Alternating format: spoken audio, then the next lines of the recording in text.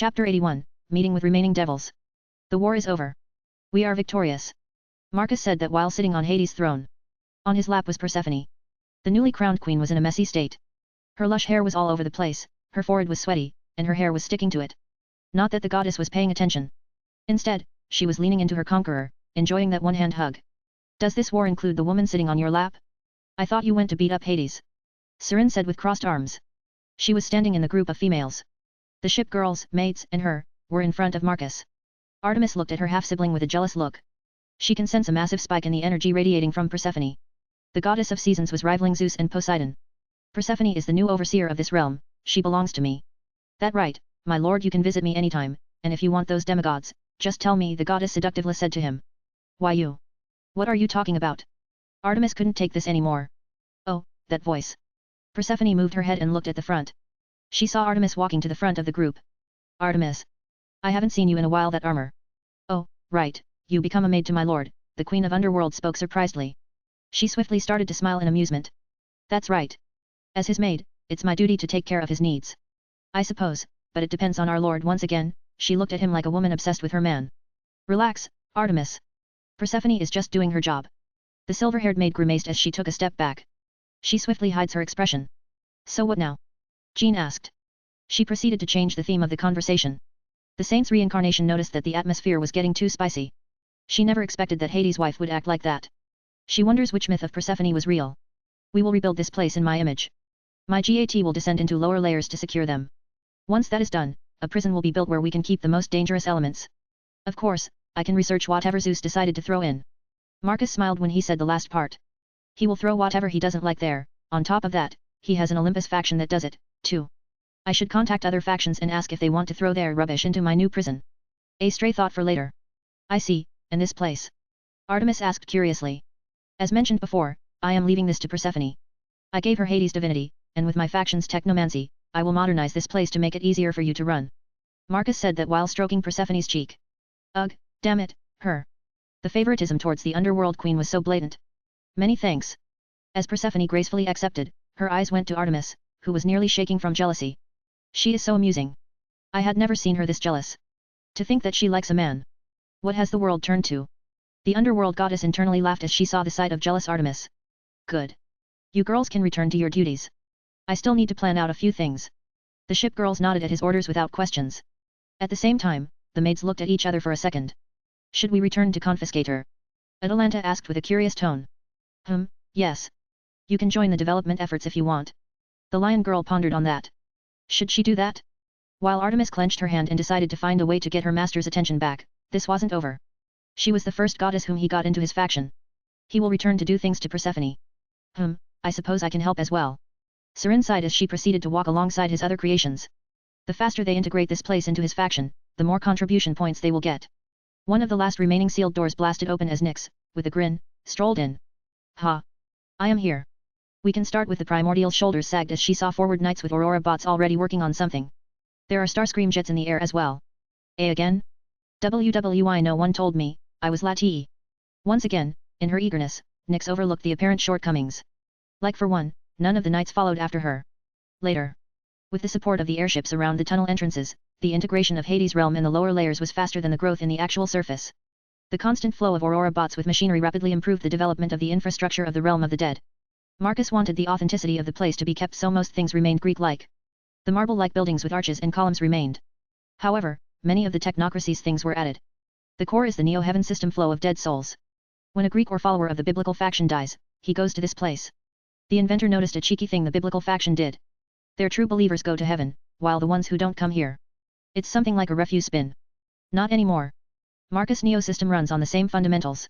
He quickly overpowered the outdated and cranky system in place. No more half-baked nonsense. Just like that, the inventor made heaven obsolete. On top of that, he improved the circulation of the original sacred gears. Marcus installed a workshop where the gear gets maintained. It's a custom assembly line. Of course, with all these upgrades, Marcus improved the castle as it grew. It became a citadel with diamond cores for power, defenses like graviton cannons, and gravity wells. For manpower, he added full-fledged G.A.T barracks and comms towers. On top of all of this, Marcus installed synchronized satellite towers. These satellite towers temporarily negate space locks and allow for Ars al-Madal Salomani's space-cutting beams to arrive. That means even in the afterlife. No one is safe from the might of orbital bombardment. To put the cherry on top, as the owner of Afterlife, Marcus customized the entire G.A.T force which will be stationed there. Their armors will be the same, only black. For the helmets, he went with a more skeletal look, similar to Iron Man's helmet, only more angry. Since he defeated Hades, his divinity was analyzed. The conclusion of that analysis was another deadly type of bullet added to the arsenal thanks to this war, and that is death. Now, G.A.T Knights can send people to his afterlife. Indeed, no one can escape from him this time around. These G.A.T Knights will be called Grave Keepers. Of course, the leader of this group is Persephone. The goddess is quite happy with the retrofits to her original house. As someone who wanted entertainment, the satellite TV was a good addition. Not that this was all. He added everything as if it was his house. It was because the goddess belonged to him, so her house was his house. So he wasn't holding back. It helped that with each and every single addition, the Queen of Underworld would pamper her new lord. This pampering was noticed by maids, who stayed over. At first, they thought that Persephone was obnoxious and annoying, but unlike Artemis and other maids, they were never married before. They have no idea about the proper pampering and how to give the proper attention by a wife to her husband. That's where Persephone dominated, and with that domination, Marcus paid a lot of attention to the newest addition to his harem. However, Athena, being a proper scholar, started to study this phenomena. While Artemis and other maids started questioning their approaches, a different approach was required. Others, like Sirin, simply, that's how couples should be doing. Even she, a harbinger of death, knows a thing or two. After all, she reads manga. Regardless, the time in Hades' realm was getting close to ending, as surface dwellers needed Marcus devils, particularly as arrangements required to be made. Before you go, what will we do with Hades? Persephone asked him. Right, I completely forgot about him. Marcus blinked a couple of times. He was having so much fun playing SimCity with Hades' realm that he forgot about Hades. It didn't help that he would have a gorgeous beauty on his lap most of the time, rewarding him for all that hard work he did in retrofitting the castle. It's okay if you want, I can send him to Cocytus for a while until the prison gets completed, Persephone said with a delighted tone. Oh, this is a dream coming true. She wanted to do this for decades, sending Hades to Cocytus. Seeing how excited she was with this prospect, Marcus simply nodded at her. Sure. Do that. Send him there. Yes. The beauty jumped into his hand and then started another steamy make-out session. The pair ignored the rest. Artemis bites her nails seeing this. She can't believe how easily Marcus gets persuaded by Persephone. This queen knows a way to make him agree with her decisions. That's because Artemis knows the inventor was considering torturing the fallen god. But now he was easily persuaded to forget that and lock that god in eternal freeze. Don't forget, my base is linked to this place, you can visit anytime. With the system in place, you can now leave this place anytime you want. Persephone's eyes gleamed with happiness. Oh, she will abuse this invitation. By the time she is done, she will be Conqueror's wife. Of course. It gets dreary in this place. She rubbed her cheek into his cheek. Goddess kept her hands wrapped around his neck. The beauty was getting exceptionally touchy with him. Finally. We can leave. Artemis sighed in relief. For a second, she thought that Marcus would stay there. However, this was not over by a long shot. The base now has a direct linkage to Realm of Undead. It's a single teleportation away. It was as if the Queen of the Underworld was living in a room next door. That means Artemis and even Athena have to work harder. What is on your mind? The silver-haired goddess asked Athena, who was a board confiscator alongside her. Athena's time as airship commander for a moment is over. There was no reason to command an airship by this point.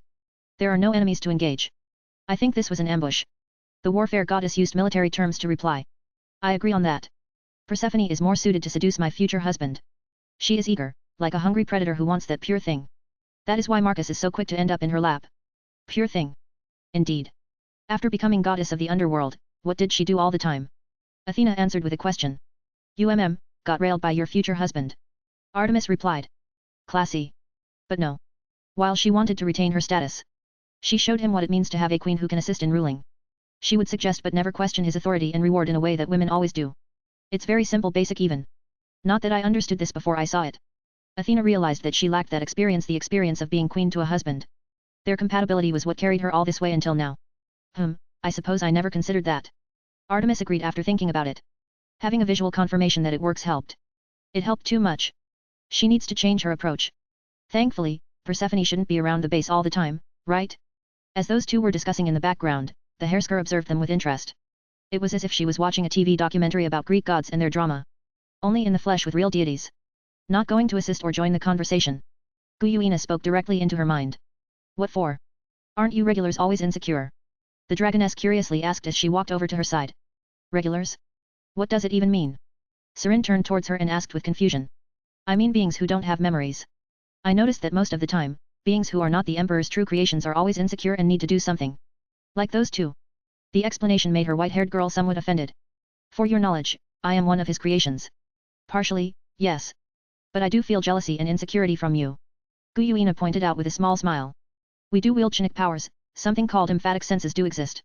And if I can pick it up, the Emperor sure can. For a second, there was a surprised look on her face before she hid it and looked at her with narrow eyes. So he knows and doesn't do anything. What for? He is not a babysitter or a nurse. If you want something, do it yourself. Gu Yuina shrugged her response. For a while, Sirin didn't say anything, instead, she looked away and got deep into her thoughts. So it's memories and souls which cause them to be like this. Thankfully, I don't have these kinds of drawbacks. It was the assurances and the memories which were given to her by Marcus which are keeping Dragoness content with her current situation. She finds it amusing and quite fascinating how Persephone got her emperor that interested. Eventually, the confiscator arrived at Lilith. The airship docked on the first floor of the spaceport. There was no need to take a gunship or shuttle anymore. The inventor proceeded to walk out of the vessel and into the tower, then he got into an anti-gravity train, which took him down to the citadel. It lasted less than 10 minutes. The trains ran directly into the citadel, with platforms big enough for armies to stand. By all means, the citadel was a megastructure. It helps that devils and Greek gods decided to have their bases in castle-like structures. It was easy for Aurora bots to build around them and expand. After a short walking trip, Marcus arrived in the throne room. People were already waiting for him. The first thing Solomon's successor noticed was, Azazel, you are already awake. Volley, 2. It appears you guys missed the whole party. Yes.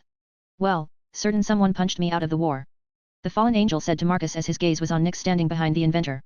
The primordial's clothes were that of technocracy. To think that a primordial capable of placing Earth in eternal darkness became such a submissive puppy. Not my problem that you are that fragile, little crow. The primordial knight said with a careless shrug. True. I am nowhere near your capacities. As the leader of crows said that, he saw Marcus walking over and sitting down on his newly created throne. Not bad. I like the new design. Marcus said that as his gaze went to the side where Quinella was standing. The moment their eyes met, the moment the assistant started to fiddle with her clothes. Her behavior made him chuckle. It appears she still thinks that he cares about that little incident. Regardless, his gaze went back to the leading crow. Behind this crow, there were a bunch of other crows. These were the survivors of the war. Next to them, there were devils and their survivors. How cute. The mortal enemies were in the same room. Tell me, what can I do for you? We were briefed about the current circumstances. Azazel started. Oh? Which are? Fallen angels would like to join your cause. The head crow directly went for the kill. He was trying to address this issue with the head of technocracy. Azazel is well aware of what is waiting for his people. They will be part of an experiment. Instead, he aims to be the one who does experiments for him. After all, his people are of Gregory, the same angels who originally were researchers of the heavens. My cause? You wish to be part of technocracy? Marcus pondered on that. Yes. We are of Gregory, the original researchers created by the old man. We became fallen because we were curious about nature. Azazel pointed out the origins of his race. True. That's an excellent point. A small smile appeared on the Governor-General's face. But. The small smile disappeared from his face. When Marcus said but. Your bunch can be very unruly.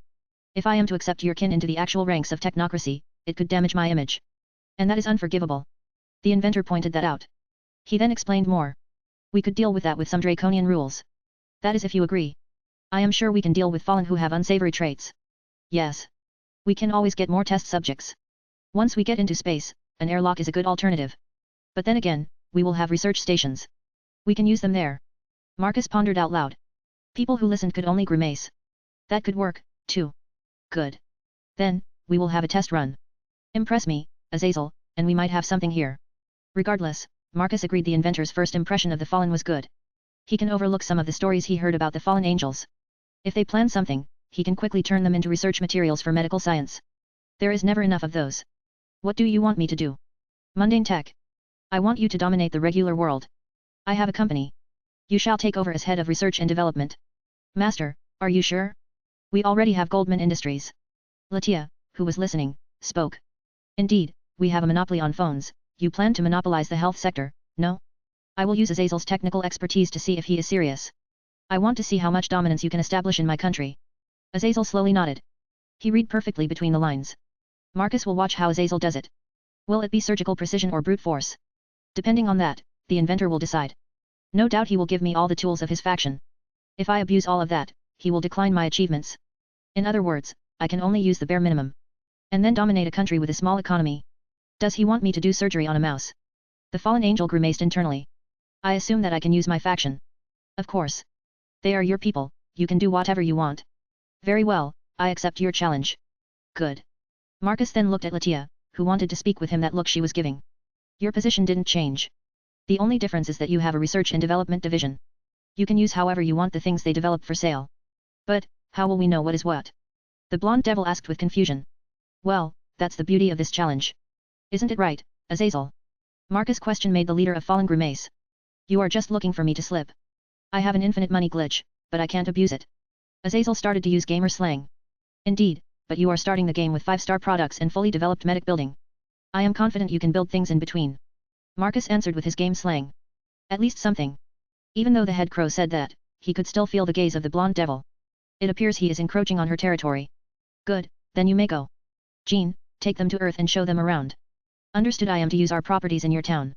Yes, we should have a couple of apartment buildings available, Marcus nodded. I would like to come with Jean, I can explain better. Latia offered herself to assist. You can do that later. We still have devil business.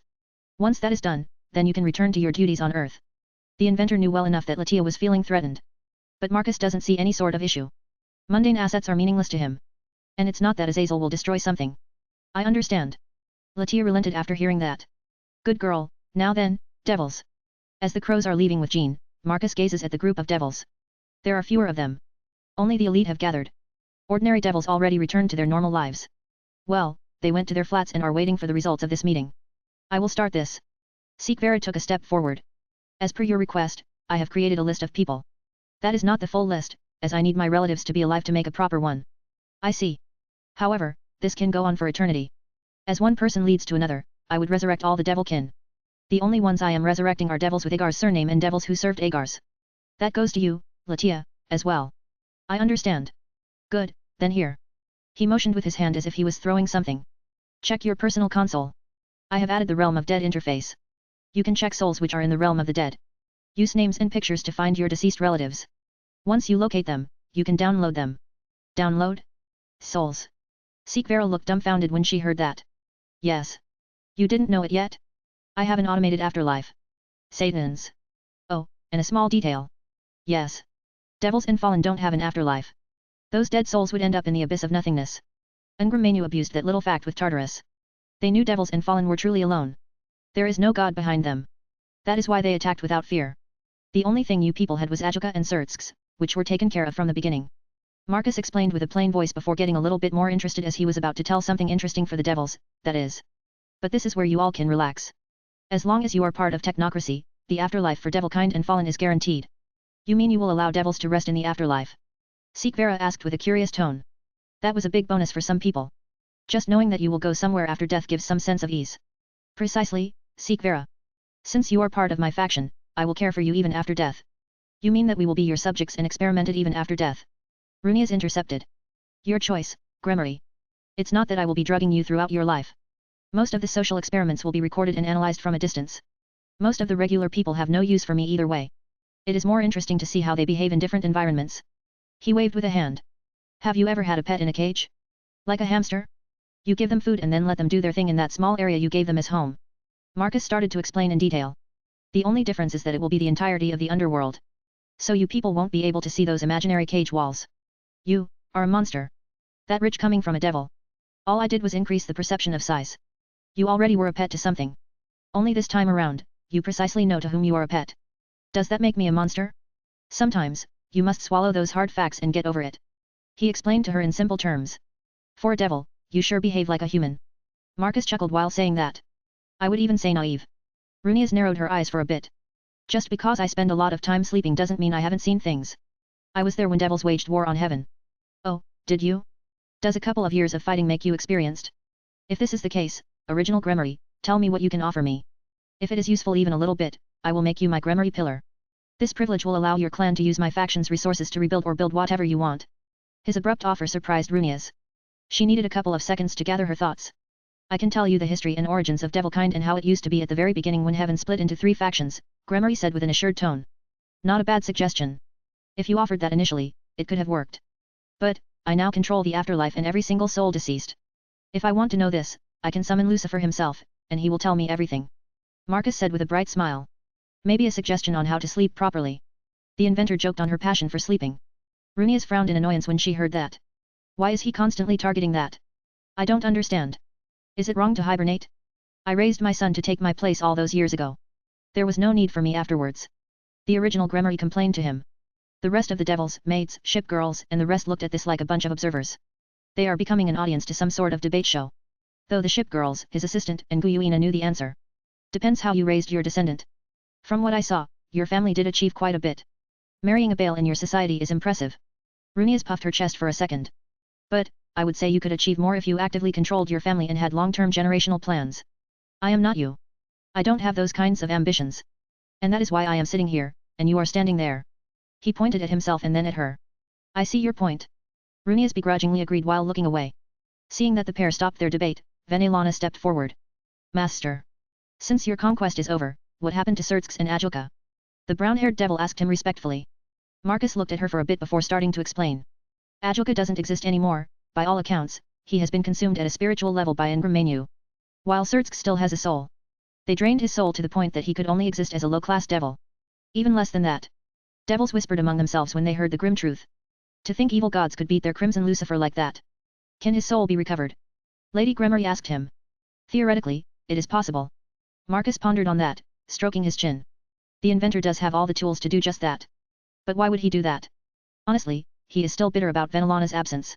That is why he tolerates Seraphal's blunders in her desire to save her people.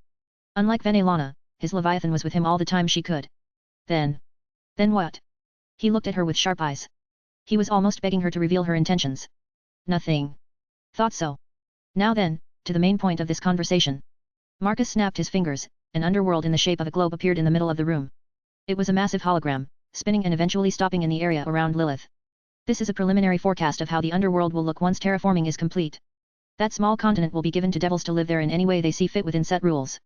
Materials, food, water, all the things will be given to you by my technocracy.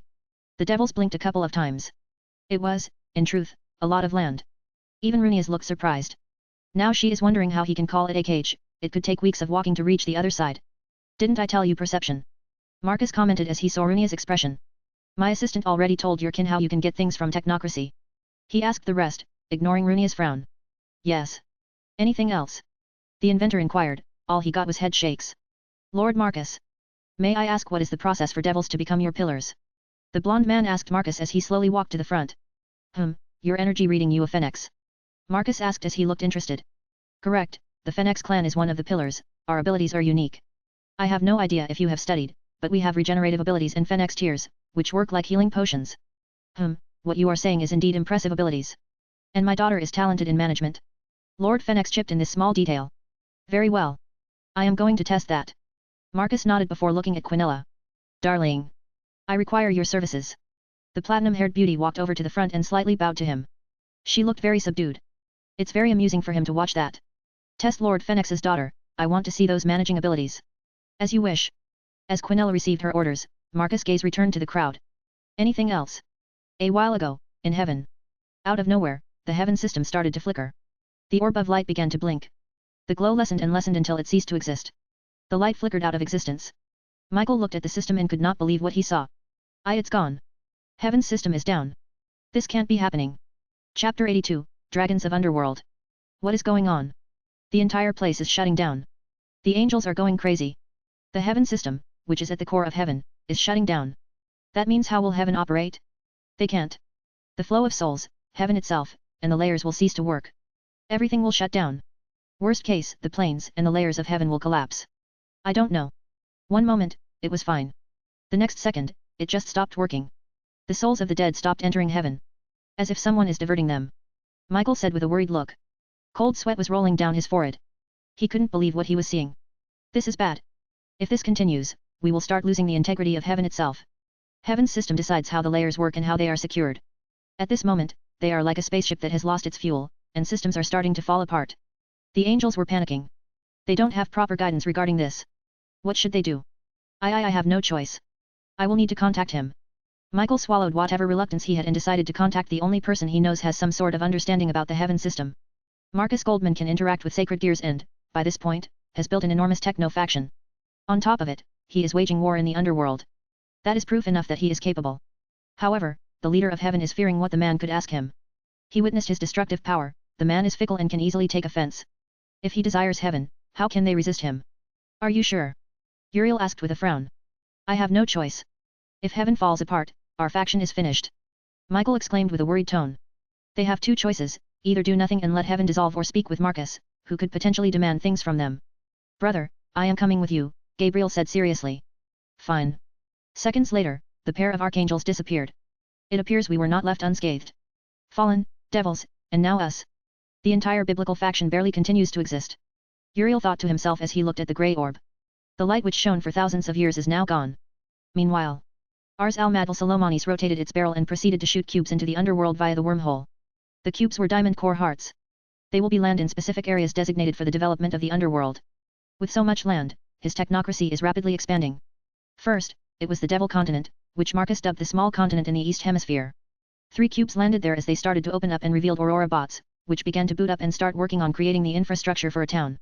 Other cubes landed in places like Gijin Wilderness, a massive forest where magical beasts are roaming for hundreds of years without anyone interfering. The rest of them landed in distinctive lands like a desert, icy wasteland, not far from a volcano. On top of that, Marcus started to impose his will. One of the things he went to see was a pair of dragon kings living in his underworld. The first one was in Familiar Forest. As the confiscator flew over the forest, the ship's sensors noticed that the evil gods did not touch these lands. Peculiar, don't you think?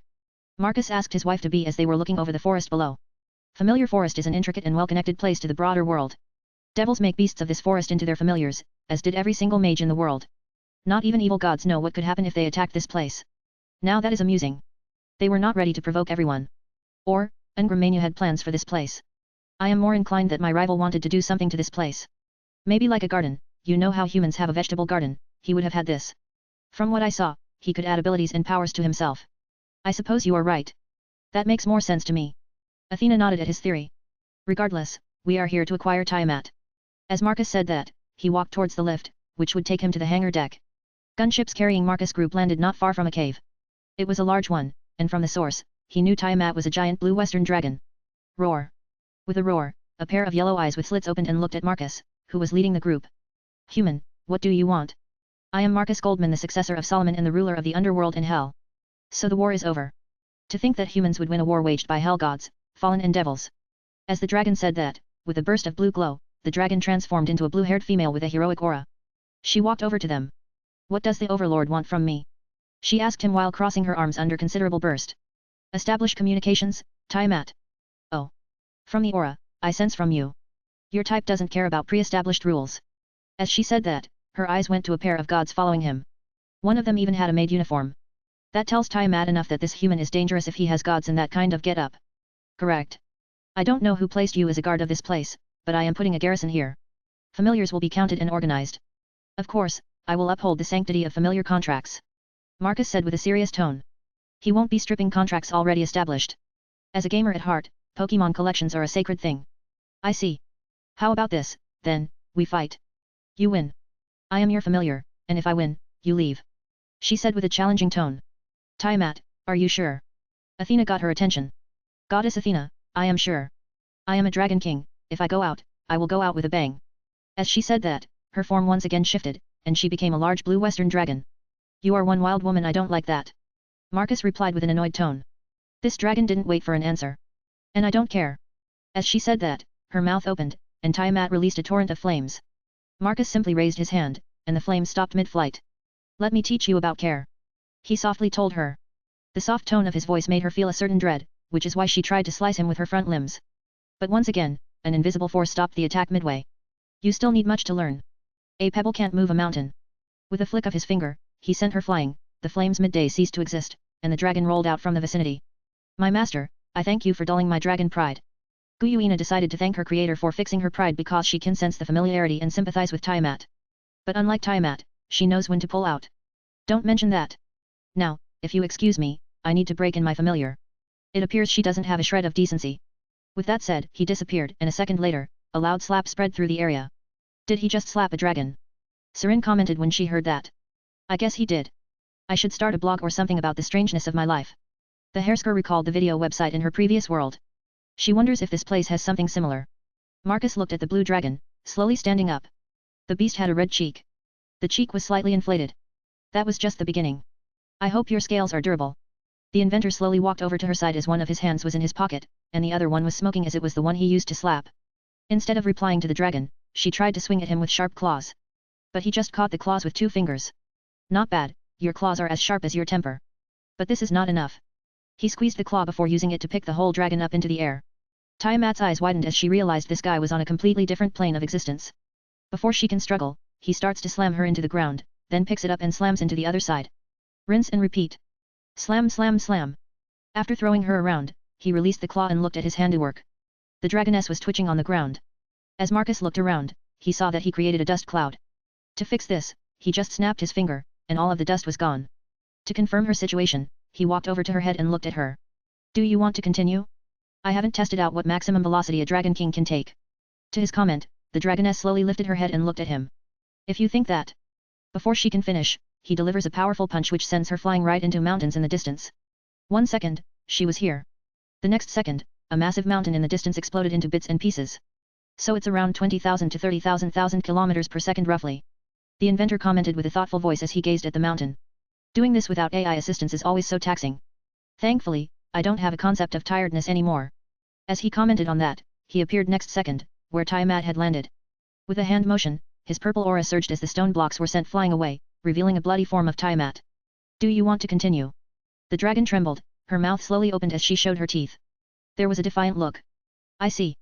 So you think that overwhelming power means nothing to you? That is fine. Believe me. Raw strength is my weakest trait. I am considered weak when it comes to that. My other abilities are far more substantial. For example, with hand motion, he forcefully made her change her back into human form. Yu Tiamat was struggling to understand what was happening. Before she can complain some more, she is chained up and brought over in front of him. I am going to spank that disobedience out of you. As he said that, there was a sadistic smile on his lip. A leather belt appeared in his hands. What are you talking about? Tiamat struggled, but her body didn't move, her mana didn't respond. Don't pretend to be naive, Tiamat, since you behave like a disobedient girl. It's up to me, your master, to fix that. As he said that, she ended up being brought down and placed next to him, ready for spanking. Why you are not my amassed **cow. The blue-haired beauty couldn't contain her voice from that pain. Whatever that belt was, it was more than just a simple leather belt. Not even previous injuries matter by this point. I didn't ask what you think. He once again smacked her rear with the belt. Stop. Be serious. Smack. Stop embarrassing me. Smack. Stop. Damn it. Smack. I am a Dragon King. Smack. The more Tiamat tried to show a taut front, the more she received Chinook-imbued belt smacks. Those smacks were not just imbued to deal pain to the butt but attacked nerve receptors too. So, she is receiving pain directly to her brain. Otherwise, a Dragon King like her would barely feel any sort of pain. As Marcus was training a dragon, the rest of the girls finally caught up to him. What they saw briefly confused them before they understood what he was doing. The moment they understood, the moment they started to blush from embarrassment. What? Seren's brain tried to process what she saw. Figures. Artemis sighed as she massaged her forehead. Only Marcus can turn an over-the-top situation into a joke. Yet. I guess I should have seen this one coming. Athena pushed her glasses up as she was trying to think how it had come to this. I suppose he is used to me so much that he forgot that dragons are very proud. Guyuina said with crossed arms. Are you saying you are not proud? Atalanta casually commented. Your pokes won't make me annoyed. You know well enough how I was designed. The dragoness brushed her fingers through her long hair. I guess I do. The maid quickly dropped the idea of riling her up. While the only one who looked highly interested was Nyx, the black-haired primordial was itching to assist in delivering that punishment. I wonder if I can assist him. The primordial of night commented with an excited tone. Maybe. You should ask him. I give. Please stop. Tiamat couldn't take this. After several hours of pure torture, she felt her brain was getting numb from pain. Oh. Marcus stopped with smacks and released the hold. The moment he did that, the dragoness legs gave in, and she collapsed to the ground. Are you saying that you were wrong and that you were begging for forgiveness? To his question, her lips trembled as she slowly nodded. I need to hear that verbal answer, or should I return to train my pet dragon? Her eyes widened in horror, and she swiftly got herself together. Why yes. I was wrong. I shouldn't have challenged you. That much was obvious, but what else did you do that I need to punish you? To his question, she looked confused and tried to think, but her brain was sluggish from all those smacks. Well. I don't know. She finally replied to his question, and her voice had some fear barely hidden. I see. I was far too efficient.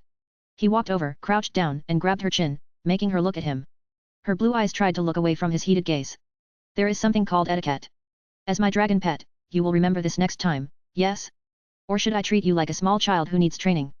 His soft and nice tone only increased the horror factor for Tiamat, who started to pale. She recalled that she tried to burn his entire group. It only made that horror magnify tenfold. I promise, I won't do this ever again. Wonderful. It's so nice that we have an understanding. If you do a great job, I might tell you who is currently Drake's host. Marcus casually mentioned a tiny detail about Drake the dragon that took a treasure from her and never returned. Her eyes widened as she lost her haggard look and swiftly recovered. Standing up on her feet, Marcus followed. He was impressed by the durability of a dragon. Why, you know the current host of Drake? Of course. I even tinkered with the sacred gear. His reply made her lips tremble. She was about to shake him, but her hands didn't move. It was awkward not being able to be overbearing. If you behave, my faction will provide you with as many treasures as you want. Fine. It's not that I have a choice. You had. But then you decided to discard it. It's not my fault you decided to fight. For a second, she pouted at him. She tried to remark, but no words left her mouth. At the very last second, she controlled herself. Phantom images of that belt made her control herself. I apologize. Good start. We might make a good mate out of you yet. Maid. Later. After acquiring Tiamat, it was much easier with the other Dragon King. Tannen is much tamer. I wasn't expecting you to come to see me this quickly. I can guess that the war is over.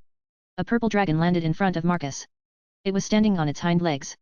The form of this dragon reminded the inventor of dragonoids, instead of regular dragons, which are on 4 limbs or serpentine. You were expecting me. Of course. I was following everyone's magical signatures the moment I sensed yours. I knew it was over for the other party. The Dragon King explained to Marcus. Any idea why Ngramania didn't come here? I can only guess. From what I recall, that creature had peculiar tastes. Maybe a collector or gardener. Keeping certain things as pets or harvest. As the dragon said that, he looked at Marcus. That leaves me to ask you. What do you require, now that devils no longer rule this land? What do you need so that my kin could live here? Cooperation. I am a collector and gardener, as you said. He motioned at his silver-haired dragoness, who came with him. She was interested in dragons around here. I have created her, as well as collected dragons like Albion, Drake, Tiamat, Fafnir, Vritra, Grendel, Apophis, Azadahaka, Loden, and Negre. The purple dragon's eyes widened for a second. That was quite a collection. However, you can serve a far greater purpose. Your dragon preserve is far more valuable. I would want to invest in it. Invest? Like capital. In simple terms, yes, Marcus said with a small smile. He snapped his fingers, and his knights brought over a table and a couple of chairs. When the knights placed the chairs, he sat down and motioned for the dragon to do the same. I know well enough you have a human form. You kings are a step above the mundane dragons. With a slightly confused frown, the Dragon King did just that. A purple glow surrounded him, and he turned into a middle-aged man with purple eyes and hair. Once Tannen sat in his chair, the maids walked over, placed cups and prepared some tea. The dragon only now noticed that one of the maids is a literal goddess. For a second, his heart skipped a beat from disbelief. A cold chill washed him. He looked at this human in front of him with a different kind of light. As you might have noticed, there are not many devils and fallen left in this world. I will be bringing some of them back, but the majority are dead. So, as a big fan of Dragon King, I plan to expand your lands. Introduce more biomes. After saying that, Marcus took a sip of tea as he allowed the Dragon King to process what he just said. What he said sounded good and nice, but there is a catch. But, there will be observation posts.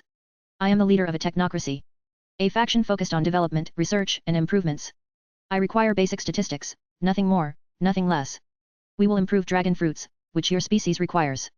Making it less taxing for growth. Basic statistics, what does that entail? Scanning of energy readings, documenting how fast dragons grow, and how their natures and types develop. Nothing intrusive. You can say we will be your hospital. In future, I am planning to give your kin an entire planet. The last words made Tannen nearly choke on his tea. Entire planet. Yes. That is the end goal. We will watch how technocracy clicks with your dragons. My goal is Dragon Knights. As he said that, he pulled out a tablet and showed him his early designs. It was an armored human riding an armored dragon, and the other picture was a human with dragon armor similar to balance breakers. It will be another military branch in my grand army. After saying that, he placed the tablet aside. What you see is the end game here. Once your species recovers and has good enough numbers, of course, I will only take the ones who want to fight and bond with a human rider. The Dragon King leaned into his chair and pondered. This is a good bargain. Fine, I have nothing to lose. Good. He snapped his fingers, and Atalanta walked over. Send a word, the observatories can be launched and the land allocated. Understood. She pulled out her tablet and pressed a few times on it. Second later, a loud whistling sound followed as something like meteorites started to descend around the area. There were at least 5 visible ones. You work fast. Tannen realized that Marcus was ready for this. I have infrastructure prepared beforehand. If you ever wish to speak with me, Tannen, you can always contact me via the observatories. Oh, and here, take this. The inventor handed over a piece of glass of some sort. This is a contract. You can see what we will do as observers. You can see the root of development. Marcus explained to him. I see. The moment he took a text appeared on the glass. The Dragon King started to read through the text. After reading all of this, Tannen realized this was what the human had said to him. They will be a hospital to them. But why? I want to see if another Dragon Emperor can be produced, like how a large population of humans will eventually produce a genius. So that it could be added to your collection. Of course. Once my observatory reads your energy signature, you will be part of it. Snort. You don't mince words, do you? Tannen snorted at what he heard. I don't. I don't need to. Very well. It will happen as you say. I am amused that you decided to play this game. Game? Do you mean me coming to speak with you directly? Indeed. I can see that you have beaten up Tiamat. Tannen motioned with his chin at Tiamat, who was dressed as a maid and standing in the line with other maids. Tiamat didn't say anything, even when Tannen singled her out. She challenged my rule. I guess having a primordial as a pet is not enough. Marcus commented. His comment finally broke Tiamat's silence. I didn't know about that. Okay? Lady Nyx wasn't emitting anything at that time. Tee-hee, I knew something fun would happen, so I didn't release my power. Nyx, who was standing in the line, giggled. She remembered what Marcus did to the dragoness. You. Tiamat's eyebrows twitched. What? Not my fault you challenged one of the strongest existence in our world. Nyx laughed while saying that. Ugh. As the primordial was messing with Tiamat, who is another Dragon King, Marcus looked back at Tannen. I see. I wasn't expecting to see Lady Nyx, Goddess Athena and Goddess Artemis. Don't mind us, King Tannen. We are just followers of Marcus. Athena motioned for him to forget about them. Right. With a slightly sweaty forehead, Tannen looked at Marcus, who was leisurely drinking his tea. As you can see, I am here because I am interested in dragons. With my technomancy, I could have millions of dragons by this point. But I am going by nature to understand how dragons develop naturally. You can say they are windows to ancient beings like dinosaurs. Marcus spoke with some excitement here. There was a slight grin on his lips. Tannen slowly nodded. So, it was his preference. Well, it's good for dragons. After finishing his tea, the inventor stood up, and the Dragon King followed after him. Well. It is good to meet the only Dragon King who cares for his race. Marcus offered his hand for a handshake. Tannen followed his lead and took the hand for a handshake. This deal will help my kin to recover and prosper, so I have to thank you. Don't mention it. This arrangement is nothing more than part of my hobby. Ha ha ha, from what I understood, everything you do is part of your hobby. Marcus, for a second, was reminded that this dragon is old and has experienced a lot to see through his character so quickly. You are quick to grasp. When you live long enough, you pick up a few things. Especially around old devils. Tannen said that with a knowing look. Oh, right. You were once the queen of Mephistopheles. One of the first reincarnated devils, if my information is right. Indeed. So, I learned quickly to read between the lines. Is he still alive? I do know that there are a bunch of devils in the human world, and many have tried to return to the underworld. But the barrier Tartarus made is still in place. Honestly, it's one of the best gifts those primordials left. Marcus mentioned one of the best creations done by a primordial. It's quite a nice piece of ritual he has seen for a while. Knowing him, he won't die that easily. Good. Regardless, if you need anything or have suggestions, visit one of the observations. Those outposts can alter and become invisible if need be. As I have written in the contract, this project can be adjusted when needed. My thanks. Meanwhile on Earth, the fallen angels are exploring the new place they will be staying. It was a floor apartment building. It was a refurbished Soviet-style apartment block. It is made from concrete blocks. By this point, the only way people can recognize is how squarish it was, nothing else. The insides range from single-room to three-room flats. Well, we have more space than I originally thought, Azazel commented as he saw the newest market-available tech in the building. Honestly, I expected a more difficult challenge, Pinmu said with a slight smirk as she looked around. Don't be fooled, Pin. Azazel swiftly made her smile disappear. We are set to lose. Hey? Why did you say that? She asked with surprise. For one, he set this up that one of his girlfriend's positions is threatened. That blonde girl is Latia Astaroth. She was not the head of the Astaroth clan before. It was Deodora Astaroth in the early hours of the war. He mysteriously disappeared. The Hell forces were nowhere near that place. The only thing reported was men in shining armor raiding Astaroth Castle. Reports of guns which use the power of destruction. Does that sound familiar to you? Azazel asked with a strained smile. Are you saying she killed her cousin? Shemhezai, who was listening, looked surprised for a second. I don't know. But the only reason we are here is because Marcus Goldman decided to humor us. The blonde was looking annoyed. We have unlimited resources and a wide variety of which we could develop. There are no set boundaries. We could make electronic weapons if we wanted or biological weapons. Nothing is specified for us. Marcus Goldman, from what I have seen so far, develops things according to his whims. Nothing is decided without his set parameters. Then you are saying that Latia Astaroth killed her cousin with his permission. I am confident he knows. However, I am not 100% certain. He is a control freak, and what we have here is opposite to a control freak. You are right. Shemhazai said with wide eyes. He finally understood the angle. Then, we have to surprise him and that cautious devil. It's the only hope we have. Otherwise, we will be caged like the devil race. Azazel concluded. Oh my. They have already seen through the master's move. Jean said with a surprised tone as she was listening in. The fallen might use magic to hide their voices. But this was the heart of their territory. Bubbles of magic are something the AI can see through. It appears so. Azazel was always the smartest of their race. Graphia said with a frown. She stood next to Jean as they watched the building from a distance. So what next? Aurora already notified Master that Azazel has seen through this. It was one of the challenges set by him. He knew that Azazel could potentially ask this. Out of all the supernatural, our Master met only Azazel, who saw through the layers. The silver-haired headmaid said with a frown. Odin was similar, but he reads the whole picture, only a fellow researcher sees through the technology and the potential. You think he predicted Project Eden? Jean asked with a surprised look. Even if he did, what of it? The Hell forces crushed whatever chance they could have to oppose. Graphia said with a scoff. Jean slowly nodded. Project Eden is the next step. It was akin to something from a sci-fi movie like Independence Day or War of Worlds. Marcus' goal is space. But for that he needs to move from the house. When you move to another home, you always clean the old one. That is what Project Eden is. They will clean the house on a planetary scale. Earth will be restored to its pristine state. It will become the promised Eden. By the project standards, only 1% of Earth can be used. That 1% will be outposts and observatories.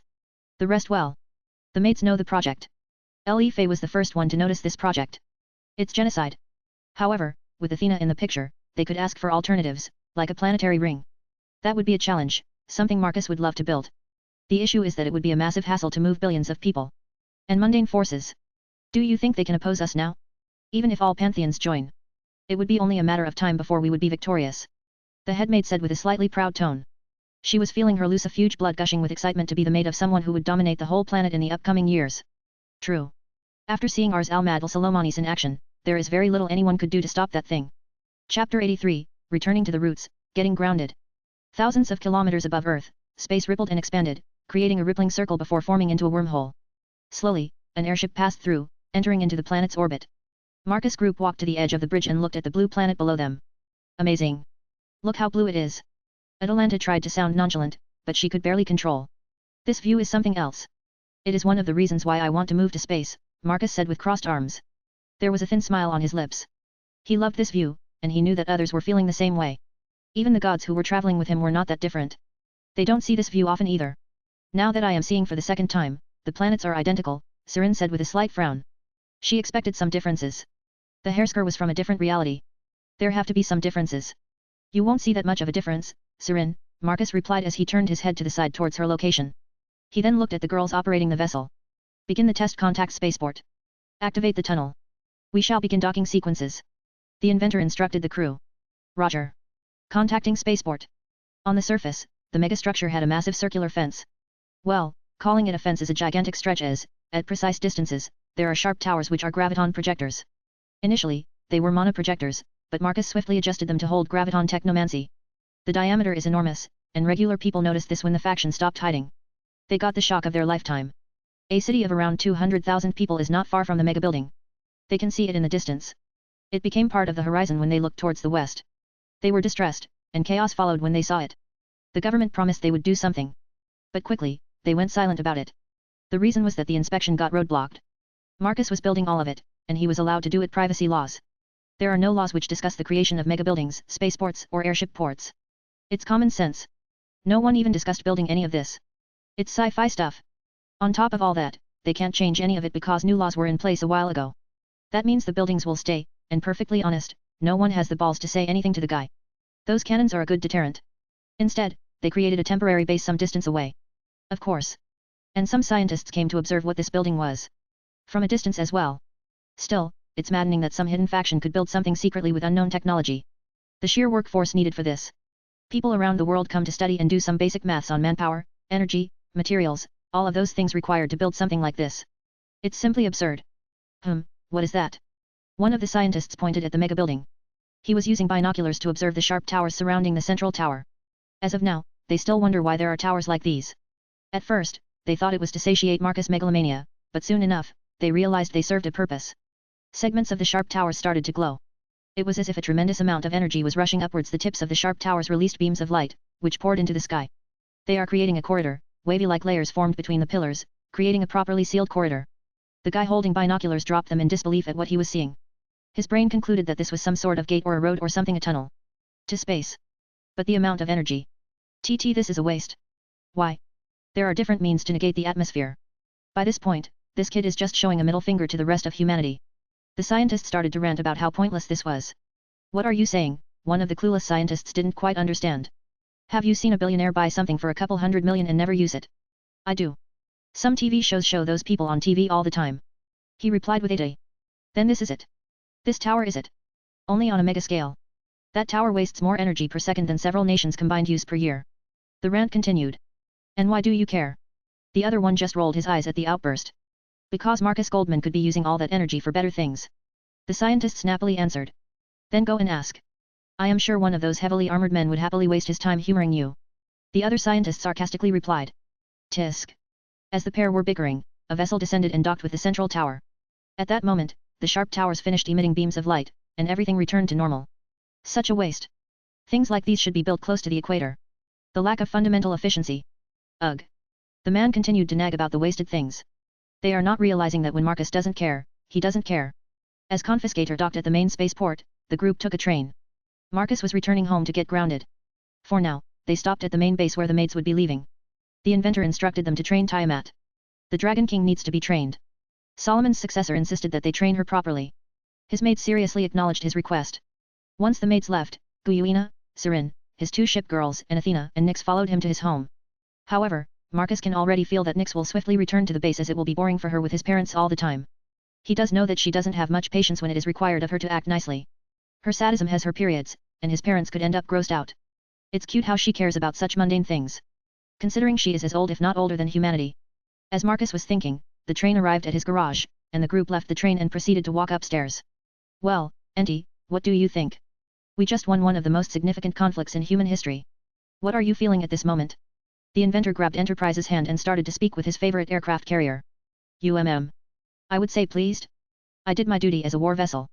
She tried to explain and ignore the semi-cuddle from her admiral. Good, my auntie is great. Marcus started to tease the beauty. That was when Sirin finally saw how he acted around the aircraft carrier. It was beginning to make her feel jealous. He was acting like a pampering boyfriend. Regardless, a few minutes later, they all got out of the garage and into the yard. Marcus walked to the front doors and entered his house. Mark. Is that you? Yes, Mom. I finished the whole war thing. The inventor said with a sigh. Good. Then, mister, you are grounded for a month. His mother walked over with a frying pan in her hands. Enterprise looked at Marcus with a raised eyebrow. He raised his hands in defeat. Fantastic. You can start with firewood. She said that with a bright smile. Firewood? I thought we installed an automated heating system. He asked with a slight frown. Nope. I declined that thing. I like the smell of firewood, Rose said with a bright smile. All of Marcus' girls looked at him. Will he go outside and swing that axe to get some firewood?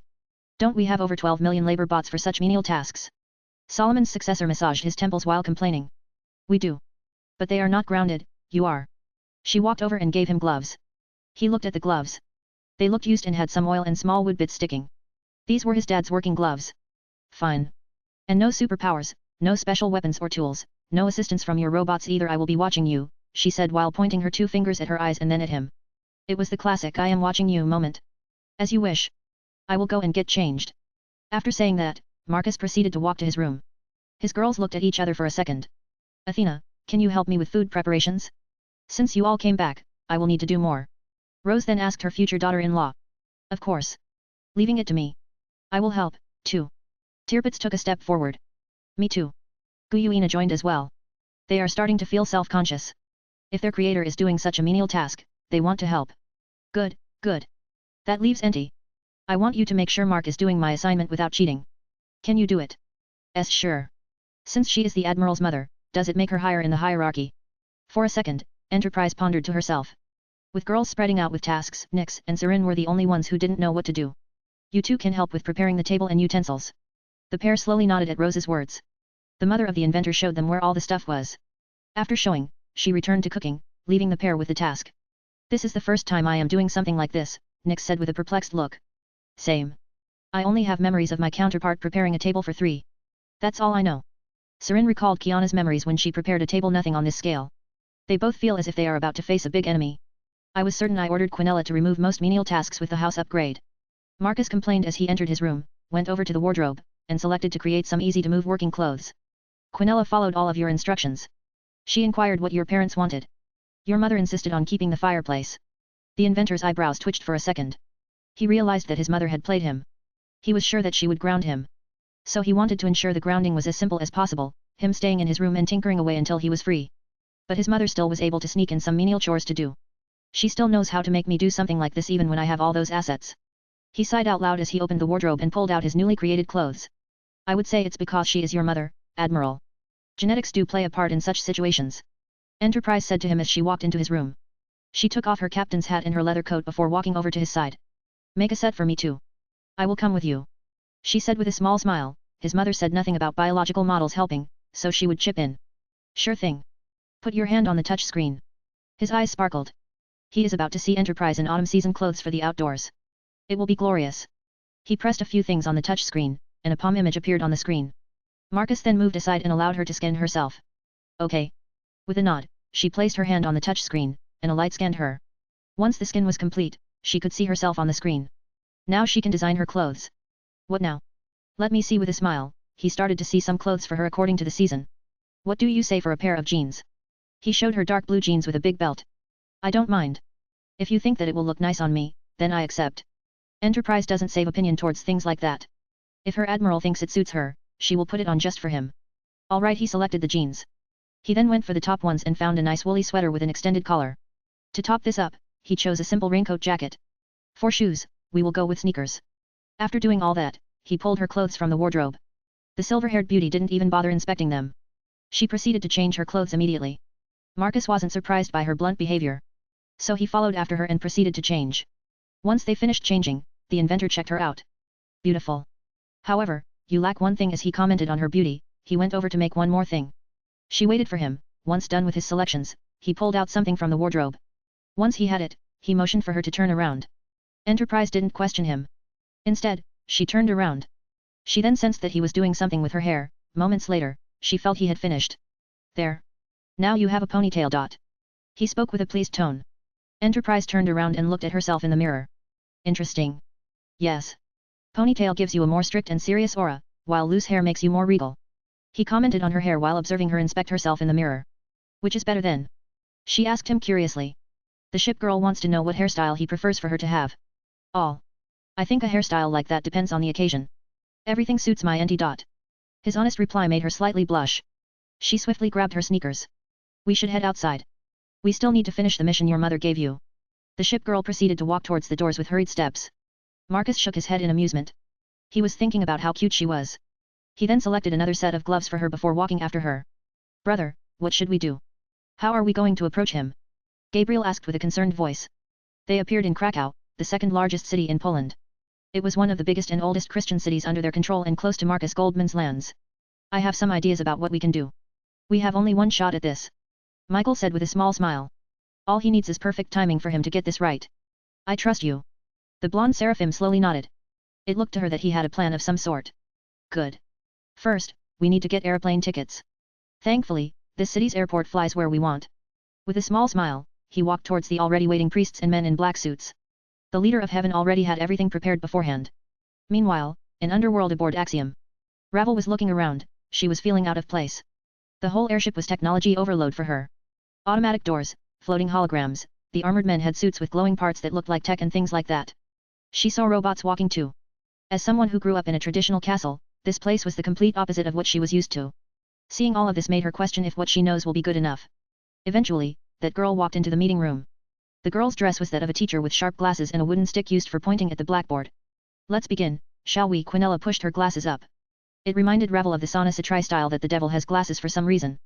With her stick motion, a hologram appeared, adjusted to look like a blackboard. First, my name is Quinella Aurora. I am assistant to the head scientist and researcher of technocracy, Marcus Goldman. He holds the title of next Solomon and ruler of the underworld. Our goal as a technocracy is to research and develop in peace. However, not everyone likes our methods. Quinella said that with a look in her eyes. That look reminded Rival of those people who don't care about consequences. This woman is dangerous. The blonde Phoenix's back straightened as she started to pay extra attention. More specifically, what is this woman's angle? That is essential so that she won't end up dead somewhere in a ditch. By that, I mean the current world's situation. Your father said that you understand management. I shall test your governing skills. We will start with a nation, then a continental level and upwards to a bigger scale until I see your maximum capacity. After all, our technocracy shall rule everything in the cosmos. See Cosmos. Recall gulped down. Are these people planning total space domination? Don't look surprised. It's only natural. Quinella's lips morphed into a borderline cocky grin. To run successful experiments, one must own a proper laboratory and an appropriate institution. This institution has to have big enough testing grounds. Quinella smoothly explained to the Phoenix Devil. Sweat started to manifest on Rival's forehead. She is serious, isn't she? If this is what the assistant is thinking, then what is in the main researcher's head happening? But isn't Cosmos too big? In a way, it is. However, at the same time, Marcus wants to have everything under control. If you own the entirety of the Milky Way galaxy, then when a threat approaches, it's many light years away. We will know, and we will be able to prepare. Rival quickly understood why. So, a buffer zone. Indeed. Quinella nodded before pointing at the blackboard. Our technocracy doesn't have issues with resources. It doesn't have manpower issues. Theoretically, we can expand infinitely. The assistant pointed at the symbol of infinity, which was next to a barrel of oil, electricity, and water. Then she pointed at the image of a soldier with infinity next to it. I see. The blonde devil could work with these things. Yes. So, we will start with your foundational skills. You will manage a country for me. With an elegant hand motion, the assistant snapped her fingers, and the doors opened. A pair of soldiers brought in a device. This is a realities projector. It creates a perfect simulation for you. Your first assignment is to control a large territory with limited habitat zones and only 150 million people. Since it's your first simulation run, you shall have abundant raw resources. With that said, particles consume the whole room. Before Ravel can understand what is happening, the particles transport her to This is Kremlin, Quinella said with both hands behind her back as she started to pace back and forth. Russia serves as the perfect test for you. It has a lot of land, a lot of useless land, and a lot of resources. I will watch as you rule this massive piece of territory. Once you satisfy me, we shall move to a more difficult one. Rival gulped down as she looked around. She saw people lined up for her. It was seriously awesome and, at the same time, terrified her to no end. But at the same time, she was having positive goosebumps thinking that this technocracy has technology like this. Exciting, isn't it? People call this the entertainment dome. One can relieve their fantasies. Others insert themselves into movies, books, mangas, and so on. But the best part is that we can simulate millions, if not trillions, of scenarios. You are part of it now. All these people here have personalities, ambitions, and things like that. Of course, you shouldn't be worried. At this moment, the entirety of this simulation is configured to be on basic difficulty, and these people are easy to read. As Quinella said that, she stopped pacing and looked at the devil girl, listening patiently. When you finish this simulation, we will move to a more complex country with worse conditions than Russia. What are the winning conditions? You've never played civilization games before, do you? Quinella looked surprised that the blonde didn't grasp what was happening yet. Ravel rapidly shook her head. You poor thing. The assistant patted her head as if she suffered through her life. It's domination victory. You will have to conquer everything. Because other victories are for children. Quinella sweetly explained to the devil. She sounded more like a devil than a devil in question, which made Phoenix more afraid of her than ever before. Everything. That's right, every city, every village, everything. I will watch closely how you manage your country from finances to the military-industrial complex. Gulp. I see. Indeed. Now, let's begin the story. Ms. President. You were recently elected President of the Russian Federation in the early 21st century. How will your story unfold? Quinella, with a bright smile, slowly disappeared, leaving Ravel behind. The blonde girl slowly paled as she saw suit-wearing men and women walk over to her with papers. They all want directions from her. Back with Marcus. The inventor visited the shed and the adjacent building next to the garage. It was his grandfather's workshop. As a carpenter, he had all the tools to work on wood, like axes, hammers, wooden and metal, different types of knives, wrenches, nails, screws, etc. It was heaven for anyone who was obsessed with having a workshop. This Enterprise poked her head as she looked over this dusty place. There was a big table with a saw in the middle. My grandfather's place. He said with a small, strained smile. This place reminds him that even with all of his powers, certain things he can't change. In a sense, it keeps him grounded and inspires him to keep going. Oh. He was a carpenter. I would say universal craftsman through and through, Marcus said with a nostalgic voice. He had a flashback where he remembers getting stuffed with apples by his grandfather. Even to this day, he can't eat apples that often.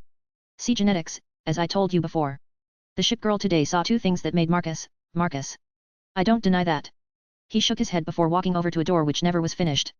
He placed his hand on it. He was feeling the oak, one of the sturdiest trees. The inventor envisioned the house he was planning to build on Titan. The night sky there will be breathtaking. Not just the night sky, depending on how the surface of the planet is, he is planning to make a couple of continents full of dinosaurs and ice age creatures. But most importantly, making the house a blend of old and new. After saying that, he looked around before spotting hanged tools. He walked over there and picked up an axe. He swirled it briefly, inspecting the balance before nodding to himself. Let's go. I can chop up for a while before dinner is ready. Okay. With a nod, she followed him towards the side of the driveway, where wood piles were. At least my dad, this time, bought some high-quality stuff. Marcus sighed. He pondered if he should get a forest and genetically engineer some good-smelling wood that smells nice when burning. What's the difference? I don't understand things like that. Not my field of expertise. The silver-haired girl asked with a slightly embarrassed tone. Well, it depends on where you want to use the wood. For this, it's branches. The fewer branches, the easier it is to cut them up. He explained to her. But since you can blow up a planet if you want, does it matter? She questioned with a slightly confused tone. We are not discussing my powers here, Auntie. My mother wanted the old-fashioned, so we are doing it the old-fashioned way. He explained to her as he grabbed the biggest piece of wood and used it as a stump. Then he placed another one on top of it. Right. The ship girl put her gloves on. She was playing along. Part of her is very excited. Being outside doing such a menial task makes her feel alive. The smell of nature, the gentle gust of wind. Slightly cool temperature, all of that played a big part in feeling like this. Before long, Marcus got a few pieces ready for her. Let me show you how to store them. He grabbed the recently sliced firewood and walked to the shed where his father stored firewood. See the way my dad stored these? It's to make sure it does fall. It's like a wall. All you have to do is place it like this. He showed it to the girl before picking up an empty box. Understood. Enterprise nodded at him as she took the offered box. You can place all the wood in the box before coming here to place it, Marcus explained to her before walking back to cut some more. Yes. As the pair were doing manual labor, Sirin watched them through the window. The girl realized that this was a bonding moment for them. Damn it all. I should have joined them. She complained to herself as she bit a nail from frustration. The thing was, she had nothing else to do after finishing preparing the table. Now, she was too embarrassed to join midway like this. Around an hour later, the pair returned inside the house. Marcus washed his hands and changed his clothes. Enterprise followed him, but the inventor prepared another set of regular clothes for her. Seeing him dressing up Enterprise like that made the other ship girl stare at him. Without waiting for her to comment, he motioned to come over. Tirpitz followed, and soon enough, she had another set of clothes. Seeing him remove a military uniform like that makes Nyx get clothes, too. She wanted to ditch those military garbs. She swiftly got a black hoodie and shorts. On top of that, she made herself warm slippers with cat ears. By this point, Guyuina was back in her original hoodie as well. Only Athena didn't change anything as she was already wearing regular clothes. Sirin was the only one left who went upstairs and changed into her previous clothes. When Rose, Marcus' mother, saw everyone change like that, she clapped her hands in happiness. Marcus, they all look so cute. While I don't like the fact that you are manipulating life like that, I can, however, agree that they look cute. She commented while looking at Enterprise, Guyuina, Tirpitz, and Sirin's clothes. Well, you told me you wanted a bigger family. So he shrugged while saying that. There will be even more girls later. I have recovered quite a bit of worship. She stared at him with a heated look. Including Titanic. That's a gift for you. The inventor swiftly used his trump card. Her eyes narrowed when she heard that. I know you are trying to bribe me. Sad to say, it is working. She replied with a sigh. It will be completely refurbished. Every single bolt of the ship will be just how it was before it sunk, from the paint job to the furniture. It will be 100% authentic. Marcus proceeded to press on. While it will have those chimneys, they will emit fake smoke. The ship will move with the technology I invented. You will be able to sail anywhere you want with it. Sounds nice, but you forgot it's a big ship. She pointed her fork at him. I would need sailors and a captain. Instead of saying anything, Marcus wrapped his hand around Enterprise and pointed his finger at his carrier ship's cheek. Did my mother dearest forget that I make those? Seeing how he was pointing at his creation, she finally realized this would work. More like it is working. Oh my gosh. I need to make a call. Forgetting her food, she rushed away to make some calls. Did your mother only now realize that you can do stuff? Sirin asked with a confused look as she looked where his mother went. It took a while for you to realize what ship girl is, Marcus commented as he recalled Sirin's and Tirpitz's spar. Don't remind me of that. The hairsker bashfully replied. She then noticed that Enterprise was feeding him with a small smile. Damn those aircraft carriers. What do you think she is doing? Athena chipped in from the side, wondering what her future mother-in-law was doing. I am certain she is calling her co-workers and most likely will invite them for a cruise, Marcus replied after swallowing the offered food. Is the ship even fixed? Athena recalled that dry docks don't have enough space to refurbish all the ships simultaneously. Aurora, you can begin Titanic's refurbishment. Marcus, with a smirk, ordered his AI. Certainly, sir. Is this your scheme to get off your grounding early? Athena asked with a joking tone. But seeing his smirk, she realized that he was serious.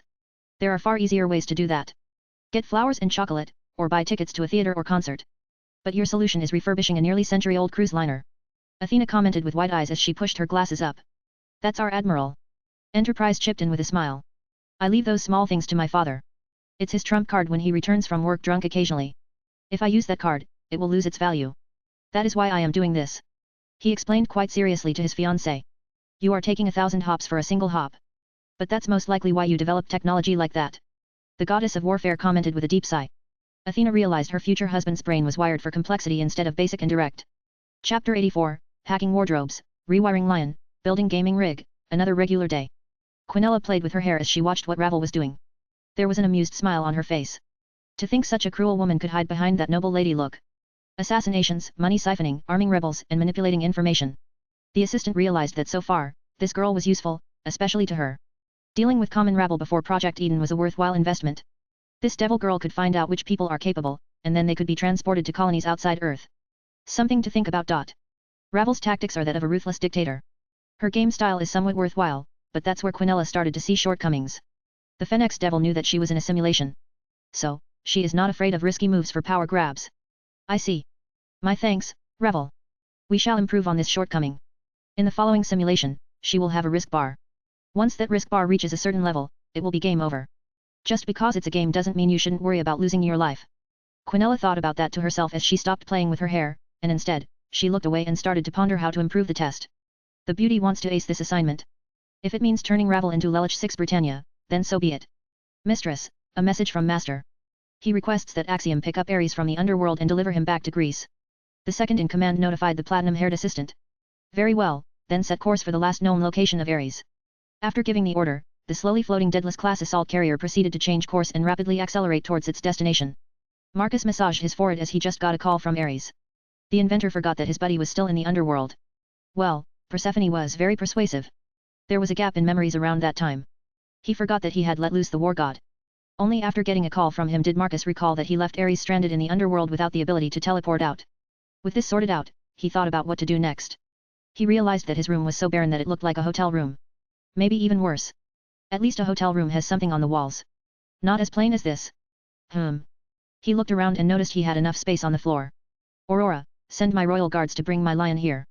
Certainly, sir, should I request the basket, too? Do so. With a nod, he replied before bringing his fingers closer and imagining where he would place the basket for his pet lion. Then he looked at his table. It was barren and without anything on it. He looked at his wardrobe for a bit, stroking his chin, thinking what to do before a couple of ideas popped into his mind. His mother might ground him and not allow him to visit his garage, however, it doesn't mean he doesn't have the means to access his technomancy. Marcus walked over to his wardrobe and pressed twice on the screen before holding his finger on the screen for 10 seconds. A window with settings popped. The inventor scrolled down, pressed Creator Settings, and turned them on. With that on, he returned to the main screen. He pressed the Create tab. A list of clothes appeared on the screen, however, at the bottom, there was a new option. It said Other, so he pressed on it. This tab has empty choices. Quinella sure is pedantic when it comes to things like these. Seeing it was empty, Marcus again opened the settings windows and turned on the module download option. Then he returned to the other options and imported stuff from the Aurora network. What he is doing is jailbreaking a piece of tech. The wardrobe has a built-in automated assembly line. Assembly lines can make anything. However, these wardrobes are tuned to only make clothes. So what he did was hack the OS and import modules, or more precisely, the rest of the schematics from the Aurora network. As the percentage slowly went up, Marcus ended up sitting on the spinning chair and proceeded to spin and wait for it to finish. He was pondering what to do with his jailbreak wardrobe. First things first is some Gundam figures, maybe a poster or two, and lastly, a gaming PC. He should get a game or two. Just to finish the room's decorations. What year is it? He checked the date via his console. 2008, well, Modern Warfare 2 is not out yet. Well, I guess I can always play some Counter-Strike.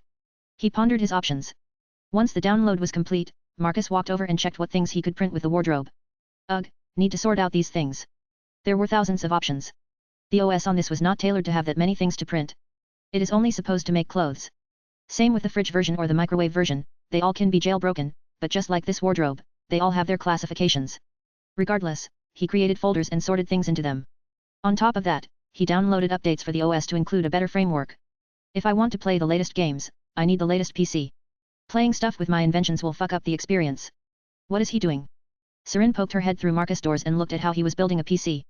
Role-playing as a grounded teen, Athena said with an eye roll. I thought grounded kids are not allowed to play with their computers. He is. As you can see, he is not using his fancy technology. But he hacked the wardrobe. Sirin pointed out that he was pulling out non-clothes from it. Well, it is what it is. At least he didn't make the wardrobe into a killer robot from that boredom. At this moment, he has something to do, but later on. Well, we can only hope he doesn't do something crazy. Athena commented with a wry smile on her lips. Not that I care, but he has you, me, those ship girls and other things to keep him entertained until this grounding period is over. I suppose you are right. At that moment, the pair walked aside as a pair of royal guards brought in a golden lion who was trying to bite the guard, and the other one had a big basket for the lion to sleep in. Is that a lion? Nemean lion? Yes. Athena massaged her temples, seeing that beast. She forgot that Marcus had it. But since he is staying here, he will have his pet with him. Nemean? As in. Once that lion grows, it will be the size of a small truck, and that fur will be impenetrable. Those teeth can even damage a god. That beast is not a pet by any stretch of imagination. Athena explained as her frustration just kept on growing. Then. Ares. My idiot of a brother gave it to Marcus as a bribe for renovating his house. The goddess of wisdom explained to her. You gods are reckless, Sirin spoke with a baffled tone. Hell, she shouldn't be surprised. But still, that's a monster, not a lion. Tell me something I don't know. Athena deadpanned. Marcus smiled as he saw his royal guards bringing the lion to him. He got up from the floor and took the golden beast from them. The other guard placed the basket before the pair left. The inventor looked at the lion's red eyes. The pair looked at each other. For a second, he got serious as he focused his Shinnik powers on him. Nemean lion's basis is that of a monster that causes terror. It will take a while until the lion develops proper self-awareness and becomes less monstrous than it was with the original one. But Marcus has no time for that. So he went right there and rearranged its brain with his Shinnik powers. Like a Lego, he rearranged its mind and made the beast behave like a cat. When successor to Solomon finished, he opened his eyes, and he got a lick on his face from the lion. Pfff ha ha ha, that look on your face. Sirin proceeded to laugh as she was watching the whole thing. Marcus wiped his face with his hand before looking at the hairsker, standing next to the doors to his room. Yes, very funny. Why don't you stop stalking and just enter the room? He said with an eye roll as his gaze went to the lion, who no longer looked murderous. I am not stalking. I am simply curious. I had never seen a mythical animal before. She explained herself with a blush as her fingers played with her long hair. Still, come here and take a seat. He motioned for her to sit on his bed. She blushed some more as she realized she would sit on his bed. The girl's maiden mind realized how naughty this was. Really? I made your body, Sirin. Why such reluctance? Marcus eye-rolled at the girl's behavior. Humph. You behave like a brick. Not understanding a girl's heart. With a loud huff, she walked over and plopped on his bed. So what now? Oh, mighty conqueror. What are you going to do? Her voice had a tint of mocking. She finds it amusing that his mother grounded him like that. Nothing. I don't need to do anything. Everything that I need is in motion. At this moment, I am like a farmer who has spread the seeds, and now I only need to wait for them to grow. He explained to her as he placed the lion down and returned to work on his PC. Project Eden. Sirin casually mentioned it. Marcus, for a second, stopped and looked at her. More or less. You think your parents would approve of what you are planning? She asked with a slightly raised eyebrow, her golden orange eyes digging into his eyes. By the time the project happens, my parents will be in space. And what if they want to see other people? Won't they question what will happen to the bigger world? Sirin pondered. She understood that he cares what his parents think. Yet, he is planning to commit massive genocide. It would seem that you are required some reading to do. He casually replied after hearing her question. The plan is that I take my garage to space. He sighed as he placed RAM into the motherboard. The barriers around the country will act as a proper bubble for space. He explained with a sigh as he proceeded to open the box for the graphics card. That means the entirety of the country will be lifted and taken to space. The rest, well, you know the rest. Marcus didn't need to explain what happened next. You are planning to take everything. And discard the rest. Sirin finally understood. To think that he will take the whole country. If he does that, it will take a long time for his parents or other people to understand what will happen to other humans. For Haresher, who kills without care, you sure care a lot. The inventor commented on that fact. His Sirin is changing by the day. The Void Queen huffed once more, crossing her arms. This is another reality. It's different from my original place. People don't experiment on other people. There is no crazy organization as Skixel. So, I might care a little. She said the last part with a tiny mosquito voice. By then, the golden lion cub ended up on the bed in Sirin's lap. The white-haired girl's eyes nearly sparkled as she saw how cute the beast was acting around her. The beauty stroked the fur, wanting to see the beast's reaction to her strokes. Humans are the same no matter the reality. They are nicer here because there is no Honkai. But give a big threat. Like you. She pointed at him. After all, he is the biggest boogeyman humanity has seen so far. Like me. And they will show their real colors. Humans are still flesh and blood. That much doesn't change. He said that while inserting the graphics card and then connecting the cables. Instincts to survive will make one do very questionable things. This latest experiment will show that to everyone. He said with a small snort. You just love tormenting everyone, Sirin commented while picking up the lion and looking at him up close. Says the girl who tormented herself for years. He pointed with amusement as he connected the hard drive. I am what they made me. You, on the other hand, are self-made. My choices were their doing. You made those yourself. She pointed that out while the lion was cooing at her. The Hersker's eyes sparkled with happiness at how cute the cub of a monster capable of destroying cities looked. True. Not going to deny that. Strangely, he didn't deny any of that. That's the thing. If you studied history, you would realize why conquerors are conquerors. And that is. For a moment, her attention went from the lion to him. She lowered the lion back to her lap and stroked its fur again. They did it because they could. He plainly said that as he proceeded to put in the energy block. So you conquer the planet then remove all population because you can? She asked with a frown. Indeed. If I allow things to do as they are, we will have a dead wasteland before the end of the century. He nodded as he proceeded to tidy up all the cables inside the gaming computer. Won't it be better if you are to share your technology with everyone? It would solve everything. She finally asked the burning question. I could. But what for? Do you think people will gladly accept my things with open arms? They all think they are privileged to get my stuff. My AI is constantly monitoring the entirety of the whole planet. Even if I could give endless energy, the world would collapse upon itself. All the capitalists would panic as the wealth which was separating them from common folk doesn't exist anymore or doesn't have that kind of meaning. On the other side of the spectrum, we have all the authoritarians who would destroy my stuff first before accepting any of it because it shatters their hold on the population. Regardless of which, my inventions are toxic for the people who control the masses. Marcus explained to her as he finished setting up his PC. Next was connecting the cables. The inventor made sure to get a great audio system because why not? And fantastic headphones for online gaming because he doesn't have one.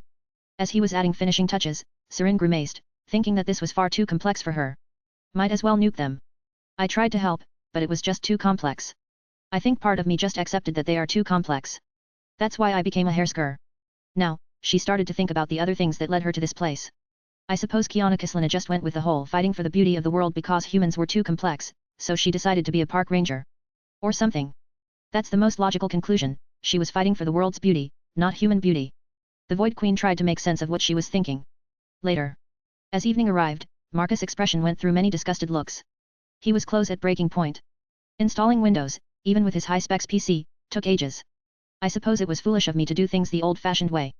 I should have at least used an SSD instead of old-style drives. Even if they don't exist. Fuck it. Who has enough patience for this shit? Regardless, the installation was complete, and he downloaded Steam. Since Modern Warfare 2 is not out yet, he wanted to download some other games. Right, I need to buy stuff. He looked confused for a second before pulling out his phone. He went through names on his phone. It wasn't big so he quickly found his girl. Marcus proceeded to call Latia. Ring. Ring. Ring. Yes? Master, why are you calling me the old-fashioned way? The blonde devil was confused by the abrupt call, she nearly dropped her phone. I am grounded. So I can't use my consoles. He said that as he pressed add card details on the PC.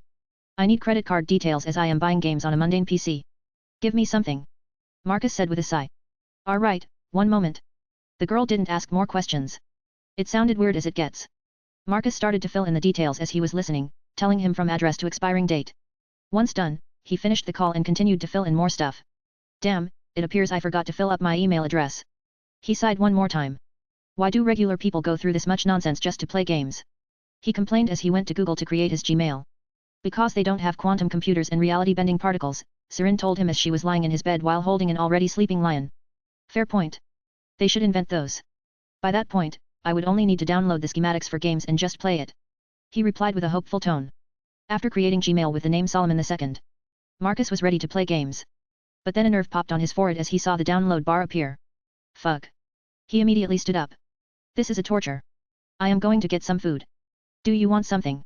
Since he can't blow up stuff or make something, he might as well drown his anger with food. I am fine. No to pizza. Or some ice cream. He pushed with a knowing smirk. Sirin's eyebrows twitched, and she slightly narrowed her golden orange eyes. One day, you will tell me how you know about me. She said with a pouty look. Is that a yes or a no? He inquired for an answer, which only made her sigh in resignation. I will come with you. I wish to understand the intricacies of pizza making. Sirin said softly as she slowly pushed the lion away before standing up from the bed she had been on for several hours. Sure, we can explore the mysteries of pizza making together. With an eye roll, she followed him downstairs. He first saw a pair of ship girls watching World War II documentaries with Roland, Marcus' father. On the other end of the room was Athena reading a book. Where is Nar? The inventor asked his fiancée as he saw the black hair of Nyx on one of the couches. It only left his dragon girl. She went with your mother to shop. Shop? He frowned when he heard that. Who does that? Wasn't it one of the reasons why he invented molecular manipulation? To stop wasting time with pointless stuff. Don't look at me like that. She wants to see her colleagues and talk about the Titanic cruise. Oh, that kind of shop visit. I see. Marcus swiftly forgot about the shop visit and went to the kitchen with his hair scur. Meanwhile. Stop the car here. I found what I was looking for. Michael said with a small smile. Certainly, sir. The man in black stopped the car, and the pair of blondes left the vehicle and walked towards a pair of ladies.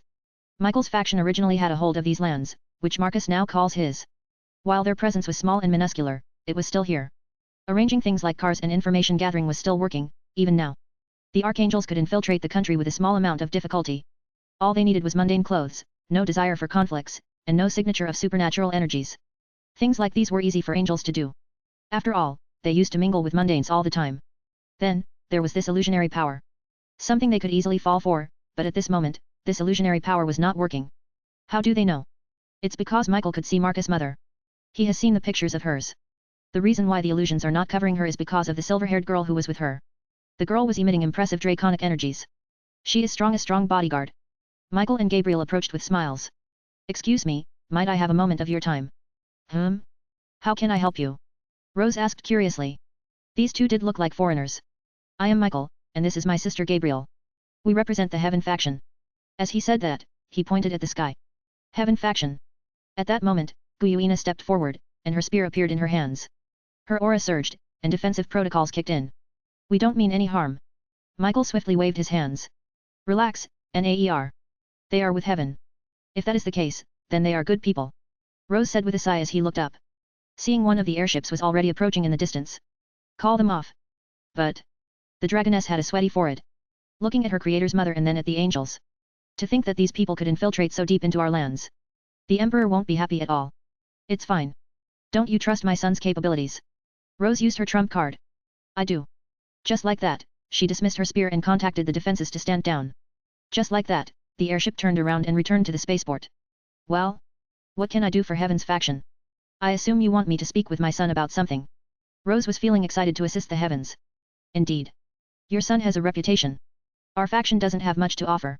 And on top of that, we are in dire need of his expertise. I see. Then why don't you come with us? We can speak with Marcus together. Rose was happy to do this. After blowing up a country, won't it be good karma to make her son help with Heavens to balance it out? Around same time with Marcus. Marcus freaked out when he saw a pair of blondes in front of his mother. He was asking how the fuck this happened. He has a quantum computer calculating possibilities, on top of that, running background checks, utilizing realities to turn away any possible criminals from entering his country.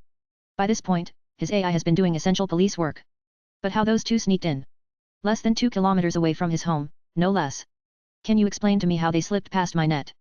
Marcus furiously asked as he was cutting pepperoni for his pizza. Basic scans start according to the fundamentals of what a criminal looks like. Angels do not have such characteristics.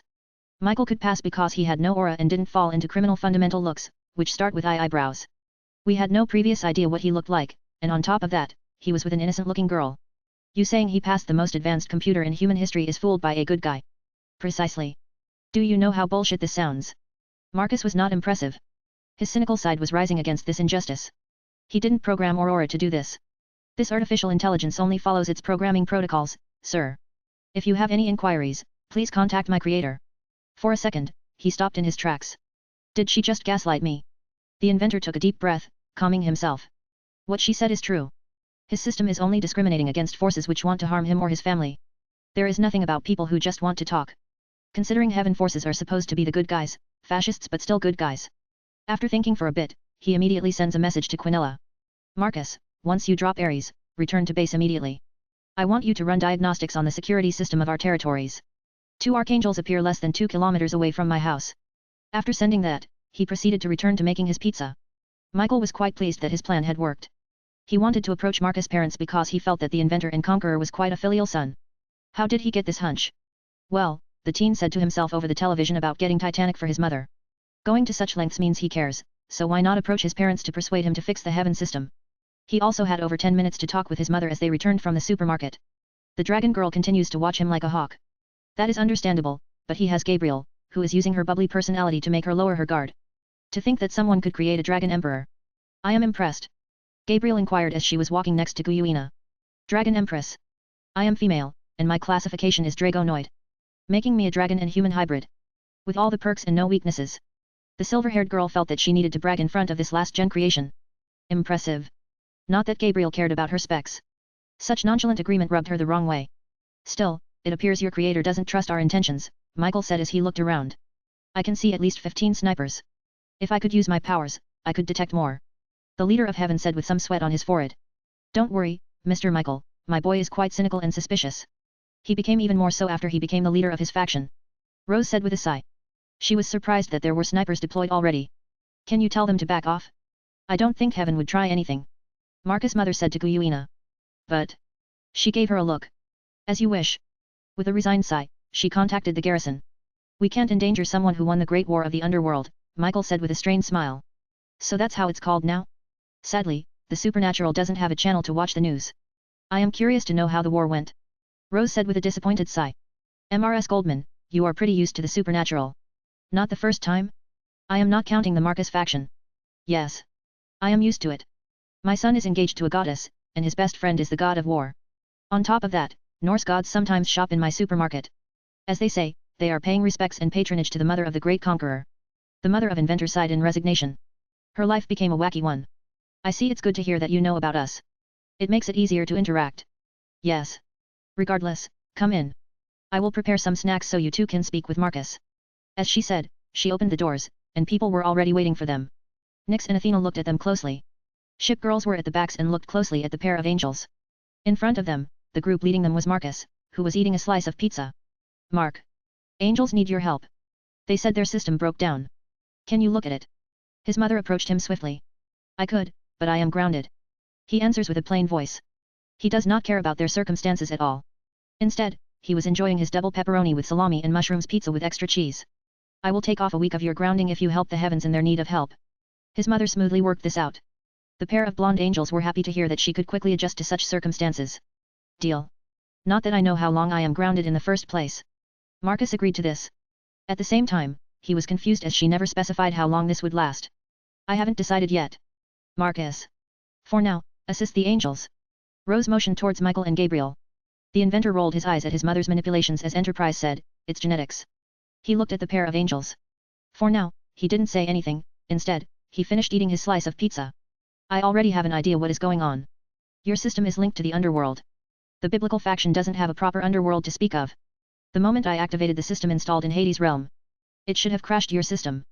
He explained with a bored shrug he didn't care about them. You have a system. Michael's reaction was dumbstruck. He was disappointed to hear that Marcus was the successor to Solomon. He heard it from his mother. They all thought that he was the second coming of their father. But hearing that he was next to Solomon made him anxious. But at the same time, they felt resignation. With how advanced and well fortified he was, there was very little they could do. Indeed I do. And a superior one at that. With time passing by, all of those sacred gears will end up in my care, and they will be maintained how they are supposed to. Honestly, I don't see why your faction should even continue existing. He sighed while using his Shinnick powers to clean his fingers. But with one glance from his mother, he relented. At least I could restart it and make sure your place doesn't fall apart. Chapter 85, Teasing Hairsker, Planning Gaming Industry Domination. Quinella was confused. Holograms surround her. She is looking for breaches in the security network, checking for any errors and rewatching the footage. She could not find anything. Something like errors doesn't exist with a quantum computer, which is self-aware. Aurora patches anything which could potentially pop up. So, what she was looking at was something angels could just enter without worry. They bypassed the boundary fields. They bypassed airport security, which is under their control, and easily evaded their surveillance. It's simply absurd. All they needed was casual clothes and washing themselves from supernatural energies. I need to expand on security. I can't fail here. After biting her nails from frustration, she proceeded to expand sequences on facial recognition. Aurora will double-check any foreigners. Just pinging them with suspicion is enough to attract Aurora's attention. From there, AI will calculate the probabilities before audio surveillance kicks in. Listening to mundanes is wasteful, but they have to do what they have to do. Marcus is pissed, and Quinella shall deliver what he wants without fail. With new ideas in mind, she moved in to improve their grip on their territories. Marcus and Rose were brought to heaven by Michael and Gabriel. The pair of Goldmen looked at the place. At the same time, Rose was awed by the amount of bright good colors. Marcus was feeling slight disgust for such an over-the-top good. As someone who prefers both good and evil, this place feels wrong to him. Mark. This place is falling apart. You must save it. This place is heaven, after all. Mom, I already own Elysian Fields. If you want a fantastic afterlife, I have already acquired it. The inventor explained to her. Persephone will be more than happy to care for you, Marcus said with an eye roll. Marcus. I know that you own the underworld. But this is different. You can't just ignore the plight of angels. When Rose said that, behind her, Gabriel even prayed. I should have known. She is such a big sucker for the biblical faction. At that moment, he recalled that she used to call them the pagan duo, he and his father. But that was in his previous life. He sort of forgot that fact. Considering this time around, he was always busy with his technomancy and faction building. I know. I am doing this because you asked. Remember? I expect you to lower the grounding period by a week. At least. He reminded her of the deal they had. Yes. I know. Once I see the Titanic, I will lower it by another week. She happily spoke about the Titanic. Good. Now show me where the control room is. Marcus asked Michael as he turned towards the Archangel. Right, follow me. The Archangel transported them to the highest layer. There was a golden, empty throne. Next to it was a clear ball with runes. This is our father's empty throne, Gabriel said sadly. Wait. Yes. He is not with us anymore. The only female Archangel said with a thin smile on her lips. But Marcus' mother looked like someone had taken the floor under her. It should have been clear by this point, Mom. I was the one who dealt with the forces of hell. If he was around, then none of this could have happened. With an eye roll, he walked over and placed his hand on the transparent ball. He closed his eyes and focused on the heaven system. It was just like he imagined. It was an antique computer with some serious power behind it. If I was weaker, I couldn't restart this even if I wanted to. But this does give me some ideas. The inventor was pleased with this trip. He got some insights into making cores for dimensions. Can you restart this? Michael asked him with a hopeful voice. Yes. I doubt anyone else could do this. The amount of energy required for this is absurd. To think that he would fuse everything into one thing. No wonder Lucifer was this arrogant. He inherited that from your creator. He never thought that someone could surpass him. Michael ignored the jab and instead focused on the task at hand. Then, can you restart it? Sure, place your hand. I will make you the owner of the system while I will restart everything. Marcus, with a nod, explained what he would do. Many thanks, Marcus Goldman. The leader of heaven thanked the inventor. The seraph has no idea that heaven, by this point, is empty of souls and is utterly obsolete by all standards. All the functions have been fully taken by Marcus' Neo-Heaven system, which has double anchors, one in his base and another in Persephone's domain. They have an iron grip on the biblical and Greek worlds. Marcus is even considering controlling all of the underworld/afterlife. After all, he is planning a complete solar system and eventually the entire galaxy and cosmos control. As a control freak, he doesn't have much faith with other factions and pantheons. The recent war was one of the examples. If he hadn't interfered, those evil gods and primordials would have caused a massive amount of destruction in the world. While some pantheons like Hindu and Shinto could have resisted, Ungrammenu, by the end of the war, was a very formidable being. Marcus easily won because of his infrastructure, but the rest? Ungrammenu would have been consumed and plunged Earth into darkness. As Marcus was thinking about the last war, he proceeded to pour energy into the ball, and the runes started to move. Slowly, one by one, the systems began to boot up. The layers of heaven which were slowly eroding upon themselves stopped and swiftly started to return to how they were before. In less than 5 minutes, heaven was functioning like before. No, it was even better because Michael was the new owner. But this is like being an owner of a server without any players. That's how the inventor saw the restored heaven. Nothing incredible. Incredible. So this is what heaven's full control looks like.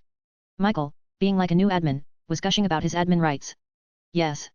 Anyway, anything else? Yes. Is it possible to sign some sort of non-aggression treaty? The leader of heaven tried to pull Odin on him. We could sign a treaty where we won't attack each other.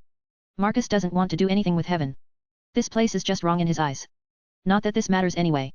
Heaven doesn't have substance anymore. The only thing they had which mattered to him as a collector was sacred gears. But now they belong to him. All of them will end up maintained and tagged. He will be able to pull a quick switch and turn them off. And if humans piss him off, he will be able to take them back as well. Good enough.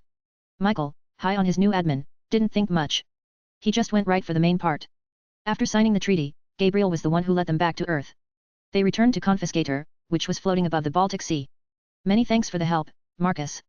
Heaven won't forget your kindness. The big-breasted blonde hugged him before leaving the airship. Take me home, son. I need to get something to drink. Rose's voice brought him back from a stupor. Gabriel was weird. Sure thing. Marcus sighed, seeing how his mother looked. To think she cares that much about Big G. The inventor does have respect for the original computer creator. But the faction he made? After seeing it, he felt goosebumps rushing through his being. The segregation of good and evil and all that stuff is not for him. He represents both. Taking one side over another is like enjoying 50% off everything. And the rest? Well, he would need to discard. That is not human. Maybe that is why he never wanted to become a god when Persephone offered to him. It felt he would only care about the afterlife and not life. So no. I will stick with the human part. Michael smiled as he was sitting on his father's throne. He released a relieved sigh.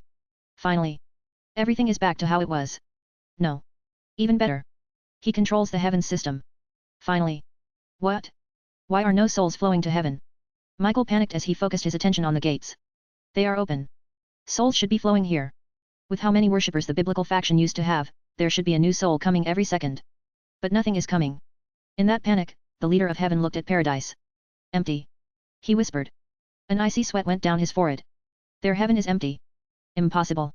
The seraph, in that disbelief, teleported and inspected the layers one by one. Only the angels are here. Nothing else. He then went to inspect the life and death cycle. It doesn't exist. There is no cycle. Their faction has no connection to the broader world anymore. Michael, who was dreaming of the castle, finally got it, but he lost the nation in the process. He then got a flashback. Marcus mentioned something about them about his system. He took all of it. Without us even knowing. At that moment, his knees gave in, and he collapsed to the ground. He conquered the whole biblical faction. He defeated heaven without even waging war on heaven. He paled as he placed his hand on his mouth. He was out of words. Father, I failed you. In the end, Solomon's spawn conquered all. It took less than an hour. With angels out of his hair, he went to reheat his pizza and then walked to his room. With all the downloads done, Marcus went to play. It has been ages since he did anything like this. So, he was partially excited. He went to play Counter-Strike. After naming himself Solomon II, the inventor joined one of the servers. He had no opinion on the side he wanted to join, so he went randomly. After entering a game, he proceeded to buy weapons. Ugh, it has been ages. But I guess I can't go wrong with an AK-47. After taking the classic, Marcus started this match. After running around, he scored his first kill, second, and third. His aim was precise, and his shots were all headshots. Before long, the chat started to get flooded by people calling him hack and cheat. Random player 1, bro, turn off your aimbots. Random player 3, fucking hack. Stop with this BS. Random player 5, just KYS. Marcus' eyebrows twitched as, after a 20th kill streak, he got banned. Seriously, well, we can cross out gaming from the bucket list. I should return to some of the older, less harmful activities. He said that with a sigh. He left the seat and stretched out briefly before walking to the wardrobe. After going through the options, he selected something. It got printed out for him in a few moments. By that point, Sirin stopped laughing from his misfortune of trying to play a standard shooter game. The guy sacrificed too much to be able to play regular multiplayer games. By sacrifice, it means that any and all power comes with a price. She knows in person what it means. She found it amusing that he tried to play a shooter with regular people in the first place. But now, since he got banned, he will do something else. What are you going to do? Third drawing. Oh. She immediately got bored and returned to cuddling with the lion. Marcus pulled out a third drawing pad and proceeded to connect to his PC and download the program for the extension. Once that was done, he started drawing. A couple of hours later. It was getting late, and the hairsker decided to return to her room. But... Her eyes ended up on what he was drawing. It was her in her hairsker clothed and striking a pose. What are you doing? She walked over and grabbed his shoulders. Making a figurine out of you. He explained with a plain voice. Gah. Don't do such things. A deep blush appeared on her cheeks as she was thinking of hiding in a closet by now. Why not? Sirin, you are gorgeous. Why would I make this if you are not gorgeous? He was confused. Why is she complaining? He still needs to fill up those shelves he created. Damn you. I know you are messing with me. Sirin was blushing even more. Don't be ridiculous. I would have never brought you here if I wanted to mess with you. He said with a sigh as he returned to his work. And just like that, her drowsiness was gone, and she looked at him drawing her. Not that she could continue for long as she still ended up falling asleep. But this time, it was on his bed. Marcus finished with the statue around 3 in the morning. He uploaded his creation to Aurora Network and made the wardrobe to print it out. It was a pure metal frame with a plastic coating. It was the highest quality action figurine any Honkai Impact 3rd nerd would drool over. Once he placed it on his shelf, he proceeded to sneak into his bed, and with a casual hand clap, the lights were off. Marcus didn't need to touch his PC as Aurora placed it on sleep mode for him. The inventor ended up snuggling with Sirin. The hairsker ended up wrapping her arms and legs around him and hugging him like a koala. Such cute actions show him how much cuddling the beauty wants. Next morning. Sirin rubbed her head into something warm. She could feel the breathing of another person. For a while, she enjoyed this warmness overload, but then her eyes snapped open. The first thing she saw was a t-shirt. Her head was leaning on someone's shirt. She swiftly pulled her head away and looked who it was. It was Marcus. The white-haired girl sighed in relief. She pulled back and pondered what was going on. It took her a couple of seconds to recall what had happened, how she had ended up like this. Right, a statue. I watched him draw it. Then I fell asleep. However, this was not the worst as she realized that her slender legs coiled around his legs. It was very intimate. My beautiful hairskirt is awake, Marcus commented as he didn't even bother opening his eyes. He just spoke to her. Ugh, just let me go, Sirin complained as she realized she was tangled in. No. You need to ask properly. He started the morning with a tease. So annoying. The beauty started to pout. Come now. There is no need for that. Just from sleeping like this, I understand that you are hungry for cuddles. So that's what I am doing. Marcus spoke directly into her mind. You just want to abuse this situation. She replied with growing embarrassment. Of course.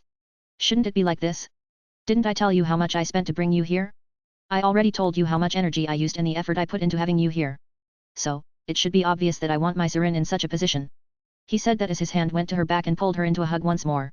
She tried to escape, but it was pointless. Not even gods could flee from his hug. Not that he needed it, as the hairskirt's eyes trembled as she slightly smiled and eventually gave in and just sighed. You are unbearable. It would be much better if you had no harem. She pointed out his shortcomings. HOH, is my Sirin confident enough to handle me alone? He asked with a teasing voice. With Shinik transmission, he is allowing her to feel his real emotions. One could say it's a better version of talking heart to heart. On second thought, I would lose my sanity. No, I am fine like this. She swiftly reeled back. For a second, she realized that she was greedy. And greed like that is no good, nope. She can allow others to contain this guy's wild behavior. He. I see. Sadly for you, I won't allow you to run away. He gently pulled her to his eye level and looked at her golden orange eyes. Your eyes are so pretty. Hairskirts sure are unique. He casually commented. His comments made her blush to return. You're just saying whatever comes to your mind. She pouted at him. The white-haired girl realized that with Shinik power, he could easily spin whatever he wanted with minimum effort. I do. I say what I see. As he said that, he pulled her even closer. By this point, Sirin realized that he would kiss her. So she closed her eyes. This time, she won't just get neck kisses which tickle her to no end. But nothing came. So she opened her eyes and saw him smile at her.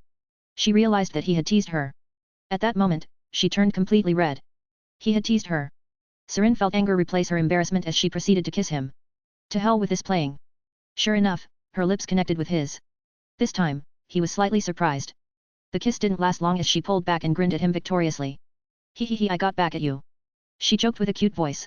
You did. Not bad. He was ready to continue, but the hairskirt placed her finger on his lips. I request a date. I noticed that you don't take any of us out. If you want me to be yours, I request proper etiquette.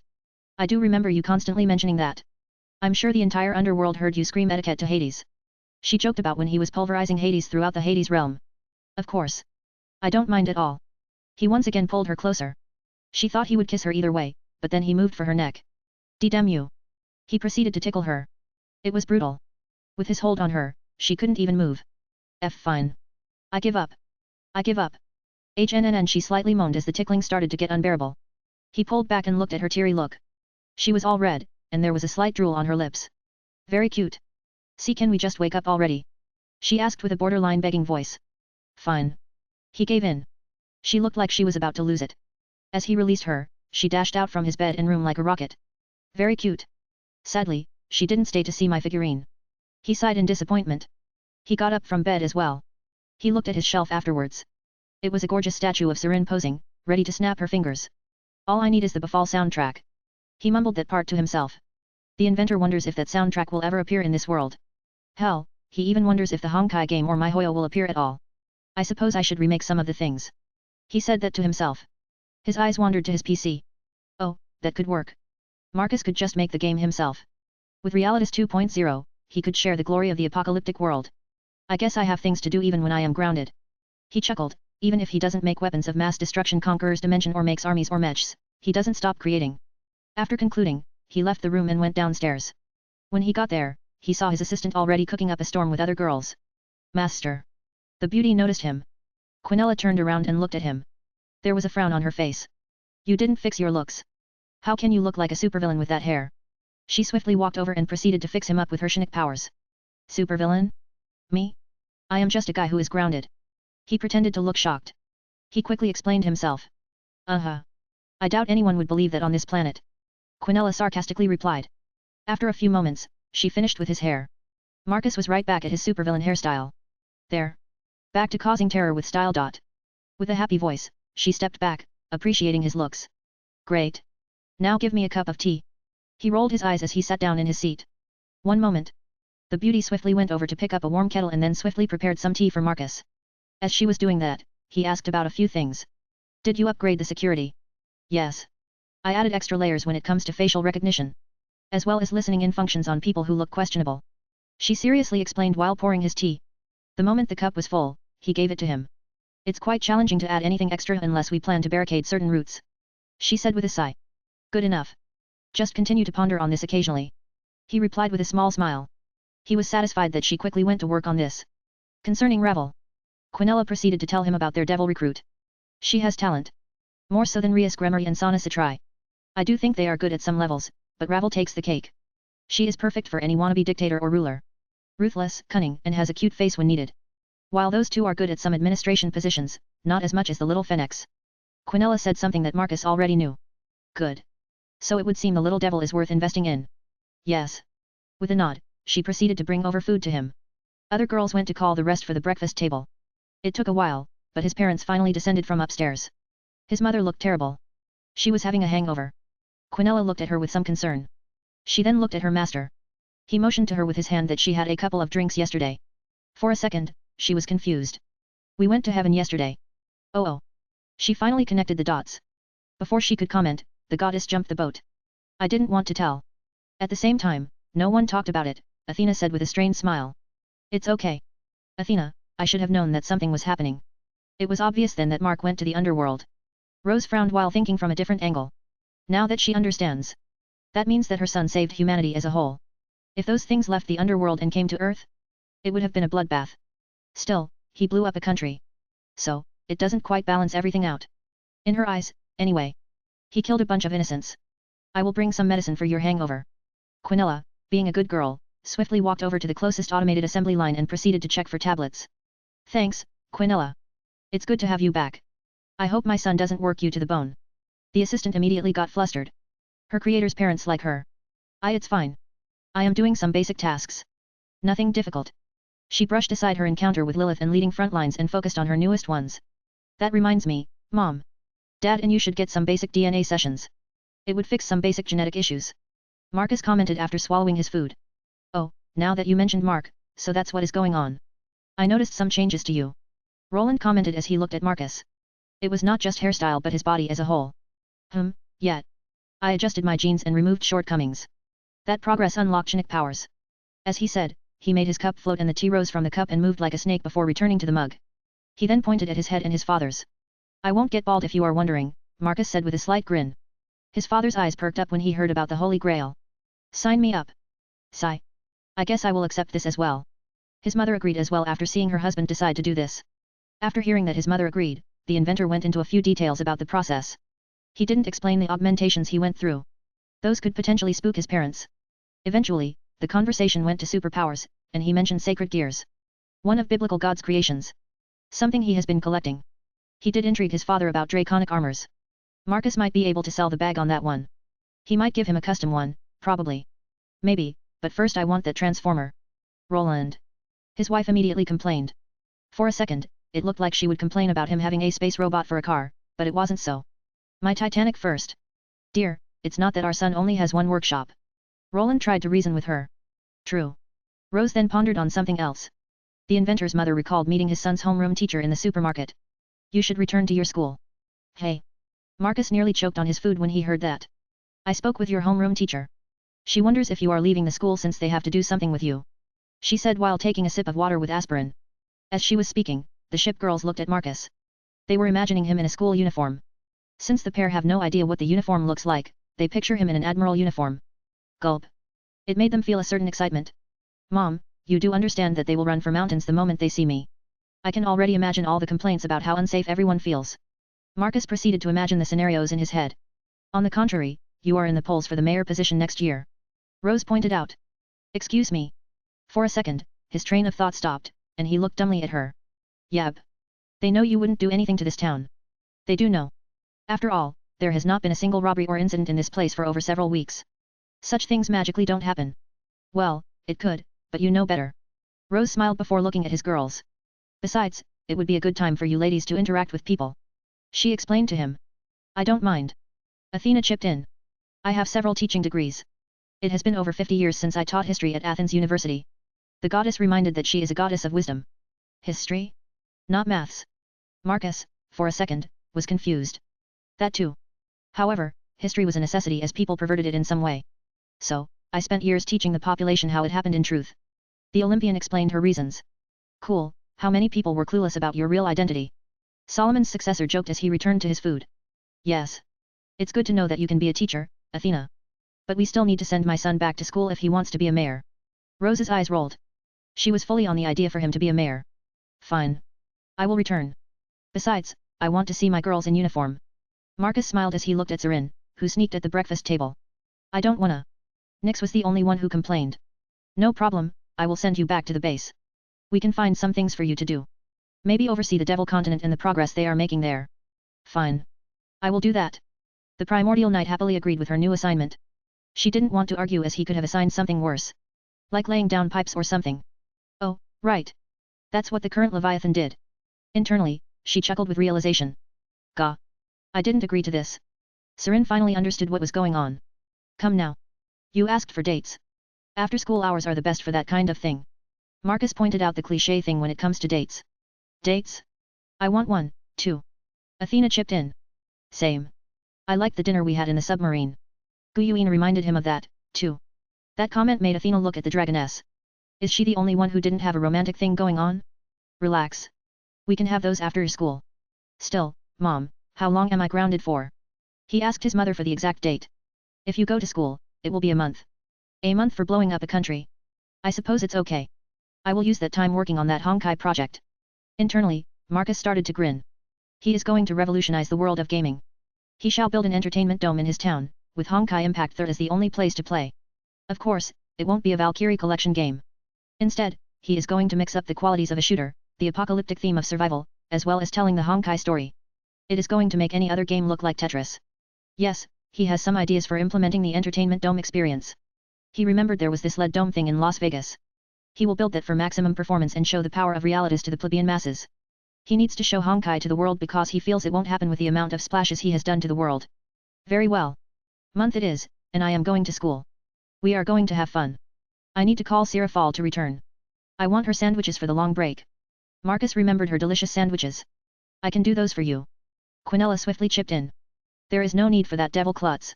Chapter 87, Slightly Famous. It's strange. The space gun is nowhere to be found for 2.5 days. One of the workers in the observatory said to his colleague. No, it's not. Initially, we were not even supposed to see it. It revealed itself when Marcus Goldman wanted it. By this point, it could be where it was initially getting upgraded or something. The other one said with a perplexed look. He wonders the same thing. The space gun is the ultimate deterrent. Or one of many deterrents the inventor has. Yet, it disappeared the same way it appeared like a ghost. But, yes, the second worker was right. The Apsos-class orbital station is getting its needed retrofits. At this moment, behind barriers in Earth's orbit, the Ars Al-Madal Salomonis is taken apart by the Aurora bots, and the barrel is getting replaced by a superior magnetic graviton barrel. Before this, Marcus has classified this weapon as a civilization/life ending. With this upgrade, it will be a literal planet buster. Since the orbital weapon is in space, there is no resistance. The new barrel warps space to accelerate the energy at insane speeds. Before, it could reach far because of the absurd amount of energy it could discharge, but now, it can discard and ignore space and distance. Such capacities make this weapon deadly anywhere in the solar system. Not to be left behind, the original 4-diamond cores are getting replaced by experimental rhombus formation set 4-diamond reactors. Not only are they specially prepared for power output, but they also have resonance systems to synergize the power output. The rough estimation of its power is that it could crack planets like eggs and quickly terraform planets when necessary. It is a weapon with the power of a Death Star, but it has the power to birth a star, too. It will live to its name, Ars Al-Madal Salomonis, the one who masters it all. Meanwhile, on Earth's surface, within the Parliament, inside the Ministry of Education in Marcus' home country of Lithuania. The minister just received a package like never before. Is this true? Yes. Look at what he has sent over to us. The subordinate handed over 4 documents to the Minister of Education. The minister opened them and started reading. Sweat began to drop from his forehead. I did check the database before. It appears he did this before. The subordinate nervously pointed out. If he did this before, why didn't he do it now? He would instead remain ignorant than this. What he is reading is lunacy. Or more like science fiction. Biological combat models? Human-dragon hybrids? Interdimensional aliens? How are we supposed to react to this? He saw documents about 4 girls who were supposed to transfer into Marcus Goldman's class. These girls were all silver/white-haired girls with insane backgrounds. He is making those warships into girls. Sweet God. I am not getting paid enough to deal with this shit. What should we do? Approve. I don't care. Please send this information to NATO and our allies. Let them know the full extent of this mad scientist's reach. Plus, send it to the president. Let him know what is going on. After saying that, his hand went to the lowest drawer and opened it. It was a bottle of vodka. He opened it and prepared a single shot. Without wasting time, he drank it. Don't look at me like that. President issues bottles to everyone. He pointed at the window. At that moment, one of the airships leisurely passed through the capital. Right on time. The minister pointed out that he was tracking their movement. That was the third time now. Makes sense. Can I get one, too? Next day, morning. Enterprise, Tirpitz, Guyuina and Sarin looked at the big mirror in the bathroom. They did that one after another. They were checking out how they looked in school uniforms. It's strange without my hat. The aircraft carrier said with a complex look. You look gorgeous in any clothes. My dear, let me help you with your hair. Marcus proceeded to pull her hair into a high ponytail. As he was doing that, other girls checked out their clothes. The blue and white school uniform fit well with Tirpitz but not so much with Guyuina and Sarin. Blue is not their color. However, it's not that bad. Oh, I have something for my dear Sarin as well. He pulled a white headband for her hair. You are prepared. The hairsker commented as she allowed him to place it on her head. She looked at herself in the mirror. Not bad. But I feel that I am approaching Kiana Kislina's territory. The golden orange-eyed girl said with a slight frown as she inspected her hairstyle. This headband was close to the one used by her counterpart when she was a novice Valkyrie. Do I need to remind you that you two are the same? That means your style would be similar. He pointed out the obvious. Sigh. Don't speak like that if you want to impress me. You should know better than this, Marcus. The girl made her point across. He chuckled, hearing how sour she was about the comparison. Don't worry. I am simply giving you what makes you look amazing. Right. All he got was a sarcastic comment. After checking themselves in the mirror, Marcus got a pair of neck tees for the ship girls. That led them to put one on him as well, as they wanted something similar, something like uniformity. Then Quinella and Sarin ended up with one as well. The thing was, the necktie was optional, but they all had one. Fantastic. You all look so lovely. Inventor's mother clapped her hands, seeing all six dressed like this. Where is Athena? Marcus looked around. He didn't notice when his fiancée sneaked out. She went to enroll in your school through normal means. Ha. Sounds like something my Athena would do. Marcus wasn't surprised by her move. Yes. Apparently, a maths teacher from your school is retiring, so she is aiming for that position. Right. One of the teachers, no, wait. A bunch of them are old farts who have been working since the Soviet Union fell. Marcus realized how old and outdated the system was here. Yet. I think only one English teacher is new. The rest are quite old. What are you implying, mister? His mother slightly narrowed her eyes. Age is a very delicate thing. Nothing. I am worried that a school in my town will lose quite a bit of educators. He pointed out the obvious. Well, as the next mayor, you must do something. She said that with a confident tone. I could just use time travel to collect talented individuals to teach in my school. He recalled that he was studying time at a certain point. Or entice kids to become teachers in future, Rose said with an eye roll. Why on earth is he looking for a more difficult choice all the time? Or that? Yeah, anyway, going to store this info for later. After saying that, he proceeded to eat his food and give some bacon to his lion pet, which descended from upstairs when he smelled meat. Soon after, his girls joined for food. By this point, Nyx was already gone. Primordial Knight has sneaked back into the base and is feasting on a pile of sweets in his kitchen. Thankfully, he has a small army of maids who can watch over her. I should do something like a young master act with all my maids lining up for me when I return from school. A random thought popped into his mind as he was eating his breakfast. After finishing their meals, everyone proceeded to leave the house and start walking to his school. This journey was his first time walking with Sarin, Guyuina and the ship girls around his town. Before this, they had never explored it. Funny how it is supposed to be the heart of his faction. Well, now they have a chance. After walking for a few minutes, they had to stop. When Marcus saw what was happening, he started laughing. It confused the girls. I suppose I scared them enough to start putting asphalt on the road. He pointed at the gravel road and then at the hill in the distance. On the hill was a big factory of some sort. This part of the town expanded around 1950 to 1960s around that concrete slab factory. The government back then used these slabs to build Soviet-style flats all over the country and beyond. As you all probably know, thanks to knowledge, I gave you all communism a focus on complete government control over people. Since they built that factory, this part of the road has never been asphalted. As it's the backside of the factory, barely anyone uses it. I use this road to get to school. As he explained to them, he watched with some glee how this freaking dusty road was getting properly laid down. I feel that you have some sort of enmity with it, Sarin commented with a deadpan look. She is surprised that Marcus' hometown has roads like these. They are indeed in the sticks. I do. His comment made Quinella look at him for a second. She was confused since she had no data about this. Marcus never walked enough of this road to develop such feelings. She doesn't know that this is his second rodeo in life, and this road is still haunting him. Well, it used to, as now it's getting patched up. Come now, you still don't understand. He saw a confused look on Quinella's face. No, I don't. She shook her head, still trying to grasp the gaps. You never wondered how I know stuff, even if you don't know? He asked with a slight smirk. No. The AI turned human shook her head some more. All your coding experience is not fake, it's my memories synthesized. No amount of talent I possess could shrink the expertise needed to build a self-aware AI. He pointed out the hard truth.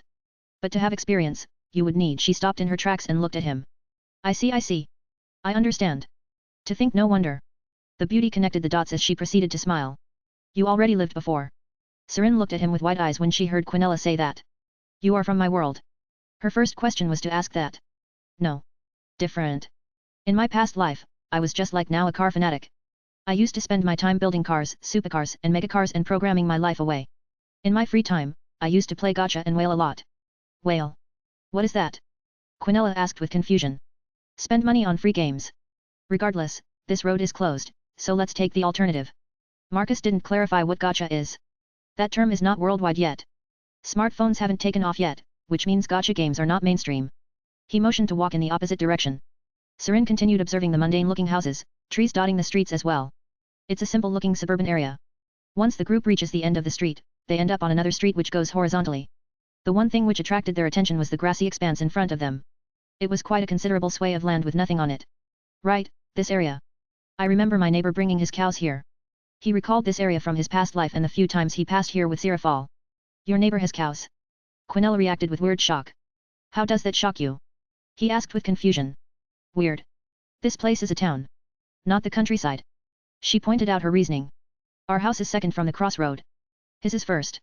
The way territories for houses are allocated makes his house, which is at the street corner, nearly twice our size, giving him enough space to raise cows. Anyway, I forgot there is this much land right next to my place. He stroked his chin. Maybe I should place my entertainment dome here. He looked to his left. There was a whole block of 5-story Soviet-style flats. They are next to a bendy road which ends up to the main road which goes to the highway to the south and north to the city center. To his right, the road goes down towards the river valley. There are just basic suburban houses. Well, the place is not the best for a game center, considering it will be a big flashy ball. He pondered on this some more before his girls pulled him out of his thoughts. We should stop standing like idiots in the middle of the road. Sirin hissed at him. Right. He turned to the left and proceeded to walk. His small army of females followed him. His ship girls didn't comment at all. They were like small girls exploring the outside world for the first time. This place was not the underworld. This land was their creator's homeland, so they wanted to sink into it and enjoy it to the fullest. Once on the main road, they went south towards the highway. Marcus School is next to the forest at the edge of the town itself. It has vast swathes of land. One of the most common things they do in springs on PE is to run around the forestry area. But before that is a supermarket on the right side, while on the left is an expanse of semi-warehouses and other buildings made for commerce around the concrete slab factory. However, in the distance, they can see a blocky and squarely school made from grey concrete, another Soviet relic which is his school.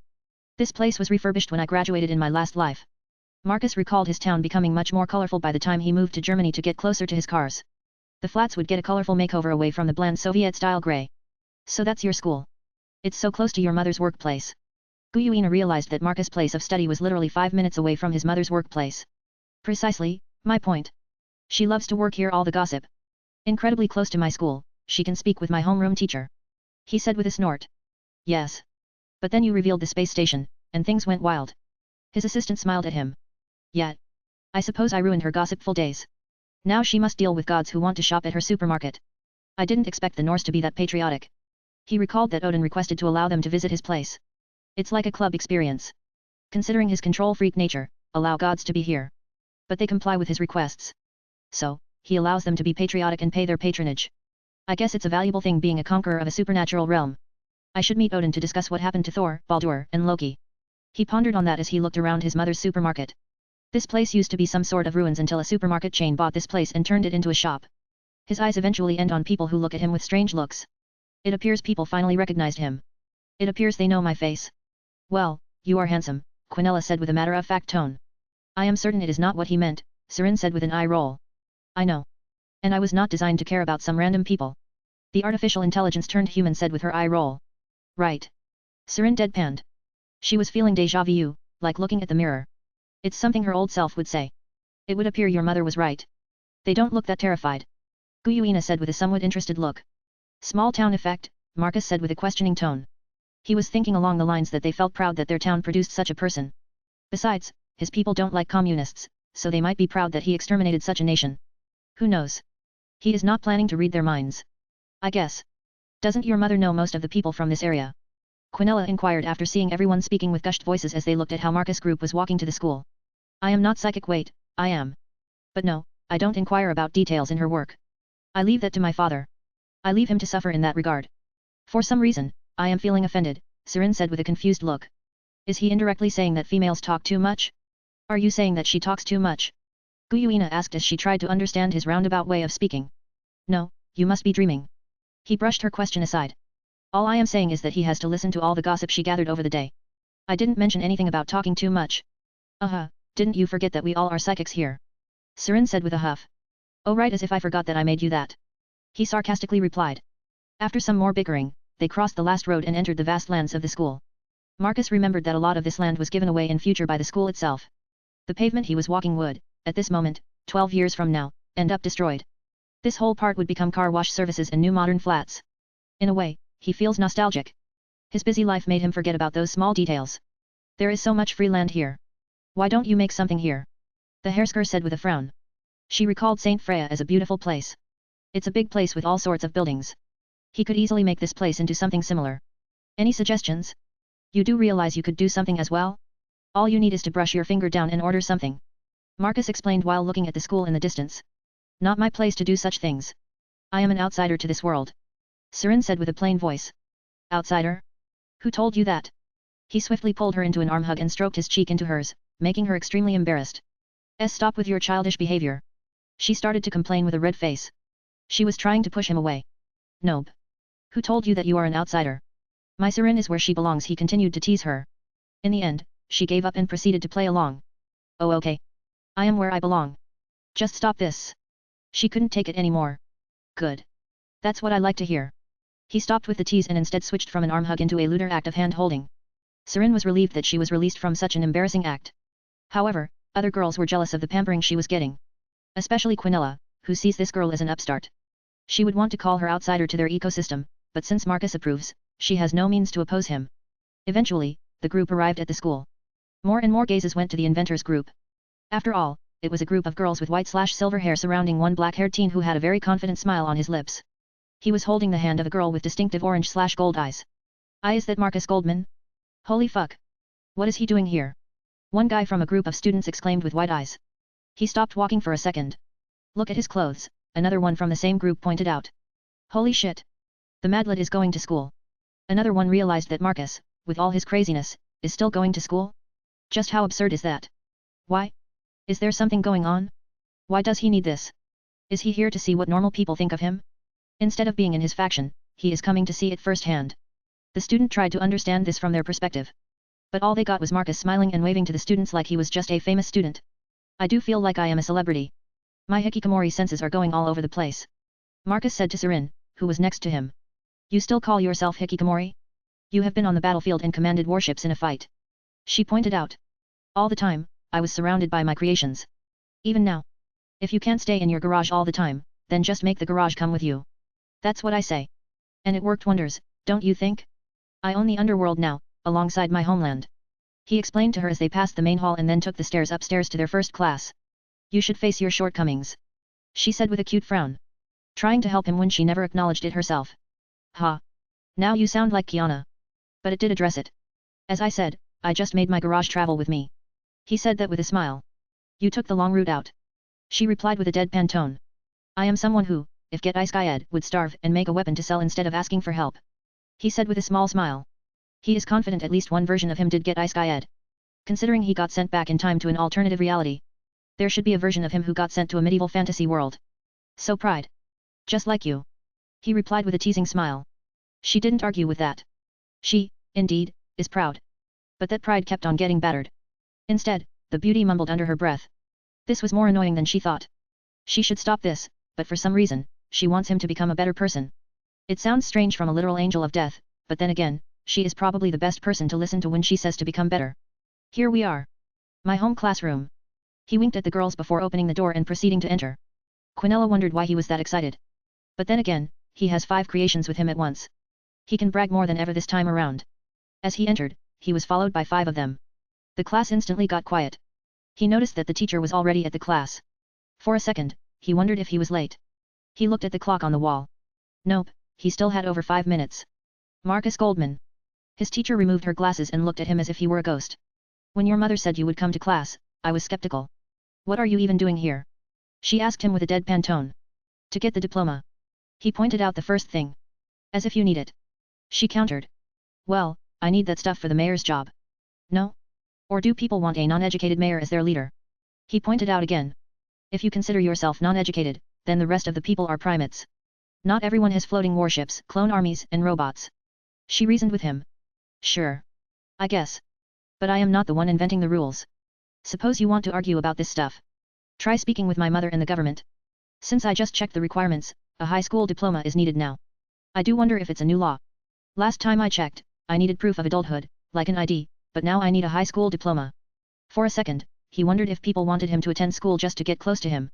In truth, Marcus didn't realize that his existence created entire bureaus to predict his movements. Psychologists are working with agents and politicians to grasp and understand what Marcus Goldman is. What he wants and what he does. All of that. Truthfully, some predictions are horrifying, as some of the most intelligent people in the world have predicted that something like Project Eden might exist. To get more clues, they added something to the Constitution to make him leave his house. That was a gamble, as he could quickly get a high school diploma by taking exams now. But they predicted that he would take his time. And they were right. So you are here to get a legitimate right to build on land. She was somewhat baffled. The woman was slightly cynical as, just like many other people, she knew this teen didn't care about laws. But that is not entirely correct. Marcus is flippant. Sometimes, he does according to rules, and sometimes he does not. Everything depends on efficiency. At the moment, he does not need to rush. So why not follow what these people want? He has time to waste. Part of his sadism is that he will be at school and attend everything like nothing happens while his faction keeps on taking over the space. Turns Mars and Venus into habitable planets, followed by building up infrastructure on the Moon and Saturn. None for Marcus is required. He put all of that in a building queue like it's a strategy game. I wasn't the one who put my name on candidates for the mayor position. I am simply following what they want since it looks fun to upgrade the town with my tech. He said the last part with excitement. He already has ideas for an Olympic stadium, an entertainment dome, a town's metro system, fixing the roads and expanding highways in the area. By the way, the mayor is, in a way, a regional leader, too. So he would have a radius of 30 to 40 square kilometers to play with. Maybe something akin to Academy City. It would be amusing to have. Right. Anyway, take your seat. She motioned for him to sit. She then saw a small army of silver/white-haired girls following him. Let me guess your creations. The woman jokes, but Marcus nodded with a huge smile. She wanted to say she was joking, but he brightened before explaining. This is Sirin. She is from a parallel world. This one here is Quinella. She is my first proper creation. Artificial intelligence turned, girl. Then this one is Guyuina. She is a human and dragon hybrid. He explained the first 3, which caused her brain to turn blank. Then these 2 are ship girls.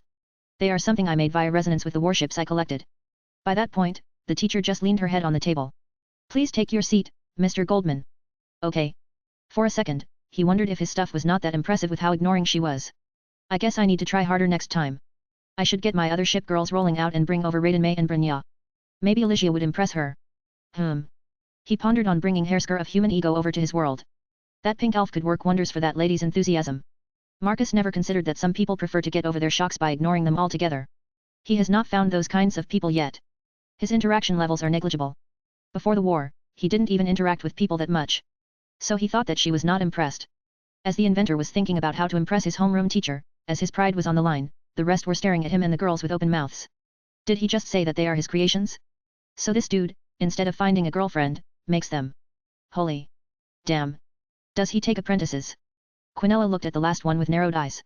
She recalled how Azazel was trying to butter up. She should make a Saturn V rocket, pack that fool on it, and send it flying. Hi. The guy squeaked out loud when he saw Quinella staring daggers at him. Not realizing that she was thinking about the obnoxious fallen angel. Marcus ended up sitting at his table, which had been empty for over 2 weeks. Next to him was Quinella, who smugly smiled at Sirin, who frowned back at her. There are 2 more tables added for you 4.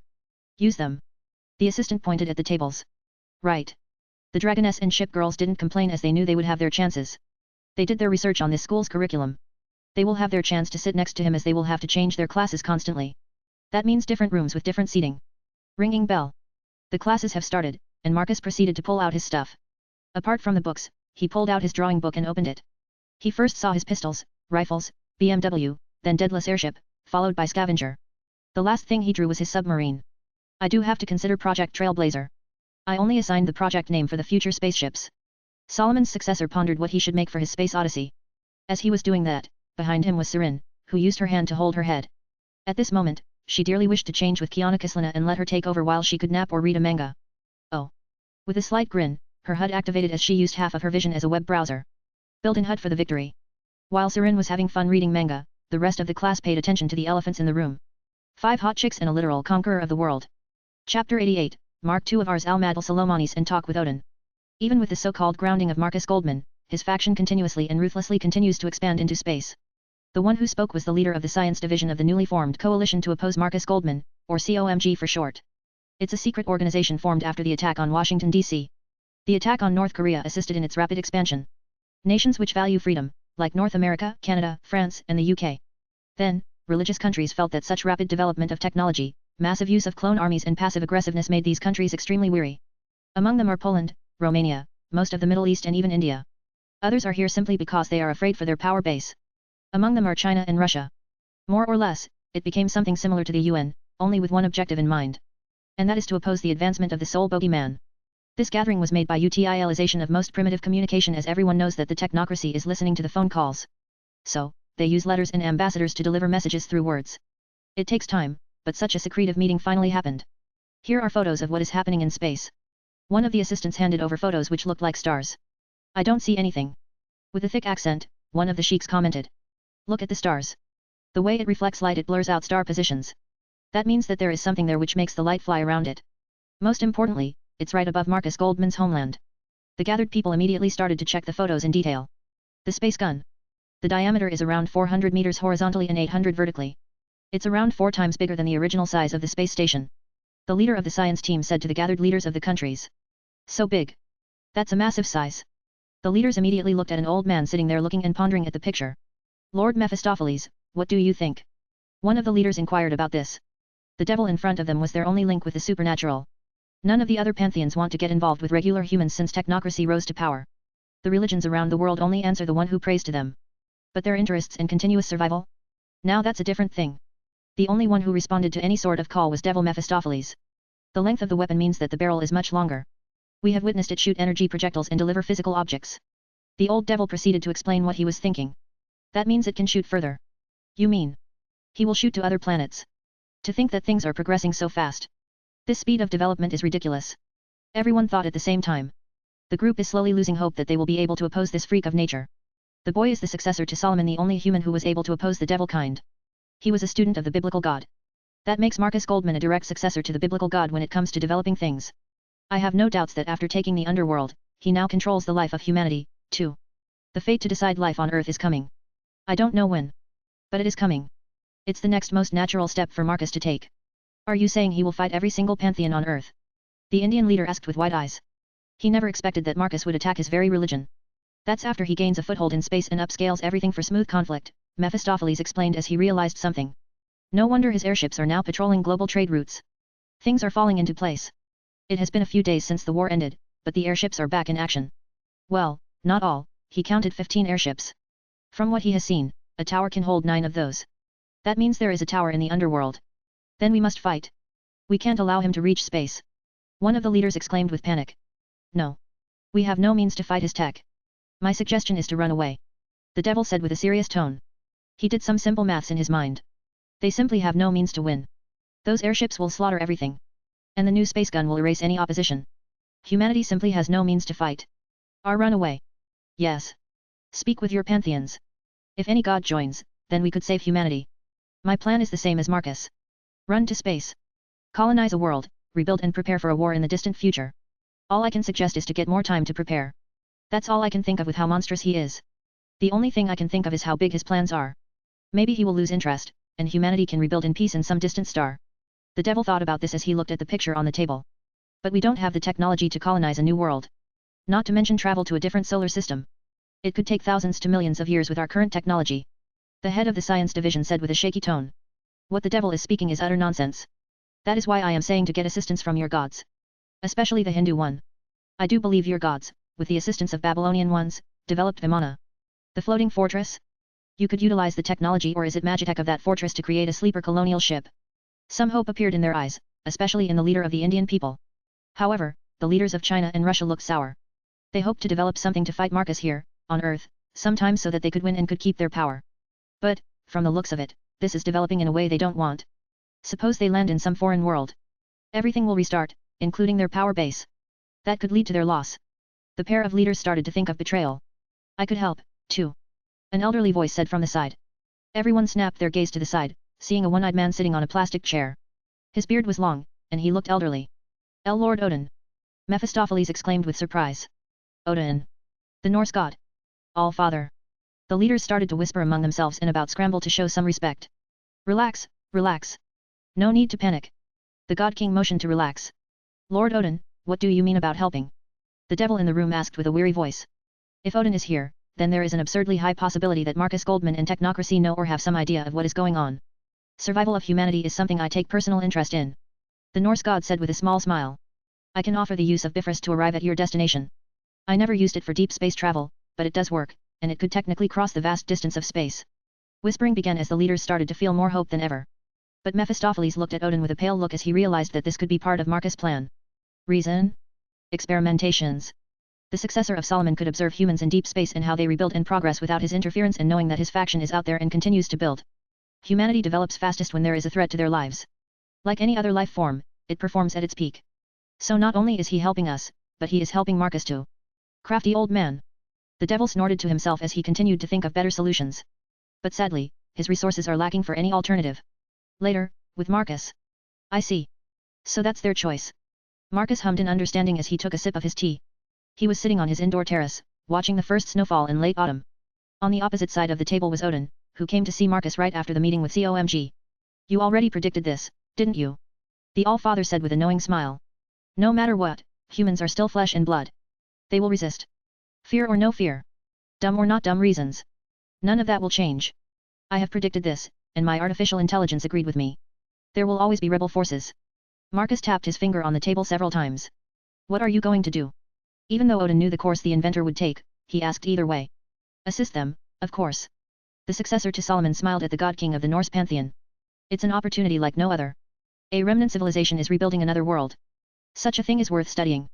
Especially considering I barely need to help with anything. Marcus was quite pleased with Odin's move. The old man deserves an award. Let's forget about the desperation of humans for a bit. We haven't discussed what happened in the underworld. When Odin heard that, he couldn't cover his bitterness. Losing two of his favorite sons left an impact on him. I do have a general idea of what happened. It was a 50-50th move from my side. No matter how strong Thor was, those were evil and primordial gods. Much older than my sons. The All-Father said with a deep sigh. There was quite a bit of regret in his voice. From what I learned from my observations, Loki and your two sons were absorbed by Ingram Manu. The primordial evil was emitting several Norse gods' auras when I met it. I see. If that thing consumed them, then there is no chance of bringing my sons back. Odin resigned to that fact. Sadly, that is true. But I can offer an alternative which is not a bad replacement. Marcus' words made the All-Father look at the inventor with a confused look. Replacement? Yes. I can bring back your youth and return your wife to you. Marcus smoothly explained what he meant. You might have lost your eldest and middle son. But you can always make some more. Odin's eyes contrasted for a second. His saliva got stuck in his throat. The All-Father had a flashback as he recalled his lovely wife. The God King's cheeks got rosy as he felt he was in love again. After her death, he tried to find a replacement, but nothing worked. Because of that, he turned into a big pervert, but now he could return to his peak. However, Odin quickly recovered and looked at Marcus with some weariness. It would seem the boy knows where to hit him. And what is the prize of such favor? Honestly, this was more than just a simple favor in the All-Father's eyes. You supplied me with several hundred years to several thousand years of entertainment. If I play my cards right, this could last for a long time. Marcus chuckled as he recalled what humanity was planning to do. Ah, I see, long-term investment. The God King immediately relaxed. He understood the big picture. Precisely. You could say that one of my biggest fears is not having company in space. Of course, there might be some disgusting lizardmen in space or some jellyfish, but it could be me being distressed. You could say it sounds arrogant coming from me, but the cosmos belongs to humanity. I am not planning to allow aliens to exist if they look ugly. He felt goosebumps just imagining tentacle monsters and some nasty, smelly fishes with arms and legs. They can call him whatever evil, but he is an artist, and ugly things are a big no. Odin simply laughed upon hearing that. He decided not to show this boy things lurking in his pantheon. Excuse me, master. The The barrel is ready for launch. Quinella, standing behind her creator the whole time, finally opened her eyes and told him that the barrel's construction was complete. Oh, it took them a while. The inventor commented with a pleased look. It's close to 800 meters long construct. Such things take time. The beauty casually mentioned how the barrel was around 8 times longer than the original one. Yes, yes. It was an excellent time to increase the depth of the space center. Anyway, Odin, do you wish to see the finale of the upgrade work for the space station? The old man, for a second, pondered. He took the mug and finished the tea in one gulp, then finally replied to Marcus' question. Let's go. I want to see it in person. Great, Quinella, call my flagship. We are going to space. Marcus nodded and then looked at his darling assistant. Already on the way. Confiscator cast a shadow over Marcus' neighborhood as a gunship left the airship's hangar and flew over, landing in front of the inventor's house driveway. As the side doors opened, 4 royal guards greeted the successor to Solomon. It was quite a contrast between heavy armored men and the group of leisurely dressed people. Even the god of wisdom clothes were meant for leisure, including trainers. As they boarded the gunship, the vessel swiftly flew back to the flagship of technocracy. The massive carrier climbed the altitude the moment the gunship landed on board. The group of 3 leisurely walked through the packed hangar full of military equipment in pristine condition. Eventually, the group arrived at the lift, which took them to the bridge level. By the time they were at the bridge, the vessel was already leaving the atmosphere and entering the dark void. Disengage the camouflage, Marcus ordered the moment he arrived on the bridge. Disengaging camouflage. One of the crew girls obeyed the command. Right before them, in the distance, a large construct around 100 meters in length and 400 meters wide. This monstrosity was the new core for the upgraded Ars al-Madal Salomonis. The 2 warships floating next to it looked like small children next to an adult. Unlike the previous model, which used mana to stay afloat and move, this one is dotted with strokes of golden projectors, which make the space station look like an artwork or more like an artifact. It wouldn't be wrong to call this a sacred gear even. Both of those classifications are not wrong. That's a big station you got there. The All-Father leisurely commented as he was stroking his beard and looking at the thing floating in a void in front of him. Still small when it comes to scales of space. But we do need to start somewhere. Marcus replied with crossed arms as he looked at the same thing. When you compare to the emptiness of the void, then you are right. The All-Father chuckled as he realized who was Marcus' opponent the whole time. It was not the evil gods or pantheons or humanity itself. It was always the void, the desire to conquer the emptiness itself. When arming for such a conflict, other things are insignificant and pointless. Odin realized that when he heard the sheer excitement barely hidden under the indifferent tone of the inventor's voice. Solomon's successor is excited about what is to come. Indeed. We are not even discussing the planets. That is why such a leap in size. As he said that, Confiscator joined the other warships which were guarding the station, which was under refurbishment. The proper defensive systems are not in place yet. Considering it has 4 reactors linked by the resonance method, the sheer explosion of such a station in case it gets damaged would be catastrophic. Not that there are means or weapons on the planet's surface which could do it. The only ones who could damage this thing are deities of their respectful pantheons. Regardless, Marcus wanted that extra protection, just in case. He doesn't want Athena or any other girls moaning at him that he is not taking all the necessary precautions in such a critical moment. As the ship got in place, the group had a great view of the planet. The spaceport is opening soon. It will be quite a view. The inventor said to his guest as he motioned with his hand. The knights brought over a couple of chairs and a table. In the meantime, we can enjoy some tea. Ho ho ho, that is fine by me. It has been a while since I had tea in an interesting place. The All-Father said with an amused tone. Such circumstances are rare. With a nod, the God King sat down and gazed at the blue marble. Marcus followed him and sat down in his chair. Quinella proceeded to pour tea for the both of them as she was acting as a maid at this moment. Weirdly or not, in that rush, her creator didn't take anyone with him apart from her. Her calculations indicate that he was highly excited by this development. She will keep that for future reference. I don't doubt that you have some idea of what I have planned for the future. Since you are God of wisdom, your divinity reaches into the future. It's almost like precognition. Solomon's successor casually started a new theme of conversation as he looked at Earth. There was a burst of light on the planet's surface. A pillar of light rose to their location. Something like that I do possess. Odin didn't agree or disagree. I suppose when you are smart enough, you can start predicting courses of action. Considering divination and other means can't affect my lands. The sheer amount of mana under my control doesn't allow foreign energies to enter. True. I don't directly see what is happening in your lands. But I don't need to. I simply study your character and see the course of action. The Norse deity plainly explained how he sees through Marcus. Then you know what I am planning.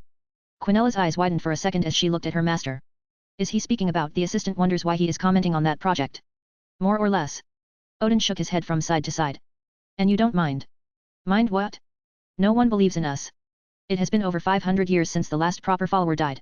Norse is a dead religion. Valhalla has not seen a new warrior join for over 800 years. Ragnarok can't even start as there are not enough souls to begin the end of the cycle. We are in perpetual stagnation. Odin explained the situation with a bitter tone. The only followers we have are Valkyries and their descendants. Even then, it's not sustainable. The one-eyed god sighed with disappointment. So I simply put. I don't care. Humans have reduced my faction to an observer in a grand scale of things. Odin simply shrugged with his hands. Other factions are in a similar situation, Celts, Egyptians, Greeks, Sumerians. They don't have much of an opinion on what you are planning to do. The All-Father finished saying that with a thin smile. But all can change. Humans start believing in higher beings when death is staring at them. The god took a sip of his tea as he looked at how a massive barrel left the planet and proceeded to fly towards them. That's a lot of weight. To push such an object from the planet's surface requires a lot of energy. The Norse god suspected some sort of en masse energy production. Something Marcus has mastered and utilized in almost all of his creations. Conjuration but through technology. Or both. True. So where does Norse stand in this? When thousands, if not 100,000, start worshipping All-Father? Marcus inquired without looking at him. We are warriors. If they end up in Valhalla, then it's fine. And if they don't? Marcus pointed that minor detail out. For a few moments, none of them spoke. Quinella wondered what the Asgardian god would choose. Would he rise against technocracy? Considering that Marcus has mastered how biblical God utilized the flow of the souls. Now that it's linked to the satellites around the planet, none of the souls can escape technocracy's authority. Pity then, I guess. I see. So he doesn't care anymore, or rebelling doesn't have that much value considering what we can do. How human of him. The assistant realized that this Asgardian god was more human than she thought. We can always create something to satisfy your need for warriors. Marcus conceded some of it, as he doesn't care where souls go. What he cares about is that they go the way he wants. He was like a road maker. He puts the roads down where he wants. But he doesn't care who goes on those roads. Doesn't matter, Marcus. You will be advancing at the solar system scale and beyond. I only wish for you to keep with your previous offer. Odin didn't care much about Asgard's role in the wider world. For many years now, they were the shadows of themselves. They might recover with Marcus' threat to the broader human population, but it's a threat they can't win unless they develop some sort of trump card, but that is not that simple either, as Marcus has shown that ruthlessly continues to improve and grow. All-Father can only see some sort of continuous existence under technocracy's umbrella. That is why he considers surrendering to him when the time is right. Fostering friendship beforehand is vital. Don't worry, I will keep that promise because it is also important to me. I never brought a god back to life before. Marcus is not planning to go back on such a promise. Gathering more data like this is important to him as well. Something like resurrecting a goddess, revitalizing God King. He has never done any of those things yet. More data on such experiments are necessary for future wars against the other pantheons. Good. The pair stayed quiet for a while as they watched how the barrel of the new space station left the atmosphere and proceeded to hurtle towards them. It was an enormous object around 4 times the size of the warships. Activate guidance systems, Marcus ordered the girls. If this continues, the barrel will slam into them. The girls on the warship bridge proceeded to activate the graviton system of the station. The station released the guidance beams, making the barrel stop spinning towards them. Oh. That's quite the power the station produces. It easily stopped such a big object in its tracks. The All-Father wondered how the connection would happen. At first glance, he never thought that the core piece of the station could generate such power. But it turns out that the station's main power is the core piece, and the barrel is what they say it is the barrel of a massive gun. I suppose this faction doesn't mingle with words. A barrel is a barrel, no matter how ludicrous the size of it is. Internally, he sighed to himself. He got used to humans who say one thing and do another. Gravity manipulation rotated the barrel, aligned with the laser guidance and then started to pull towards the core. Marcus watched all of it with the excitement of a small child. This project was his most significant one to date. The barrel is special. It doesn't just release energies to heal and destroy or deliver the payload. But its sheer size allows it to work as a massive shipyard. That is right.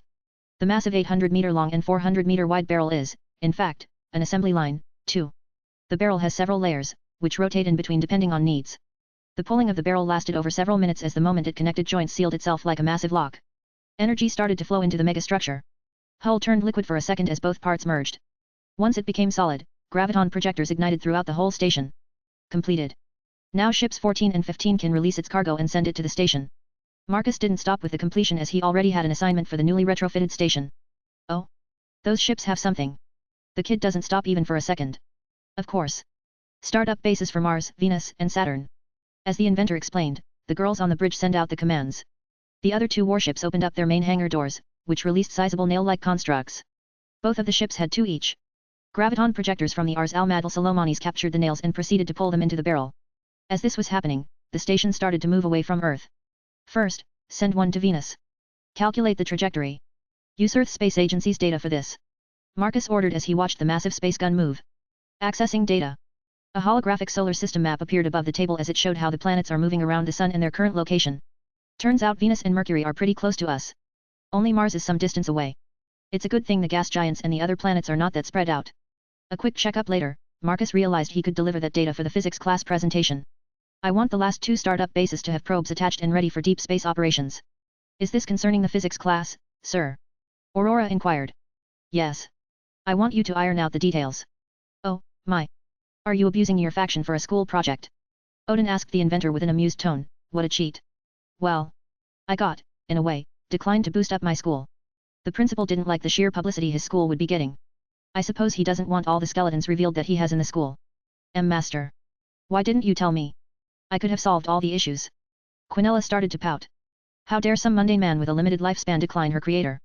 Don't worry, I have my means. Solomon's successor smirked while saying that. I am amused that the school declined your offer to improve its infrastructure. Odin realized what they were talking about. I suppose old school people prejudiced people. They see the world through their unique lenses. Doesn't change the facts. Quinella huffed as she crossed her arms. She was already thinking of making the school board cease to exist. She has a warship full of soldiers and mechs. That reminds me. I should propose spec ops units. For cover-up missions. The beauty stroked her chin as she saw the first needle-like construction flow into the barrel and a massive amount of energy surge in the station. Launching in 5. 4. 3. 2. 1. Launching Venus startup base. A rainbow beam erupted from the barrel as it rushed towards the sun. The beam's trajectory slightly bent as it extremely rapidly flew away towards its destination. However, Odin stopped stroking his beard as he realized something when he saw the beam. That was Bifrost. Meantime, the rest of the world closely observed the rise of the barrel into space. The sheer scale of such a construct quickly leaving the Earth's atmosphere has baffled people. The weight, the scale, the size of the object. All of this has left them scratching the backs of their heads. How was this possible? The only explanation for this was that Marcus Goldman had solved the mystery of gravity. Gravity, even to this day, is just theory, yet this kid is employing it. He can harness a fundamental force of the universe. Not that it was enough. The massive object in space is now visible with a plain eye. Just look up. And you will see a gun floating in space. How long has it been? President of the strongest nation in the world asked with a resigned tone. What do you mean, sir? How long has it been since Marcus Goldman pointed that thing at London? No less than a month. The vice president said after thinking for a few seconds. In less than a month, he upgraded his gun into a 4 times bigger version. The man snapped. He couldn't take it anymore. He was living in a bullshit world. That shouldn't be happening. So, is the project cancelled? The man inquired about that project they have been planning. No. Keep on diverting money towards it. Not that I think it will help in the long run. Even if we leave Earth and settle down in a different solar system, can we keep up with what this man is doing? All of this starts to look bleak no matter how he looks. As he was thinking about that, bursts of lights bombarded the night sky. The sheer size and power of Ars Al-Madal Salomanis keep the portion of the planet away as it continues to shoot the nail-size objects into parts of the solar system. Similar thoughts crossed other nations as they looked closely at the new monstrosity in space, shooting projectiles at planets. People were terrified, scared, and restless, but what could they do when something that size was floating above their heads? It is a pity that people haven't realized yet that this object is the opening move in a chess game called space. It was like moving pawns for the first time. The inventor isn't even considering it big, as Marcus has some grand plans regarding the scale of projects. Even though this station was close to 1 kilometer, well 900 meters, it was just M2, or so-called Mark II. There will be Marks 3, 4, and 5 and more. So it is not big. Chapter 89, Sirin, the YouTuber. Day later, Venus. A nail-snapped construct entered the thick atmosphere of Venus. Rapidly, it turned into a meteorite as it slammed into the boiling ground of the planet. Like a nail, it slammed into the surface of the planet. It proceeded to bury itself in the ground. Before long, it was underground, the sharp end of the nail opened up, and Aurora bots started to utilize alchemy to change the ground into construction material. Even if the planet doesn't have magic, the Aurora bots have batteries and M.T.M reactors. Even if those run out, they arrived with a diamond core. The bots can quickly recharge. Sure enough, even with M.T.M reactors, they rapidly lose energy as the planet is simply too hot. But the AI and Marcus predicted all this, so they came prepared. Working in endless rotation, they rapidly started to build up their base. One of the first things they need to build is an automated assembly line and maintenance depot. Increase their numbers, build another core and then more assembly lines, more maintenance depot, rinse and repeat the actions until they have enough numbers to begin establishing contact with technocracy and begin terraforming works of the planet. Venus is the most difficult of the planets in the solar system to work with, as the planet's rotation is extremely slow. A single day on Venus is almost as long as the whole year on Earth. In simpler words, Venus day is longer than a Venus year. That is one of the things which Marcus will need to change if he wants to have a tropical home in this world. Meanwhile, the Indian Ocean, entrance to the Red Sea at the Strait of Bab el-Mandeb. Airship 11, one of the airships based at Underworld, is doing routine trade protection after technocracy bombed the American economy after frying most of the electronics on the East Coast and losing one of the carrier strike forces. The nation diverted most of its funding to rebuild. That means no more patrolling missions, and most importantly, they are funding the COMG. One could say they are abandoning world policing. That is where technocracy decided to chip in. They have 9 spare airships. 7 of them were diverted to protect the trade routes, while the remaining 2 were protecting Ars al-Madal Salomanis. But now it's back to full capacity, it could protect airships instead of needing protection. While Marcus doesn't quite care about trade in the world, it's a foreign concept to someone who makes everything himself. But, it's an excellent opportunity to gather battle data and observe human behavior patterns. Not that he needs his airships somewhere else. So why not gather positive PR and protect the economy from inflation and raising prices? Captain. A Singaporean-owned container ship has sent a distress signal at the Horn of Africa. Second in command said to the captain. Already? We only just arrived. Well, whatever. Put the ship to condition red and prepare to launch the Red Wing. The captain girl issued her commands with a serious tone. Sure enough, alarms started to blare throughout the vessel as the airship turned around and proceeded to fly at top speed to intercept the pirates who were planning to capture a container vessel. Less than 10 minutes later, the airship passed several large ships and noticed the container ship which sent the distress call. What they found were small boats circling a massive boat. The container ship was using water sprays to remove pirates who tried to board the vessel. It was quite a silly method in the eyes of technocracy. Aim the turrets at the small boats. Destroy them. The captain issued the command, and the gunners started to target. The turrets under the airship targeted the boats and proceeded to shoot. With automated assisting systems, the turrets quickly figured out speed and moving patterns. With a casual burst of compressed gravity, the boats and the water underneath the boats were incinerated by the graviton turrets or, more like, detomized to nothing. Captain, some pirates boarded the ship as we speak. Aurora showed them a live broadcast from the side of the container ship. There is one of those small boats there. And some Somali pirates have boarded the ship. They had AK-47 assault rifles and short swords, the machete. Send out the assault knights. To think that they didn't run away after seeing the might of our technocracy and supreme commander. Understood. Sending orders. Aboard the container ship, a small group of Somali pirates were holding hostages, the majority of the crew. At the same time, other pirates were searching the vessel for more sailors. Even though they nearly pissed their pants seeing the floating spaceship. Yes, they think it's a spaceship. Technically, it can be considered a one. But Marcus hasn't classified it yet as it lacks faster-than-light traveling capability, so he still treats these as airships. Ack. Look at me. I am the captain now. Thin, bald, and scrawny pirate dressed in slippers, shorts and a cheap t-shirt pointed his fingers at the captain and then at himself. Declaring that he was the captain now. Why you think you can get away with this? That airship won't let this go. The captain said with a frown as the pirates tied his hands with a rope. It doesn't matter. We have you as hostage. They won't shoot. The pirate leader said in English with a very thick accent. But the guy jinxed himself as the next minute, one of the pirates, with a terrified look, dashed inside the bridge. Boss. The big spaceship released smaller spaceships which were flying towards us. The pirate said in his language at rapid speed. Fuck. Take the defensive position. We can't allow them to land. Take Musa and his boys and rain hell on those things. Are you sure? The second in command of the pirates was not that sure. Will their guns even work on those space guys? Yet. Now go. But the leader sent them away anyway. With a nod, the guy rushed to collect the other boys and their guns. As he rushed to one side at that moment, the captain saw the look on the leader's face. He was terrified to the core. Snort. So much for a captain. The captain of the container ship snorted and commented sarcastically. Isn't that corridor leading to the storage area? One of the sailors commented with a confused tone. Yes. He is going to hide. As the tied-up sailors commented, the last remaining pirate looked at his running away boss nervously. What about him? He is to guard all the sailors? What about technocracy? Outside, Airship 11 launched 3 gunships, which proceeded to fly at the container ship, which at this moment was floating without direction. The gunship side doors opened mid-flight as assault knights jumped out and ignited their jetpacks. Mandalorian bounty hunters inspire their design. They have variable rifles which can switch between assault rifles, shotguns, and a sniper rifle, that's the primary weapon. But that is not all. They have weapons attached to their wristbands, like the steel wire or the darts. Then their armors are legitimate gravity well. It makes them immune to damage to a certain point.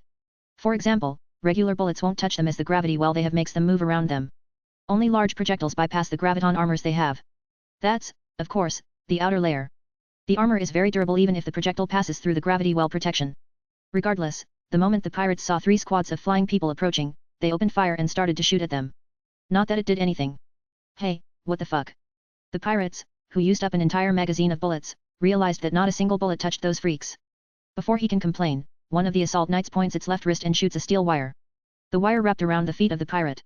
With a casual pull, the pirate got yanked out from the ship. Before he can fly into the water, the knight shoots the other side of the wire at the handrails, making the pirate hang upside down. The pirates serve another purpose for the technocracy. They simply can't kill them just yet. So, other knights did a similar type of offense. They either knocked the pirates out or disarmed them and then knocked them out. The more terrified pirates tried to fight with machetes, but the knights used their armored hands to grab the short swords and break them. And no way. Fuck you, freaks. Emma out of here. The pirate who saw his machete get broken apart threw it away and began to run towards the handrails to jump out of the ship. But the knight pointed his wrist and shot the steel wire, catching the pirate by his legs. Another one ended up hanging upside down. Secure the ship. Look for more pirates. Roger. The leading assault knight instructed the subordinates. As they spread out, the leader knight contacted the airship. It was time to ask for instructions. Bring the pirates to the airship 11, we shall await the Supreme Commander's instructions. Orders understood. At that moment, the gunships finally arrived, and the remaining knights proceeded to take the terrified pirates into the transport vessels. And no. Let go of me. I want to be arrested by Americans. The pirate had no freaking what would happen to him. What kind of set of rules do these freaks follow? He is pretty sure they told to UN and Geneva treaties fuck you. Not that their struggles meant anything, as the assault knights used more steel wires to coil them like cocoons. As the group were dealing with pirates on the top deck, the rest walked inside. Don't move. I will blast this one's head if you do.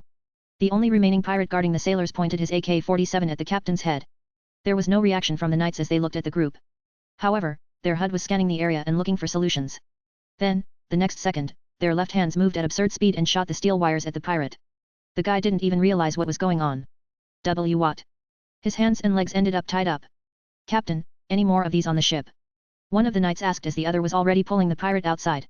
Assuming your group has dealt with the ones outside. There is one who went to hide in the lower container deck. Understood. Downloading schematics of this ship model. Downloading. The captain was confused. He didn't understand that their helmets were not some simple head protectors. Schematics understood. I shall let you all free. The knight walked over and casually ripped out all the ropes from the crew members. The sailors looked dumbfounded by how casual it was. They quickly inspected the ropes. They saw that they had burned away. They had no idea what happened, but this was the power of a gravity well. The concept of this was similar to how asteroids burn away when they enter Earth's atmosphere.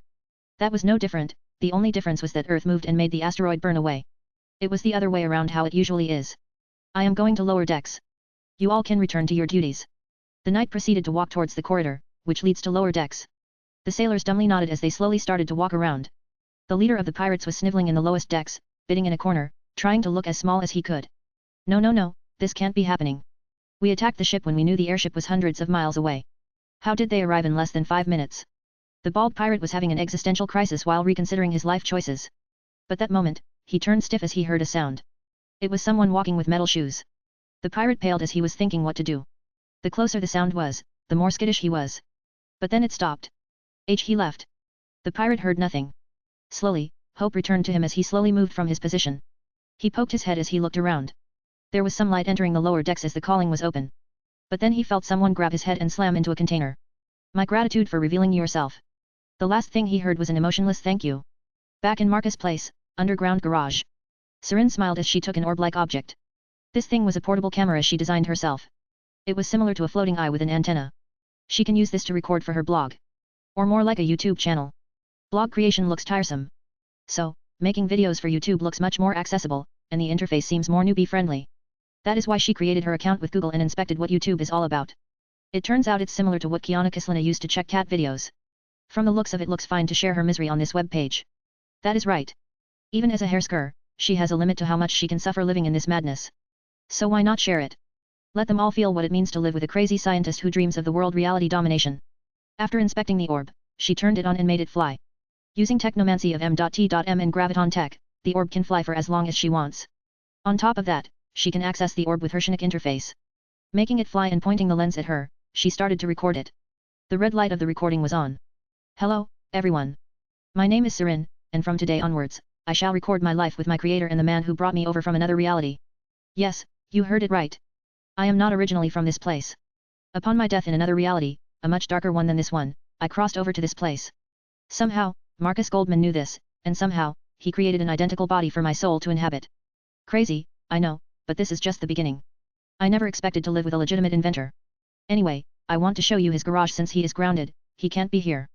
With a teasing voice, the golden orange-eyed girl made the camera spin around and showed Marcus' place. She showed the tuned car and the Gundam suits behind a glass wall. Then, the gun's shooting range, the living room and the kitchen.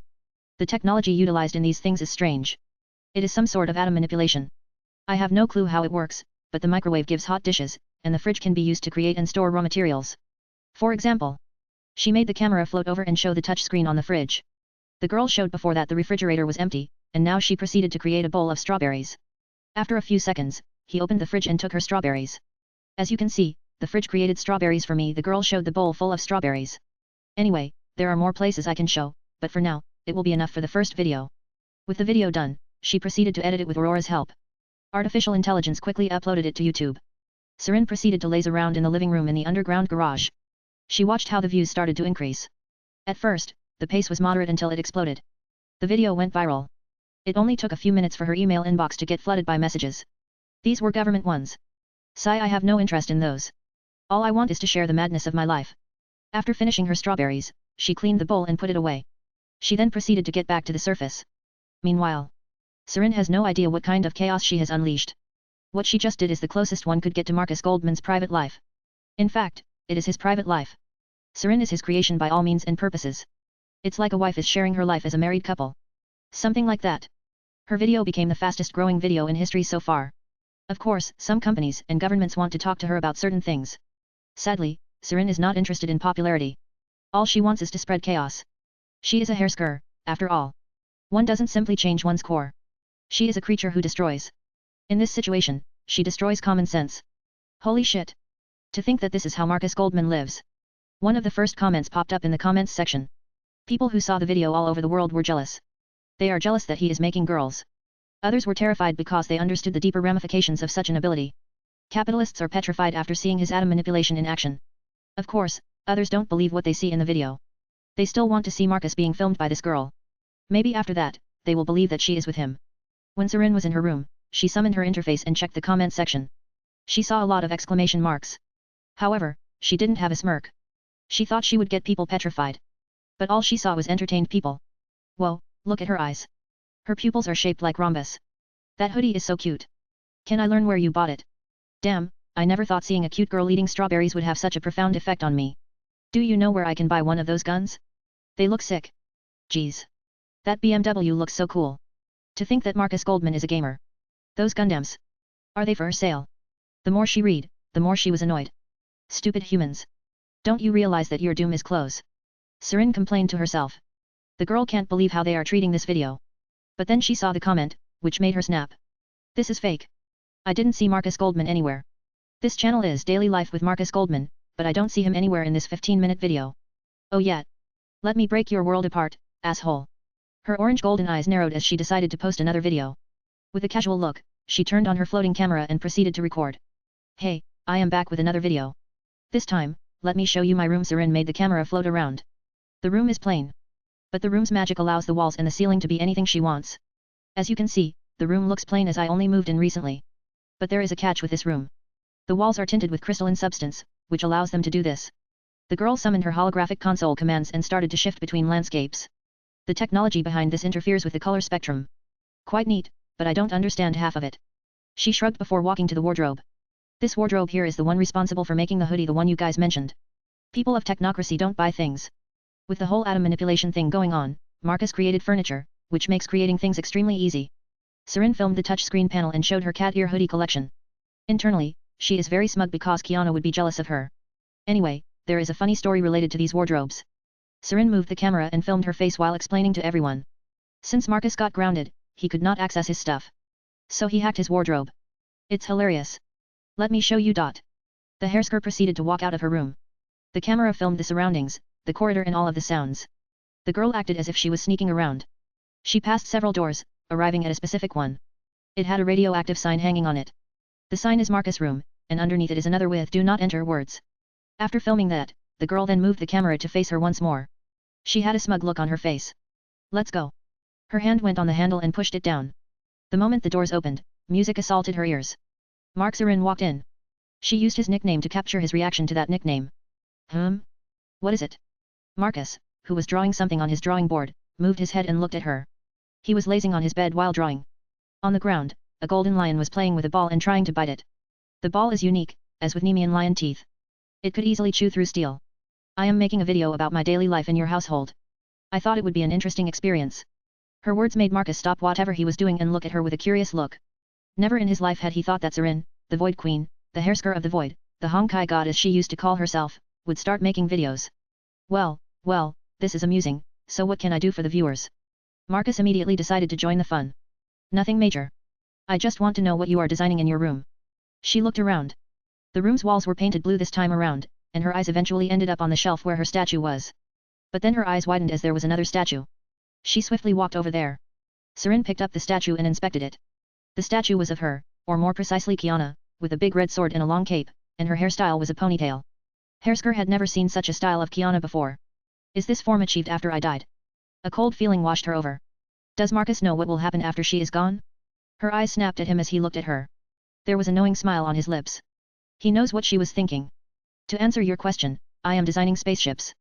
The inventor ignored her look and instead explained her original question. The girl frowned as she understood that he was doing this on purpose. So that's your plan. No worries, I have seen how easily you cave in. All I need is a specific moment. As Sirin thought about that, she placed the statue back in its place and instead proceeded to return to her filming. She focused on the drawing he was showing to her. Inspired by Star Wars Imperial Star Destroyer in shape, the ships will be around a kilometer long and over 300 meters tall at the highest point. Unlike the Star Destroyers, it won't have those big sticking out bridges. The bridges will be part of the superstructure. As the Realitas tech, we won't need a bridge. He showed the warship in a 3D format. It would seem the engines are still missing. Are you planning something new for those? Sirin decided to add more fuel to the fire. She knows that Marcus loves talking about his creations. So why not allow him to talk about literal Star Destroyers? She wants all the viewers to feel despair. Yep. The AUG thrusters I created in my early days when I created my Starscream squads and deadless airships. Right, for the viewers, the Starscreams are my jet fighters, which are transformers as well. Sirin, you can ask Aurora to add some footage.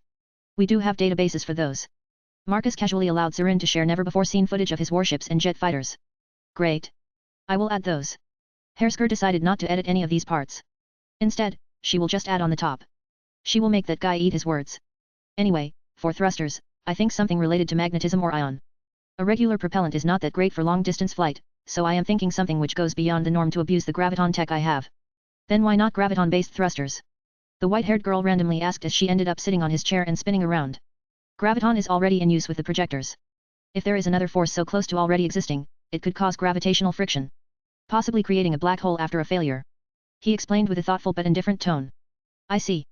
Sirin grinned, hearing that she was enjoying Marcus cooking. If he were a regular guy, such conversation would be just random weeb chatting, but this was the inventor who designed time travel in maths class. She will show the world how effortlessly this guy destroys her common sense. A hairsker like her, who is used to causing chaos effortlessly, is questioning her life choices.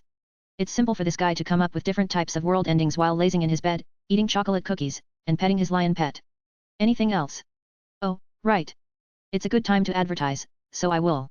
Marcus swiftly saved the design and opened another one. This is an entertainment dome, I will open one in my town. In this place, one can self-insert into various scenarios, like a survival game in the Jurassic era. Or some medieval scenarios. Most importantly, I will release one particular game where I will invest a lot of time. So I suggest turning up for it when I will be released. The inventor showed a floating ball above ground with escalators going into it. It was a strange building even for Sirin. Great. I will want to see it, too. The hairsker agreed as she picked up the lion and decided to film the little monster. Internally, she was smirking. She won't be revealing supernatural. Not yet. The girl is letting people think that this is a mutated lion of some sort. She will reveal the real identity of this little monster at a random time. For now, let them get head over heels for this little thing. After filming the Nemean lion cub, she stopped the recording and proceeded to speak. Her curiosity cannot be contained anymore. She wants answers. So. What is that form of Kiana Kislana? Sirin asked in an inquisitive tone. She was trying to play it down. To make him feel that she is not that interested. Oh? Why would I tell you? You don't like Kiana, so you do not need to dig deeper into things like that. Marcus, of course, knew her angle and proceeded to play it down. I thought you would tell everything to your queen. Sirin started to guilt-trip him now. Yes, well, you are, but you don't appreciate my affection, so I am on a fence when it comes to this now. The golden orange-eyed girl frowned. It turns out Marcus is quite slippery. It's their third duel, and she is losing again. I could appreciate your affection, but I don't know if you have hidden motives with that affection. She was almost out of straws to reply. Even her current counter is shaky at best. Of course, I have hidden motives. I brought you to this world and gave you powers. Of course, I plan to take them away at the very last moment. Marcus replied with heavy sarcasm, which made Sirin blush, and even her ears turned red. She was embarrassed. I get it. Sheesh. Just tell me. She huffed and then puffed, acting like a little girl when things don't go her way. What for? If you want me to do this favor to you, I need compensation. The inventor placed his foot down. Geez. Fine. But first, let's go on a date. No more hold up in this room. She stood up from the chair and offered her hand. The girl wants him to come with her outside. Fine. Marcus is not the outside person, but since Sirin wants to, he will come out with her. As he got up from the bed, he placed all his stuff on the table and turned the music off. He then walked to the wardrobe. Oh, crap. I forgot to film this thing in action. As the pair are preparing for their date, the second video was soon uploaded to YouTube after Aurora did some editing. She added extra videos on airships and the Starscream fighter jets. It quickly exploded in viewers as Sirin's channel rapidly gained millions of subscribers. The AI, of course, took some minor liberties in editing the channel to make it look better. Based on all the previous changes to the interface menus on Sirin's console. Wow, this was quick. That's the second video in less than an hour. That's some insane processing power. Nah, it can't be. Though people wanted to argue, they could not, as Sirin replied to the question of the hoodie and even went to speak with Marcus. She did that because she saw the comments. Others who just want to be entertained commented about the lion. Damn. This guy even has a lion for a pet. Geez. No doubt he doesn't ask for permission. Yeah, right. And risk being nuked? Who would bother with such a guy? I mean, he is discussing building spaceships in his bed.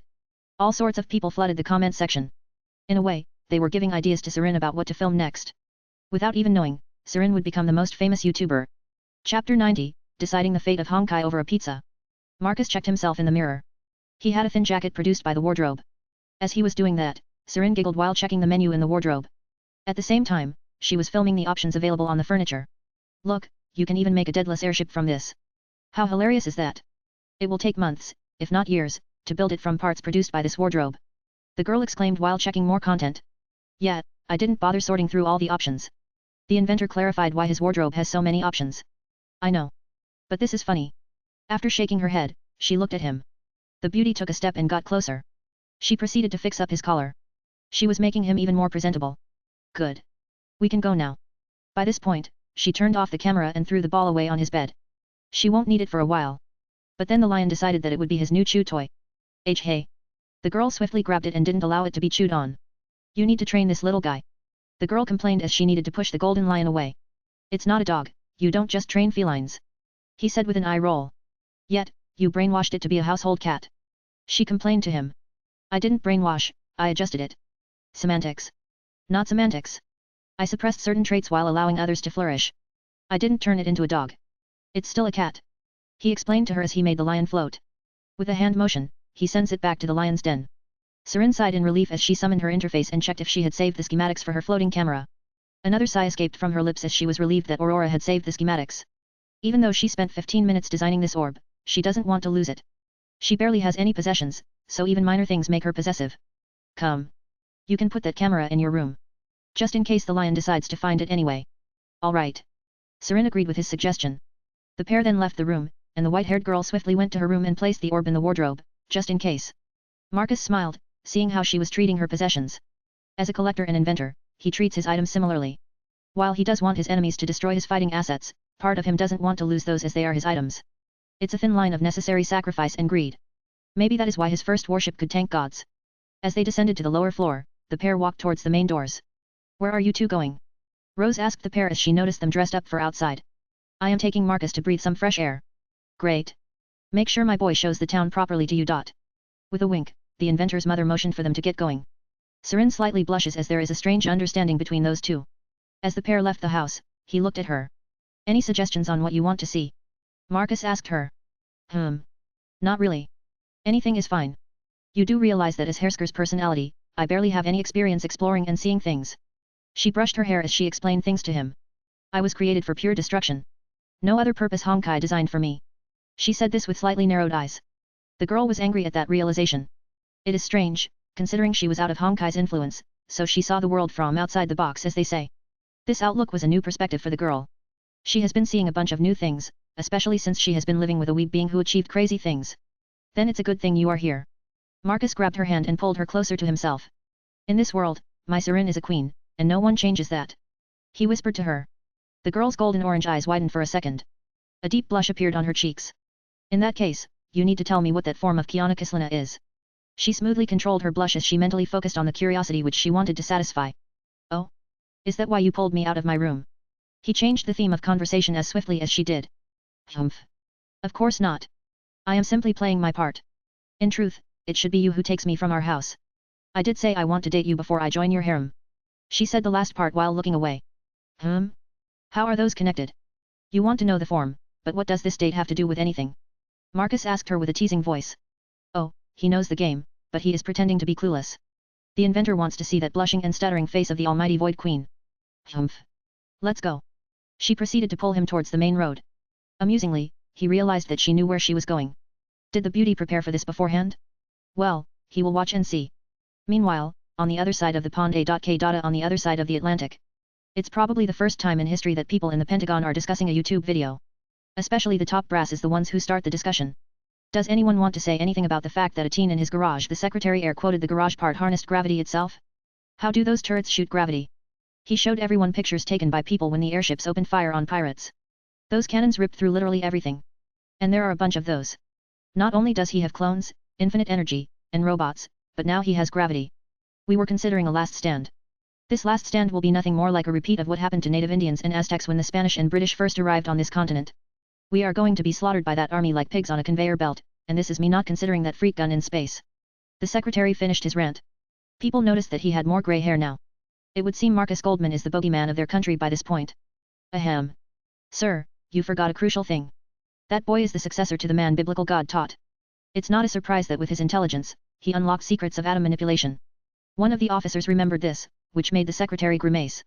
I tried to forget that. The people around the large table looked at each other. It would seem the man is denying reality by this point. Regardless, we have other issues. Which is?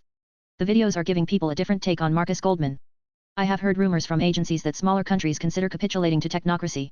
The officials and politicians looked shell-shocked to hear that. But it only lasted a second or two as they weighed the options. To think that people give up their pride and freedom. The Secretary of Defense bitterly commented. The deal is not that bad.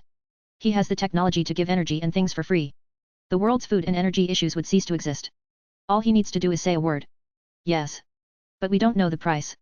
With his flippant behavior, he can easily take everything away. Indeed. But we need to consider that it is something he created. So it belongs to him. True. The secretary had to agree. But then there was another thing as the official tried to smooth out the circumstances. Sir. Another thing. After a moment of silence, he finally decided to breach the subject. Say it.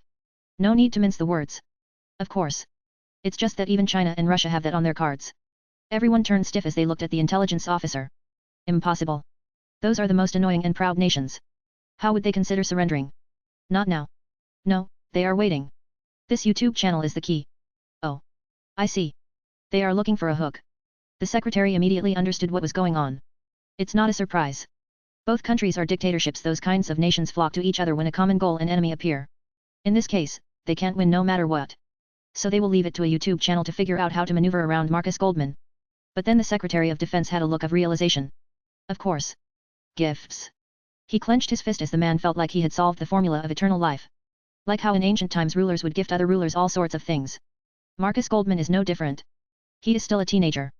The politician smiled as he recalled those two videos. He had a car, a suit of those robots under a glass wall and small statues in his room. Everything is falling into place. I need to speak with the president. The meeting is over. Just like that, he left the meeting without saying a word. The rest of them were confused as hell. So, did we get the budget to rebuild the carrier group? The officials looked confused. Beats me. Back with Marcus. How does it feel to be a celebrity? Seren asked Marcus as they had just passed the main bridge and entered the town center. There are quite a few people who are looking at the pair. You think it's only me?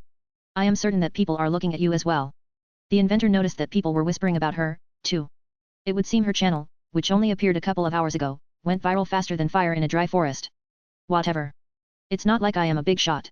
You are the one who builds all the stuff. The girl replied with an annoyed tone. She doesn't want fame. She wants to spread misery. That is right. The only reason she made that channel is to make sure people experience his madness firsthand. Hee hee. You are adorable when you get all annoyed like that. He used his other hand to poke her cheek. His actions caused her to move her head in the opposite direction. There is no way she will allow him to do that in public. She still needs to keep her image. Not that the world knows what is a hairsker. But this was where Marcus decided to wave the info in front of her. That form you want to know is called Flame Scion. The moment he said that, she snapped her gaze back at him. How did she do it? Oh? Why would I tell it all at once? He teased her as there was a smirk on his lips. You. She frowned and looked away from him as she wanted to move away from him, but he was holding her hand. Relax, we are almost there. We should go and get some pizza. He mentioned that as he looked around at the main crossroads as the center of the town. He can't remember the last time he was in this area of the town. As they say, he rarely passes the river to reach this area. Well, technically, he crosses the river a lot as he has his trains, but he never does it on the surface. Fine. But you are buying. I have no money. She huffed at him. Of course. As the owner of Goldman Industries, I have cash I think. Wait. Did Latia even give me a debit card? He pulled out his brand new wallet and inspected the content for the first time. He noticed a thick amount of 100 notes of euros and 2 cards, a golden credit card and a black debit card. I guess I do have money. Yet. That's a lot of papers. Anyway, show me where this pizzeria is. Sirin poked her head to see the contents of his wallet. It turns out that even without his technocracy, he is loaded. Right. Marcus took her towards the road crossing. They waited for that green light. Void Queen behaved quite elegantly in these circumstances, considering her empress attitude. But then the inventor recalled that she had Kiana's memories, and Kiana was part of Japan or the Far East as they call it. Over there the traffic system is strict. People can't cross the street on red even without cars. After crossing to the other side, the pair turned to the right on one of the old streets. By old, this street is around 800 years old. The city still uses a section of stones on the main road to point out the oldest part of the town. Quite an interesting way to pay respect to the past. Around 10 minutes later, they arrived at the refurbished building. Feels old. The first thing Sirin said was that she was gazing at the 18th century building. Because it is old. Suppose my research on this place is right. Then, this used to be a stone barn ages ago. But it was kept refurbished through the ages, and now it was modernized by the company that runs this pizzeria joint. On top of that, the inside is spacious enough. Fine. I am hungry, and I don't care about the details. Your Kiana side is showing. Marcus internally snorted at how that personality was leaking out from her. As the pair got inside, the smell of food assaulted them. Several TVs showed basketball, the second religion of the Lithuanian people. Even Marcus is not immune to that. He remembers a couple of critical basketball matches over the sea of memories of cars, ace, software designs, and car engines. His trip over memory lane ended with the waitress standing there petrified. A table for two. The inventor snapped her out of her petrification. All right. She swiftly replied and looked around, finding a table for two. Please follow me. The pair followed her, ending up sitting in comfortable cushioned seats. I will bring the menu shortly. The waitress has dashed away. Well, well. You have terrified that girl. Sirin chuckled as she took a small menu of drinks from the table and inspected the contents. She immediately frowned when she saw only alcohol on the menu. Ugh. I know. Ignore that. There are soft drink choices on the menu. Marcus knew why she was grimacing like that. Of course, he ignored her comment on terrifying the girl. Right. She then looked at the other side of the small menu. This looks better. It has desserts. Hairsker started too small as she saw shortcakes, ice creams and other things which would attract the attention of a sweet tooth. Though, the pair didn't need to wait long as a pair of large books arrived for them. For a second, the golden orange-eyed girl looked at the menu with trepidation. How is she supposed to choose one thing from this many pages? She could order several, but she doesn't want to look like a glutton. Sirin is not Kiana, after all. Regardless, the pair opened the books and proceeded to look. When she noticed the content, she hissed at him for confusing her. This ain't pizzeria. It's a restaurant. No. The core of this place is pizzeria. As you can see, the dominant food is pizza. But since this is a small town, selling only pizza is not profitable enough. So they are selling national dishes and mainstream stuff like chicken and pork steaks. Marcus smoothly explained to her. His explanation didn't help her that much. Regardless, she found the pages where pizza starts, which is at the front of the menu. What is with the leather covers? She asked randomly. To save it from wear and tear. Oh, from my place, it was all digital. This is my first time holding a menu as a physical thing. She casually commented, not wanting to pass as a countryside bumpkin. You don't need to tell me that. I can pass as clueless, too, if you haven't realized yet. I prefer living in my fortress called home. Yes, but what about your previous life? Sirin asked him, then she wondered if he had a lover or a wife, or kids. Her eyes started to spin as her mind began to descend into a gutter. Ha! That expression. I could say this life Sirafal corrupted me. Usually, I wouldn't abuse my powers to make girls, but she turned me into a devil. Not in a physical sense but mental. If you want something, just follow your greed. Though I am sure she is regretting doing all that. Marcus chuckled as he recalled watching a video where his knights opened fire on the last remaining Satan aboard her airship. Wait, so? She needed a minute to process what he said. With all your crazy intelligence. You never had a wife or kids? She squeaked her question. Snort. Of course not. Some wanted to touch my sugar. It sounded weird, but Sirin understood what he meant by sugar. It meant his wealth. But my natural weeb mentally and love for 2D made me weary of them. He shrugged without care. His words made her deadpan at him. But then she recalled how he acted around Enterprise, Quinella, and Guyuina. Something inside of her clicked. Those girls were 2D in his previous life. They were human creations, to begin with. Wait then. Once again, her reality started to spin around her. What about my reality? How did he know about it? How does he know the future? Her whole body trembled. She went on memory lane from the perspective of entertainment. Her world would make an incredible drama with sexy girls. Damn. Haven't you questioned the idea that we might be in a story of some sort, too? Sirin randomly questioned him. Even if we are, what of it? I am a scientist and inventor. If I flinched in front of every single bad thing, I would still be fixing my BMW in the garage. He scoffed. He already realized that she figured out how the multiverse works. That's how multiverse is. It's a cycle. I guess you realized that your Honkai world is from a game, which is true. But it's just a single world from a much bigger multiverse. A world in a specific multiverse in an even bigger multiverse. I am pretty sure there exists another version of me who is speaking with Kiana right now instead of you. That is why you should not bother with such minor details. Sirin slowly closed her eyes before snorting as well. When you put it down with such confidence, I have no comebacks. Fine, so it is a game. I suppose I was just an arc villain then. The girl proceeded to question him. I would say arc villain and clutch for character development. He clarified to her as his eyes went to the pizza choices. You can select the sizes. The thick crust pizza can be chosen as slices, while the thin crust comes in inches. Then, randomly, he explained about the pizzas. So thick one I can order half, while thin ones come as full pizzas, but the radius is smaller. For a second, she forgot her circumstances and instead looked through the menu. She decided to get the pizza out of the way and then discuss her part in the story. Now, she truly wants to beat up Kiana. Damn the story. Hell, let Marcus bring her over so that she could waste that main character. I guess I will go with thin crust pepperoni. The girl tried not to sound gluttonous, so she went with moderation. Great. Then let us order. Marcus motioned for the waitress to come over. Like a missile, she was standing in front of them. For my darling, she wants the thin crust double pepperoni with cheese. While I want the thick crust loaded edition, all of it. All of it. The waitress needed to double check what he was ordering. Yes. And Coke for us both. All right. The girl swiftly went to the kitchen while Sirin looked at him weirdly. She checked this loaded pizza. It had everything on it: ham, pepperoni, mushrooms, several types of cheese, sausages, and a load of vegetables. It was simple: take everything from the fridge and put it on a patty kind of pizza.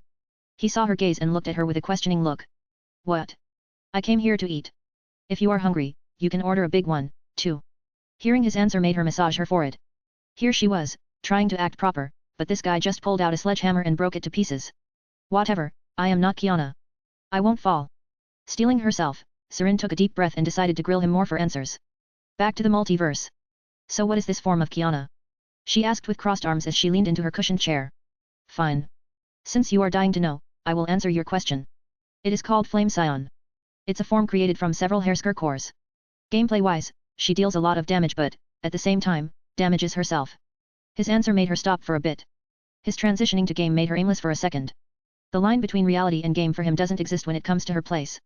It made her speechless. So it's her hairsker form. Not something she inherited from the real Sirin. Yab. She wields both void and fire. Marcus explained to her as the waitress brought their cokes. The hairsker looked at the drink he ordered for her without even asking her opinion. I see. So what is Honkai? The Void Queen asked the burning questions. She died without even learning the truth. It's a force to counter growth. Without it, life could grow unchallenged.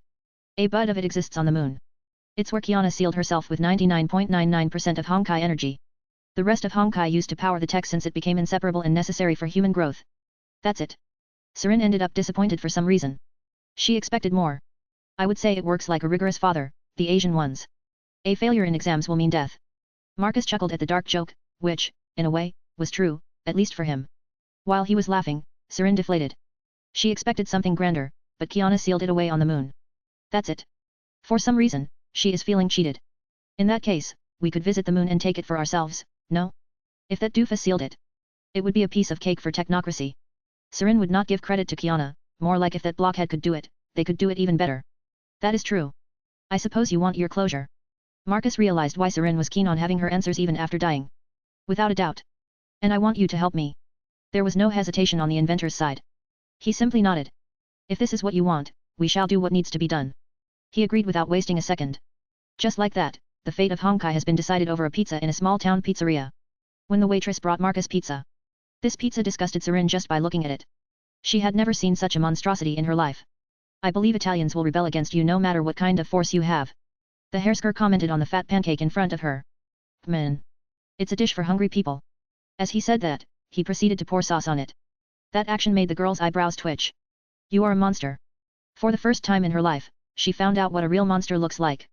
She had seen him make proper pizza before, but now she saw the other side of the coin. The sheer lengths he can go to get a full stomach. Thanks. You are adorable as well. He ignored her comment. Instead, he praised her. His praise didn't mean a thing when she saw that slice of pizza full of sauce. Next day. The group were back at school. Marcus was quite excited for today. He finally got some pictures of Venus and Mercury. The probes are already in the orbits, and with Ars Almadal Salamoni's improved tech, the transmission speed is even faster. 2 days from now, he will have his first pictures of Mars, and in another 2 more, he will have photos of Jupiter. Just for this, he created a custom laptop so that he could use it in school. He decided to design based on the Acer Predator series. But instead of being Acer, he went with the actual Predator using its head as a symbol. He decided on that because it looks cool. Nothing more, nothing less. Do you think it's a good idea to get a laptop for class? Sirin asked with an amused tone. She knows his homeroom teacher, and she no doubt will complain to Marcus' mother. No problem. I will only use my laptop between classes. He explained, and then he remembered something. More importantly, Athena got the maths job. I will finally see her in a professional suit. Marcus directed the attention to more important things. Perv. But it's quite something to learn maths from a wisdom goddess. Is there some magical effect when you learn from a god like that? The hairsker asked him curiously. I suppose there is a chance to create great characters. Semi-heroes? I don't know. It's good potential for an experiment, now that you mentioned. HNNN. Sirin nodded aimlessly. She was still baffled that Marcus didn't do anything to her after the date. To think that Guyuina was right. The hairsker was slightly sour. She thought that as one of his creations, she would have an edge, and he would push her down. But now she needs to go on offense herself? It feels like a loss to her. But on the better side. At least I know that I have the full might of technocracy. She can't wait to see Kiana Kislina's face when she returns with a massive armada which can block the sun and turn day into night. Cast a shadow so dark people will question the day and night cycles. All her muddiness disappeared as she imagined that girl's expression. Someone sure is happy, Enterprise commented as she saw Sirin's smug smile. The aircraft carrier is wondering if the whole date thing was that good. Now she wants to go on one. The hairsker wonders what they are on about. Yeah, I want to. And I am considered the original. Quinella commented with a frown as well. I had semi-one when we were traveling in the submarine. Guyuina added her 2 pieces. I wouldn't mind a proper one. The Dragoness added some more. I would join as well if the Admiral would want. Tirpitz softly added her 2 bits. What is going on? What are they talking about? The Void Queen was confused. Eventually, the group arrived at the school. Marcus noticed quite a bit of foreigners. He never expected to see some in his rural town. But then he could guess that his umbrella was the best. Well, let's see how many of them will save themselves before the fateful day. One could say Marcus is giving a period of grace before the hammer descents. As they were walking, some students were whispering about Sirin. The golden orange-eyed girl's lips twitched as she could hear everyone talking about her as if she were a celebrity. He. I wonder how long it will take before people ask for your autograph. Marcus teased her. What are you two talking about? Quinella chipped in as she noticed the whispering, too. Sirin is a YouTuber. The inventor revealed without beating around the bush. Hey? Since when? The assistant, with a confused tone, asked. This news was the first time she had heard about that. Since yesterday. With raised eyebrows, Quinella checked her HUD and saw only 2 videos on Sirin's channels, but both videos have over 100 million views combined. And the number is rapidly growing alongside those subscribers. All she does is show our place. That's boring. The girl frowned as she dismissed the HUD and shook her head. Why would it be that interesting? Regardless, the group arrived at the first class, which was history. Marcus was paying extra attention to his favorite classes. Well, his curiosity is moving towards if he wants to visit these places once he gets the time travel all fixed up and ready for proper use. Maybe guided tours with some cloak of invisibility. A stray idea popped into his mind. But he brushed it aside for now. Instead, he decided to solve some equations on dimension traveling. He needed to start thinking about how to invade Honkai's world. Speaking of Honkai, I need Latia to show me the lands I own. I need to place that entertainment dome. As he was thinking about that, the teacher walked into the classroom and started the class. That was the 3rd day in a row that Marcus was attending all of his classes. One could say that teachers are surprised that he is playing along to this kind of level. Chapter 91, Athena, the math teacher. Whoa. It looks like the planet is cooking. Yet. Check the layer of the atmosphere. The students who will be doing presentations for Venus and Mercury swarmed around the pictures Marcus brought to them. After dropping the pictures, he returned to his drawings. At this moment, he plans to introduce 2 warships to his armada, the main Star Destroyer and the support vessel for the Star Destroyer. The support vessels will be something akin to a torpedo or missile carriers. Fast and dish damage from a distance. But then I need some kind of vessel for close range. Star Destroyers are the capital ships, and Daedalus-class assault carriers will be upgraded and used for launching fighters and Gundams in the future. That means I need something like a fast-moving and average-size interceptor. It would have a thick hull with tough armor and many turrets. The shape will be a dagger because it can concentrate firepower. Broadside exchange will happen regardless, so turrets on the sides will also be added. It only leaves hangars, which will be only 2. For size, it will be half the size of Star Destroyer, around 500 meters. Marcus then realized an issue. Daedalus class needs to be altered in some way for an assault carrier to be that small. Well, it doesn't sit right for him. I suppose I could relegate the original size ones to construction support. At the same time, the upgraded version could be altered into a proper carrier unit. The inventor proceeded to write down his ideas. Star Destroyer capital ship and carrier plus 3 catapult decks, at least 150 turrets and 4 missile launch tubes. Preferred size, around 1 to 1.2 kilometers long. Interceptor, name, Minotaur class, around 500 meters long thick armor/hull type, fast-moving anti-fighter turrets 2 small hangars for minimal support. Missile frigate, name, Cerberus class, around 400 meters long, loaded with long-range weaponry like graviton cannon and missile tubes, minimal protection. Support carrier, Daedalus Mark II class, around 400 meters equipped with a catapult deck for mobile suits and Starscream fighters. Basic defensive capabilities. Maybe add a comms tower for long-range communications. Marcus writes down the ideas before starting to add more to them. He still needs to come up with a name for the main capital ships. Wait. Do I truly want to have a basic Star Destroyer for myself? I mean, this is for the long term. Nothing like Daedalus, which I developed half asleep. With a frown, he proceeded to add one more type on top of them all. Solomon class, Super Star Destroyer, 4 catapult decks and graviton cannon, primary weapon, plus 400 turret plus 200 anti-fighter turrets, 8 missile tubes. Approximate size is around 5 to 7 kilometers. Of course, we will have rhombus-style reactor support. Massive assembly lines and G.A.T barracks alongside T.A.M.I workshop. The inventor smirked as he realized this would be like his mobile garage. I can use this until my Saturn's garage is complete. That's one evil smile you got there, Marcus. Sirin looked at him with a somewhat awkward expression. Some of his classmates had similar expressions. Solomon's successor remembered that he was in the classroom. Don't mind me. I was thinking about a mobile garage. The inventor waved his hand as if telling people to forget about him. As if. That kind of request is the hardest to ignore, considering what type of crazy stuff he can pull out of the blue. None of the classmates simply forgot. Instead, they got even more curious. Not that Marcus will tell anyone except his girls, as he is not ready to reveal this stuff. After all, no creator loves to show their alpha stage products. School ring. Finally. Math class. Time to see what my Athena looks like as a school teacher. The inventor closed his notebook and proceeded to pay attention. The rest followed his lead and did the same. They are wondering who this new teacher is. They haven't heard many details. A few seconds later, everyone's eyes perked up as they saw hot 20+ years looking hot beauty. This teacher has sharp glasses and silver eyes. Her brown hair is combed into a short ponytail. From today forward, I am your maths teacher for this year, she said seriously. People started whispering among themselves. They wonder why only 1 year. What they know is that to keep the curriculum stable and make sure there are no gaps in education, the teachers remain the same for many years. They had the same teachers since they entered high school. Why only this year? One of the girls asked Athena. Because I don't know how long I will work in this job, the brown-haired goddess explained plainly. She wasn't hiding that this would be a temporary job. Is there a reason for this short-term work? The students have experienced something like this before. They had an interim English teacher before. Marcus even recalled it. It was his sister's ex-classmate. She is here because of me. As my fiancé, she wants to keep a close eye on what I do. Marcus said with a bored tone. He doesn't want to play around the bush. So he told the truth. Athena's reaction was to push her glasses up as she stared at him with an annoyed look. This reveal will be a trouble for her. What? You engaged to a hot maths teacher. For some guys, this was more impressive than his high-tech empire. And no way. Not even teachers are safe. This is not fair. A row behind, Marcus Sirin was snickering. It's only a matter of time before there is a reveal. Wait. Can I use my HUD to record this? With an emphatic realization, the hairskirt girl started checking the settings. After a quick check, she started recording with her eyes. The girl realized that her HUD was a legit computer. She can even edit videos she takes. Hairskirt of reason much.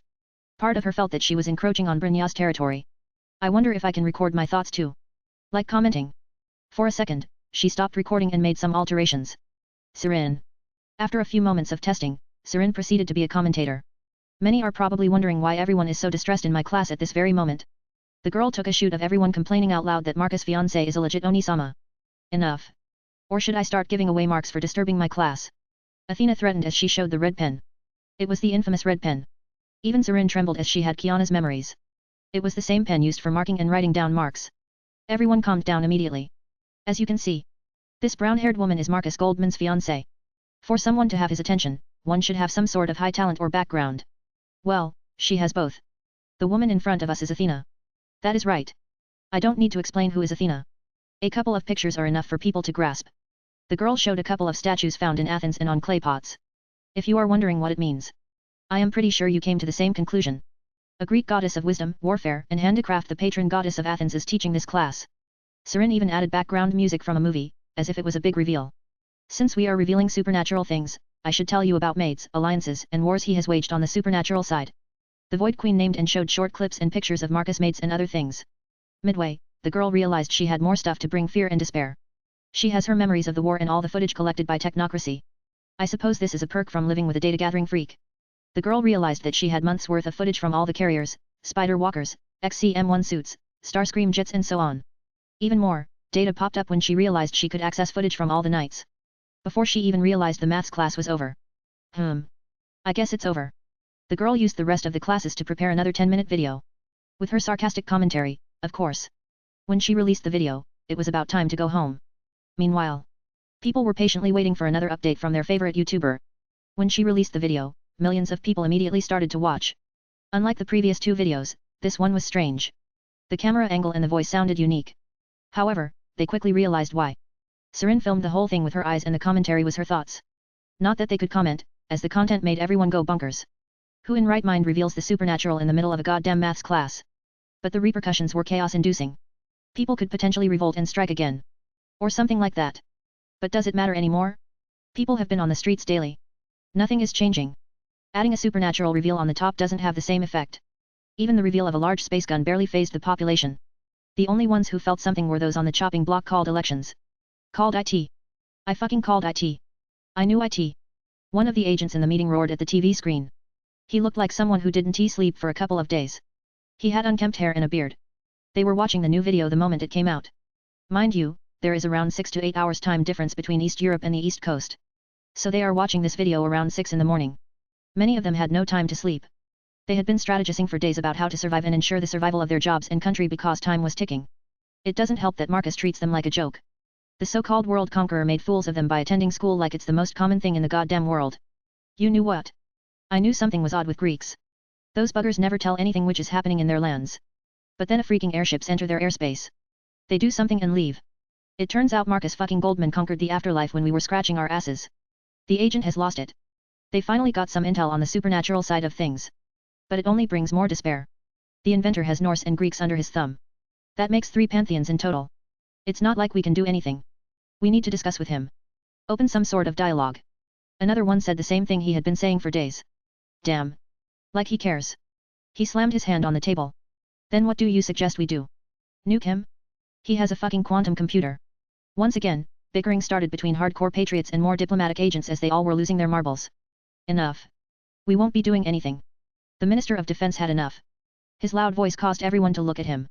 We will simply observe until we have enough intelligence to act. This girl, whatever her goal, is helping us. Everyone started to whisper among themselves. With a new objective in mind, everyone felt better already. We need to keep the doors open as long as we can. Building a spaceship to colonize another planet won't happen in a single year. The minister's one concern was living long enough for the ship to be finished and ready for launch. Back to Sirin. The white-haired girl checked out the comments on her new video. Not surprising. I am not even shocked anymore. I am more interested in this HUD feature. Are these for sale? Does that mean if I pray to a hot goddess she will hear my voice?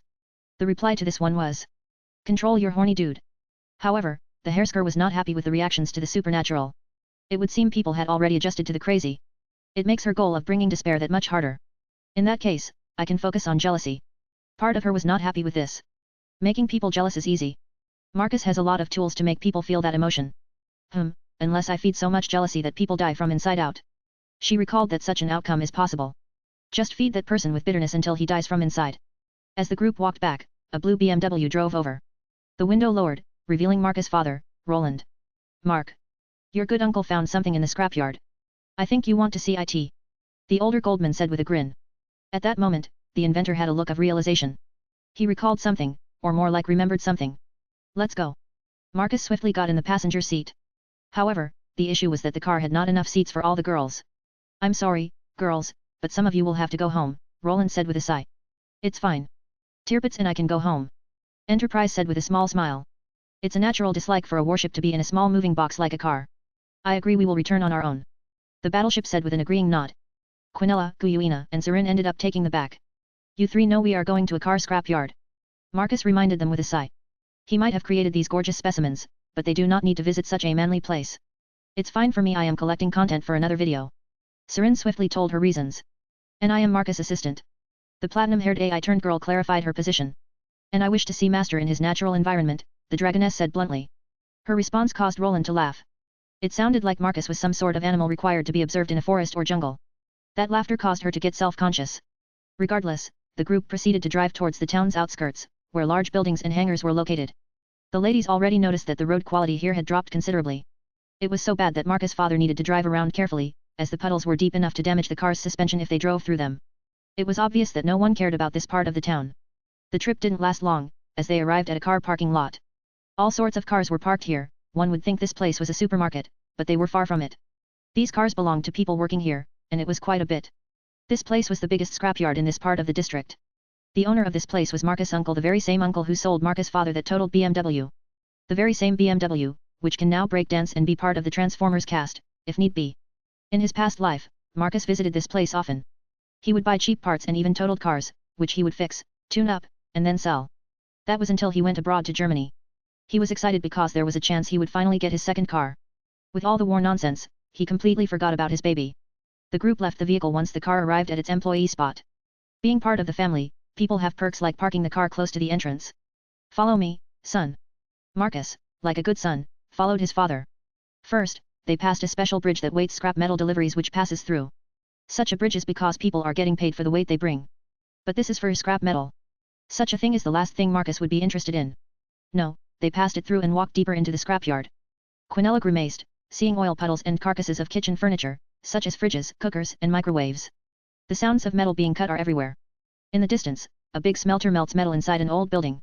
This building looked abandoned, and the missing windows only added to that. Before arriving at where Marcus' uncle stores old cars, they pass several mountains of metal scraps. Marcus could see some Audi, Mercedes, Peugeot, and other cars from the 90s. It was like a time machine for the inventor when he saw these cars. Those are some old cars. Ha! I was driving one just a couple of years ago. Roland snorted when his son said that. With his tech, he can easily make these cars last forever. Marcus didn't comment anymore. He sounded like an ass.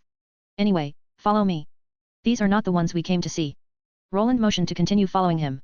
The inventor nodded as they continued to walk deeper, entering a hangar with piles of cars' skeletons, well, more like the frames of cars. Mark. A familiar voice of Marcus' uncle got his attention. The man was oily and dressed in torn black clothes. He wore an old Chicago Bulls hat, the same hat from the 1990s. The inventor's lips twitched when he saw the hat, which was almost as old as his current biological body. His uncle greeted his father before walking over to the inventor.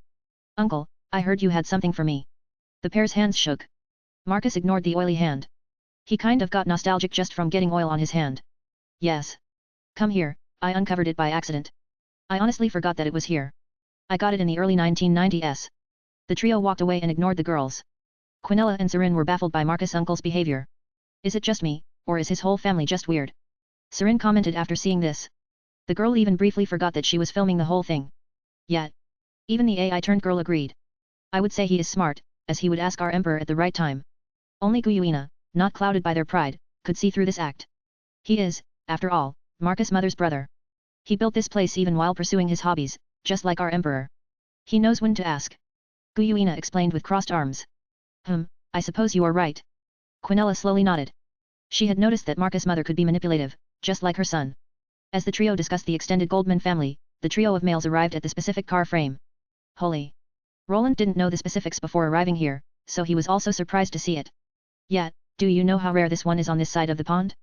Getting one before 1991 was already impossible. Even then, this model was close to 30 years old. What they were discussing was a 1966 Mustang GT. Well, a frame of it. I am more interested in how one ended here in the first place, Marcus chipped in as his hand stroked the frame. The inventor recalled how he had made this car all red last time but had no idea how he would make it this time. Mafia. There is one who still has a Shelby that is almost as old as this one. He even lives close to where my school used to be, Roland explained to his son. Marcus blinked at his father a couple of times. Now that he mentioned it, he recalled a black Shelby visiting the auto shop. It was the same car as in the movie with Nicolas Cage and Angelina Jolie. He can't remember the name but recalled the main car. I could just use my powers to recall. But that's just cheating. He chuckled internally. Well, it was more like he wanted to rewatch the movie. Recalling everything destroys the whole point. Regardless, do you want this frame? Because I will throw this into the smelter with the rest of the old things.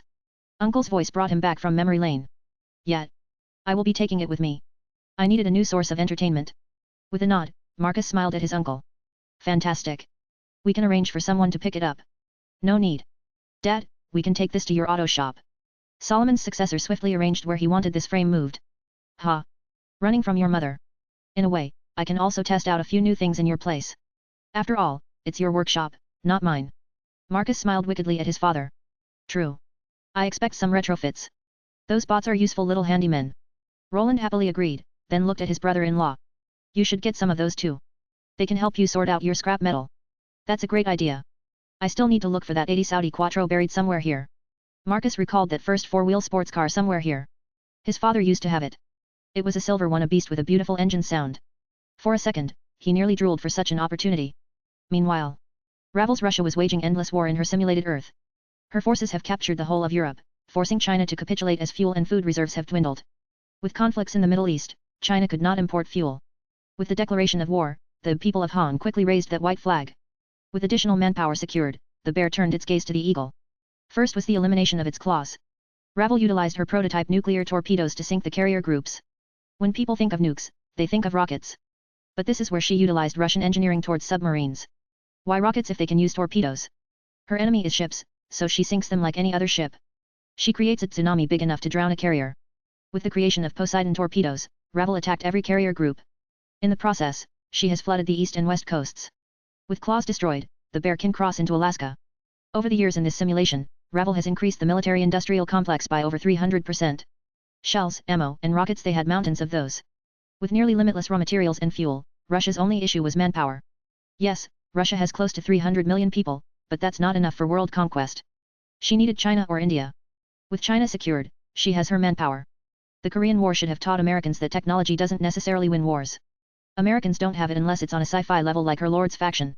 So when more than 500 million soldiers cross over to Alaska, there should be warning bells for American forces. Such an amount is nearly double their entire population.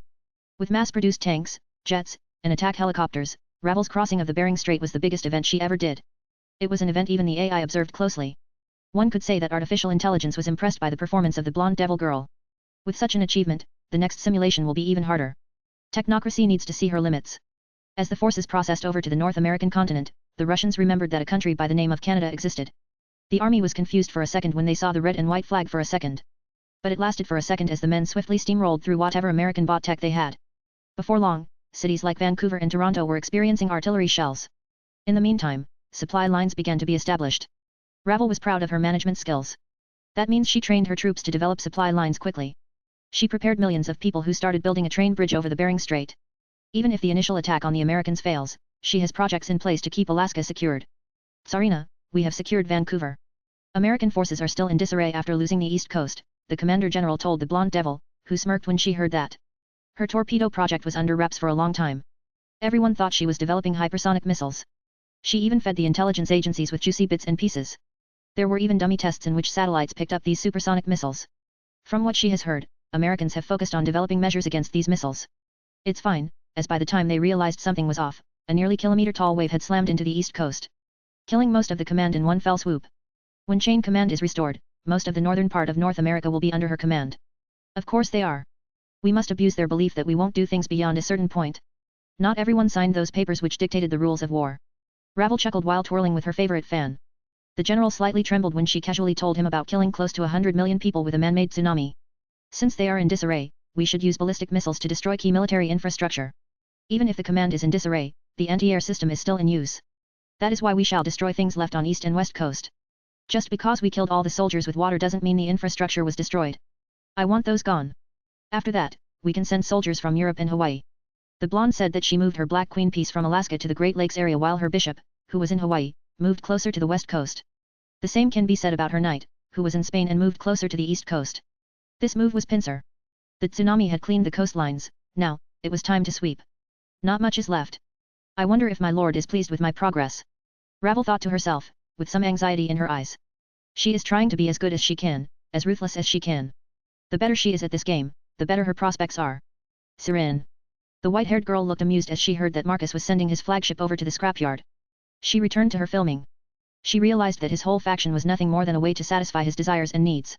The girl had noticed this before, but now that the war is over, he uses his stuff for the smallest things. Need to carry a car frame?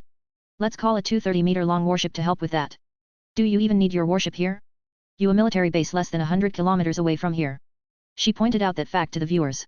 And? I designed these, so I might as well use it. He said that while pulling out his phone. Aurora, sent down a package of Aurora bots for my uncle as payment for the car frame, Marcus instructed his AI. Sirin smiled upon hearing that. It was just like Guyuina said. His uncle smiled as well. Less than 5 minutes later, a meteorite-like object entered the atmosphere. Midway, it slowed down and elegantly landed in the area with the most space. With a loud hiss, it opened up, revealing stored Aurora bots.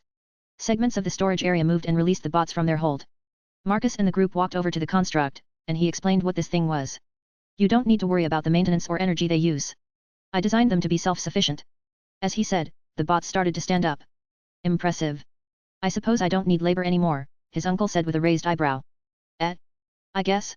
I mean, it's your workplace, you decide. I only send these to improve and retrofit some of the stuff. That building can be reused, and the hangar can be expanded. These bots can do it for you. Yeah, you should see what they did to the house. Roland chipped in. These bots are so convenient. Marcus slightly frowned as he realized he was making his family into lazy bums. He created these meshs to build big stuff in space. But then he recalled how the Army and NASA created a bunch of things not meant for house use originally, now they have stuff like microwaves and touch screens. I see, I can use these for heavy lifting. Marcus' uncle looked away towards all those cars placed one on another. The inventor already knows what he is thinking. Yes, they can do that too. As the group discussed cheap labor, a large object floated over. It was the confiscator, which had arrived here on Marcus' whim. When Marcus saw his warship, he lifted his hands and imagined the much larger Solomon-class superstar destroyer he was planning for the future. His true reason for summoning his ship is to see its size. It's one thing to draw on the paper, and another to experience the scale. He might have told Sirin it was a whim. In a way, it was, but it was more like seeing the depth. Once it rolls out, it will darken the very skies, even in orbit. Part of him was very excited about the massive destroyer, but there was still the issue of the main cannon. What should it be? A positron cannon? A wave beam? He doesn't want another ALS Almadal Salomonis. He already has a multi-purpose cannon. It's a destroyer, it should destroy. What is with that thoughtful look? Golden orange eyes got in the middle of his vision.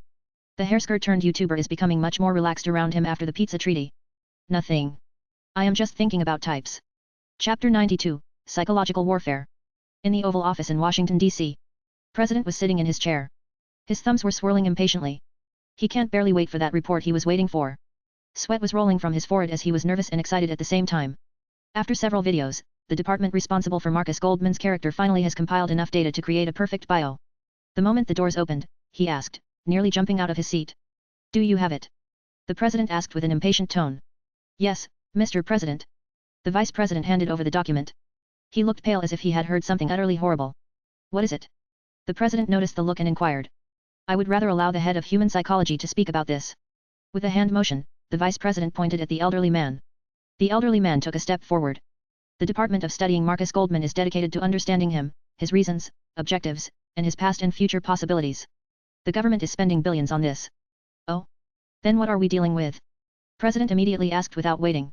Proud sociopath obsessed with legacy. The old man with a blunt voice told him. That doesn't sound so bad.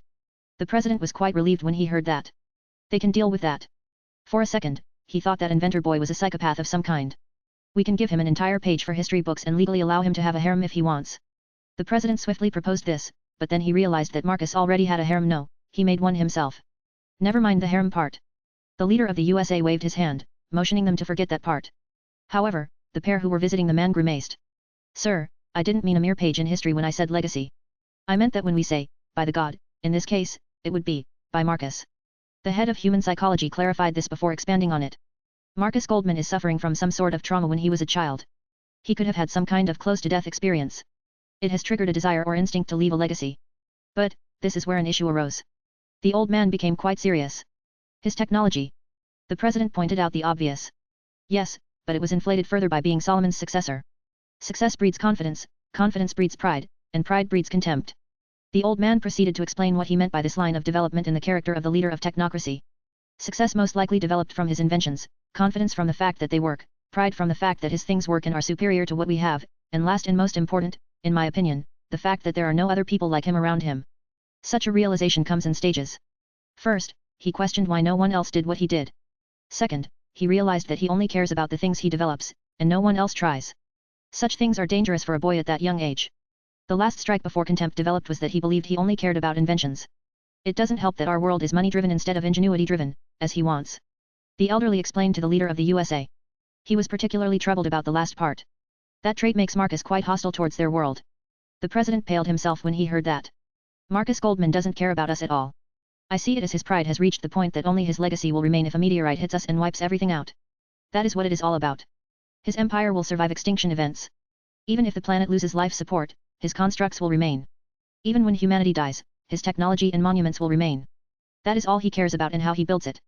I don't know how to expand on this, as this is a glorification of his legacy. Such a thing is closely related to the God complex. The elderly man finished with the summary that bio has much more and in bigger details.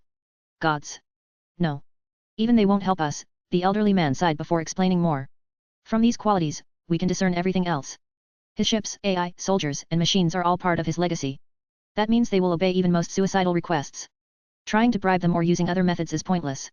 Even if he has children, they will be part of that legacy. I can see them being genetically modified, and his family will be more like a pantheon than a dynasty, as dynasties expire after all. There is nothing we can do to stop this. The president realized the issue. Even if he learned how he clicks, it would only make him more terrified. What about his parents? He loves them. They are outside his contempt hierarchy, but we will be bombarded before approaching them. When he heard that, he could only frown before sighing in resignation. This situation was just getting worse by the minute. Sir. I think we can only survive the impending tragedy by addressing his legacy. The vice president proposed, and the elderly man agreed. That is the only possibility. However, you have to treat this with caution. A sociopath like him, is easily triggered if you address his reverse scale. His pride has clouded his judgment to a specific level. As he sees things through a particular lens, he can easily see that you are trying to mock his eternal legacy by associating yourself with it. I don't doubt he will erase us without even blinking. North Korea was just like that. Kim tried to gun down his airship with primitive technology in his eyes. The result? We all know. What they heard sounded like they were about to gamble with their country and all 330 million people. It was a horrifying thought. Call a Congress. We need to discuss this. The vice president nodded at the request and left immediately. The head of the psychology department stayed with the leader of the USA as he still needed to speak in more detail. He never considered Marcus to be like that. But now it made some sense to him. At the same time, he realized that even if they ran away from him to space, it would mean nothing. He might use the colonists to solidify his legacy further. Meanwhile, as people around the Earth learned about Marcus' true nature, a peculiar sight greeted the workers of Roland's auto shop. A warship casting a shadow floated over the place. A gunship carrying the Mustang's frame landed not far from the garage in the backyard. The auto shop in question is a single-floor building with 5 entrances for car repairs. It was like 5 garages connected into one building, well, more than just 5 garages, as there is space for staff and an office. The best part for Marcus is that this place has a huge yard at the back. It was full of cars in all sorts of shapes, with missing tires or entire sections ripped out. Workers use these cars for parts to repair the ones people bring over. The business is booming, considering Lithuania recently joined the European Union, and people are bringing cars cheaply from Germany. It was one of the reasons why Marcus went to Germany later, as he was the one who had brought those cars over. But this was in his previous life. In this one, he can make parts, build new cars from scratch, or even create new, never-before-seen models.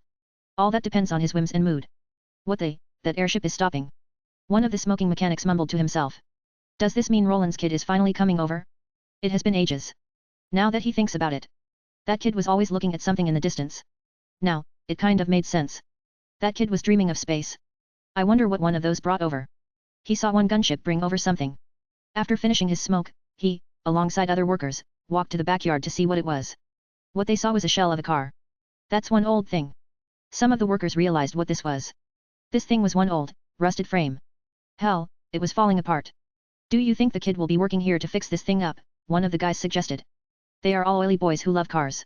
Some have even tuned up their Mercedes, BMW, or the expensive Evolution 9 Mitsubishi. Japanese cars are expensive in Europe, especially for a struggling economy catching up with the more developed West. It's a little tune-up. It's not something major. As they all have families to feed. Most likely, he is grounded from his garage. One of them laughed while saying that. Does that mean we will finally get our Transformers? Another one gasped like a small kid. I hope we do. My wife will kill me, but I don't care. The men solemnly nodded to each other.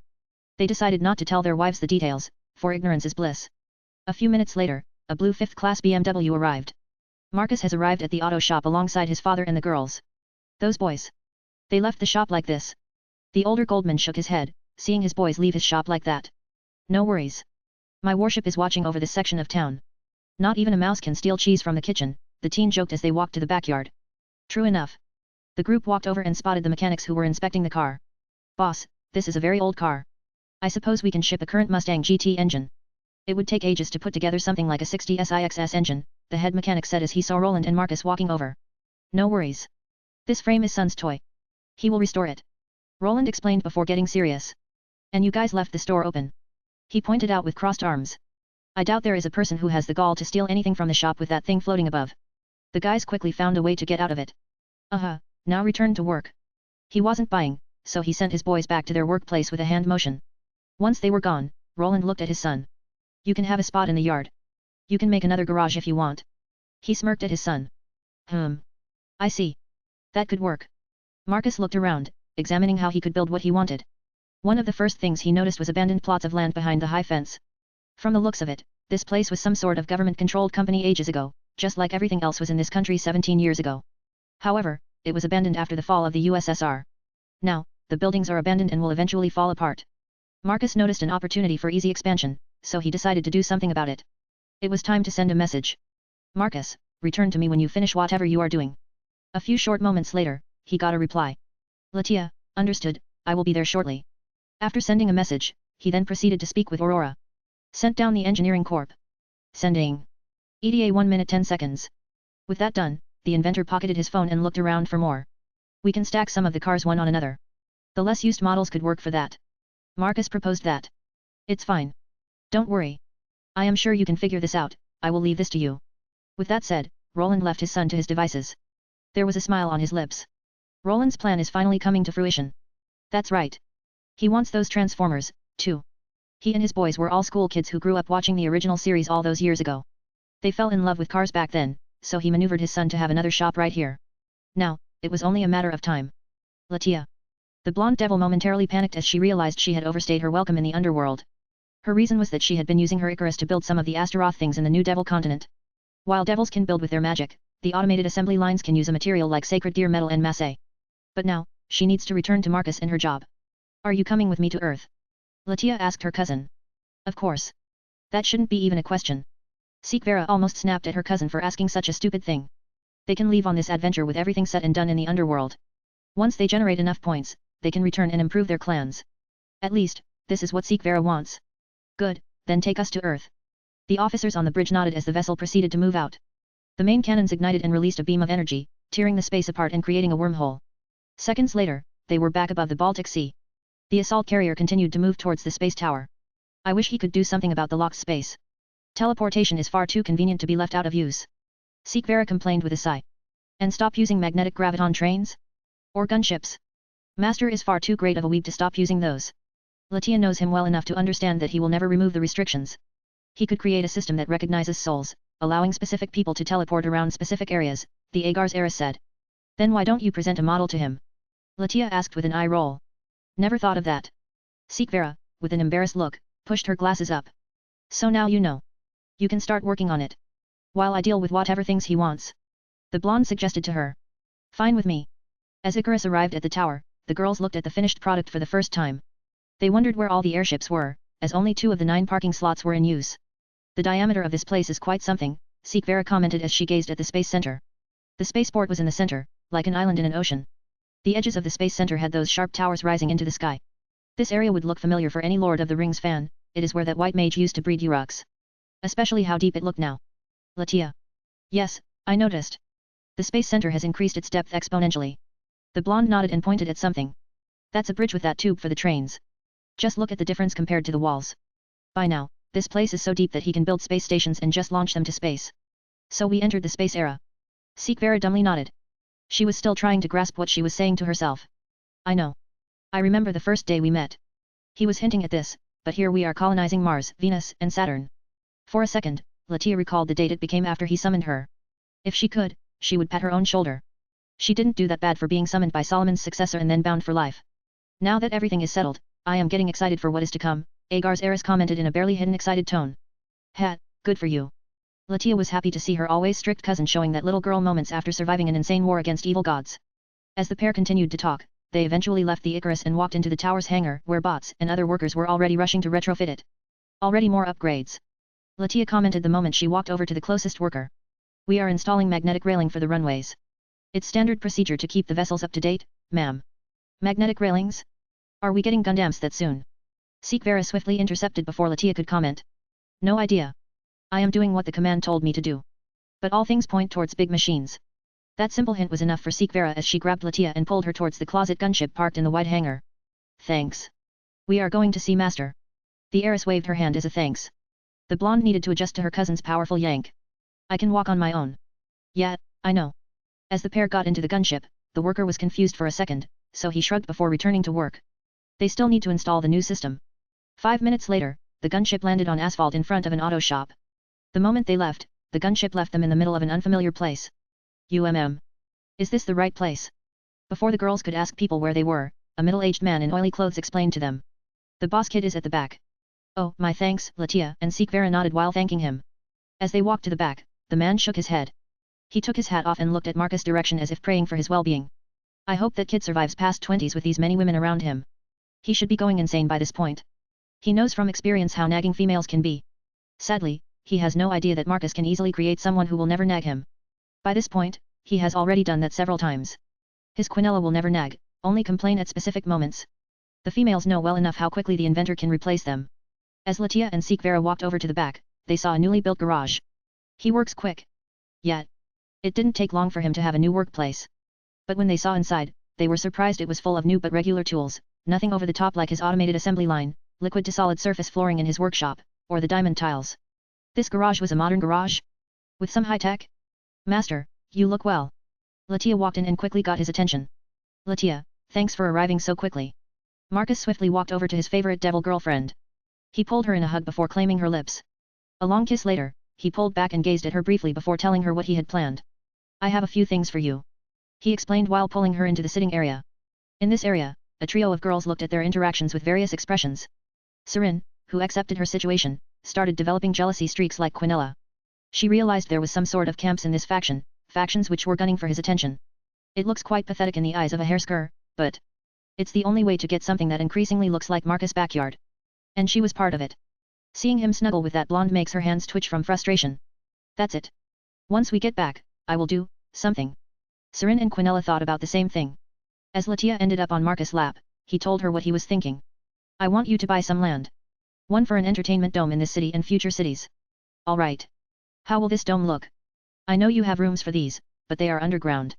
The girl quickly understood what he wanted. She was pleased to learn that he plans to do more than cell phones and laptops. Are they approaching that milestone where they can open those clinics she wanted? The schematics are on the Aurora network. You can check them there. I also need some extra land behind these places. Sure thing, leave this to me. Oh, and those entertainment domes. I am planning to spread them worldwide. He casually mentioned that he changed his mind on something major.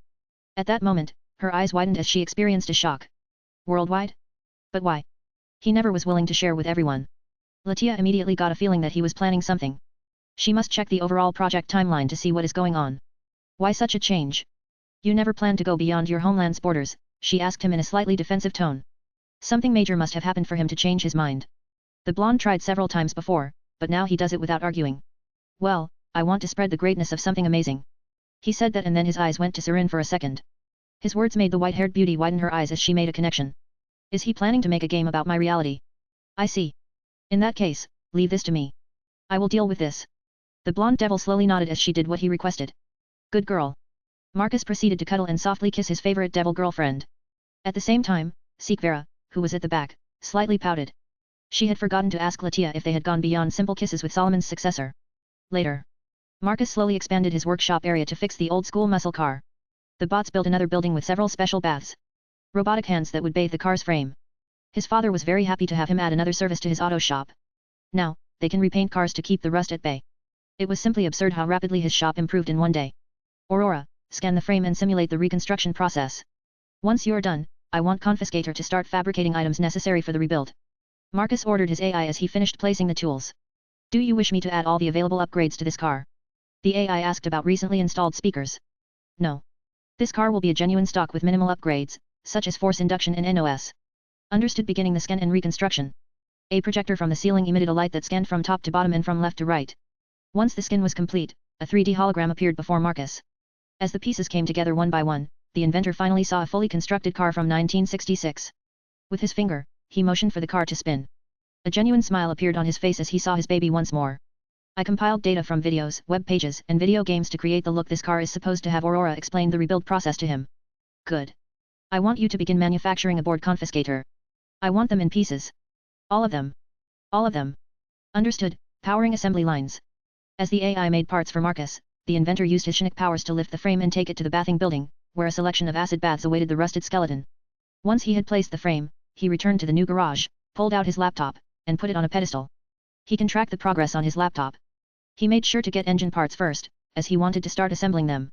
Around 10 minutes later, a gunship arrived, and Aurora bots brought the parts in crates for him. The inventor proceeded to put these together by hand. When Quinella saw this, she was slightly confused. The beauty recalled that Marcus effortlessly put together BMW with his powers, but it could take days to a couple of weeks if he were doing it manually. Is he planning to spend his grounding period like this? But then the peaceful atmosphere was ruined by something Aurora had just said.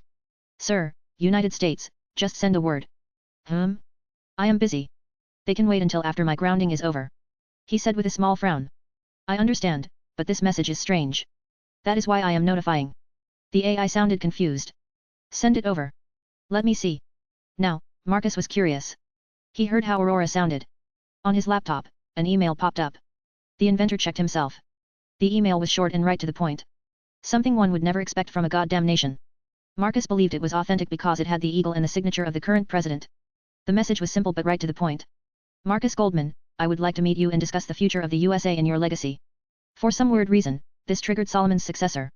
His curious look shifted to an angry frown. Why it's so triggering? He took a deep breath, walked over to the sink, and washed his hands. As he was doing that, he looked at himself in the mirror. His eyes were slightly glowing purple as he was barely controlling his anger. They have been studying me. That much is certain, I am their boogeyman. Do they have some psychologist to analyze me? Sir, please control yourself. Aurora's voice lifted him from his thoughts. He realized everything was floating, even his 3 girls who stayed behind. He took a deep breath, and with casual thought, everything returned to their place. Master. Are you okay? Quinella and Guyuina swiftly walked over and surrounded him from both sides. I am fine. He lazily waved his hand before instructing his AI. Tell them I will visit them in 2 hours. Understood, relaying the message. After hearing the all clear, he proceeded to walk towards the wide door. The sun had already set, so it was dark. Not that Marcus cared about such a thing. Wait. We are coming with you. The platinum-haired assistant rushed after him. The girls are weirded out by his actions. He won't be requesting a gunship to pick him up, will he? Whatever that message was has infuriated him. Do those idiots not want to live anymore? As 3 girls proceeded to fly after him to the confiscator, the moment they set foot in the hangar bay, the door sealed behind, and the assault carrier proceeded to fly towards the Atlantic. The vessel's crew knew they had 2 hours, so they adjusted the speed to last just the right amount of time. As Marcus went to the lift, he went directly to his quarters. He needs a shower. What is going on? Sirin was the most confused. It was like someone had flipped a switch in his head. Psychology, Quinella explained to her. With a hand motion, a hologram appeared before the white-haired girl. The United States has deducted our master's character. They are pulling straws by this. They are willing to gamble their country by triggering our master. Funny enough, Sirin understood this. She knows this well. In her world, desperate actions are the norm. I understand. The hairsker proceeded to read the psychology summary Aurora has acquired from governments worldwide. She found some interesting things. There are some very disturbing things as well. Some of it will be useful to her. It's only fair as Marcus knows everything about her while she knows only the bare bones until now. And what are we planning to do? These humans are trying to manipulate our leader, Sirin asked the pair after reading for a while. Standard protocol dictates extermination if enemy compromises the supreme commander. Guyuina almost mechanically recited the protocol of G.A.T. So, Ars al-Madal Salomonis is positioning for firing. The hairsker realized what this meant. Precisely, with current strength, even 1% is overkill. This cannon is not meant for firing to Earth but away from Earth. Quinella explained as she motioned for the pair to walk with her towards the bridge. She needs to assume the command and prepare the troops for demonstration. Meanwhile, people are scrambling to prepare. The government was in semi-panic mode. They predicted similar responses, but anticipating and experiencing were 2 different things. They might have been brash, but this was the right choice. At this moment, they knew where he was. It would have been game over if left for space as they truly watch what he is doing there. But their chances were greater as long as he was on the planet's surface. Police barricaded sections of the city as quickly as they could. Thankfully, people learned about this quite late, so they didn't have a chance to gather and form groups to observe. With police quickly in place, the National Guard was also deployed, but they will be late to the party. As the clock ran out, the clouds were blasted apart as a dark silver warship with golden graviton projectors. The monstrosity cast a dark shadow on the late afternoon sun above the capital. Seconds later, 4 objects freefall from the sides of the warship, landing in a clear area prepared for them. The government's welcoming party waited outside the Capitol building. They paled from fright when they saw the 4 mesh slowly standing up. Are those flamethrowers? After that, there were jet fighters who transformed mid-flight into Starscream transformers. After machines it was time for Mandalorians with jetpacks, and only after them were gunships, which brought Marcus Goldman over. The gunship's side doors slide open, revealing tall and bulky golden-armored royal guards with ornamented tower shields and plasma pikes. As they spread out, Marcus Goldman emerged with an annoyed look. He wasn't dressed fancy but in a black and golden hoodie with slacks. He looked more like a tourist than anything. Behind him were his 3 girls, who had similar expressions to his. "I am here. Who wants to speak with me? My patience is limited." He spoke in an indifferent voice, very different from what people saw in the videos. "Follow us, Mr. Goldman." The middle-aged men nervously motioned to follow them. With a snort, he proceeded to follow. Chapter 93, Deadline of 4 years. Around 1.5 hours ago. The lift arrived at crew level, the double doors opened, and Marcus walked out. His gaze went to the doors at the end of the corridor. Without wasting time, he walked to the doors. Upon arrival, it opened automatically. An above-average-sized living room and kitchen were put together on the other side of the doors. Marcus ignored the room and walked towards another corridor with several rooms. He went to the closest one. Upon entering, it was a bedroom, but his eyes went to another door, and he went there. It was the bathroom with a shower. The inventor quickly undressed, threw his work clothes on the floor, stepped into the shower, and turned on the water. With the water running, he closed his eyes and started to think and relax his nerves. As Quinella and Guyuina were discussing scenarios, most of them are extermination-based, by the way. Sirin felt that she was not needed here. Those two know the protocol and all that nonsense. So, instead, she decided to go somewhere else and address the biggest issue in this mission, Marcus' mental state. As someone who has been controlled by external forces and brainwashed to exterminate humanity, she knows a thing or two about this. So she proceeded to look for him, not that she needed to look far. Her HUD became even more powerful inside a Daedalus-class assault carrier. Who knew I could control a warship with my mind? She was surprised that she could control what to make and which turrets to use. It was like playing a video game. With such an assistant, she could find the Supreme Commander's quarters and where he was specifically.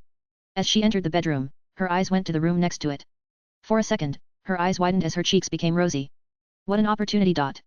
She walked into the bathroom and proceeded to undress as well. One by one, her clothes dropped on the ground. Once she was naked, she slowly walked over to the shower doors, opening them and slipping and closing behind her. Then she leaned forward and hugged Marcus from behind. She could sense that he stiffed just for a short second. That was dangerous. He commented on her actions.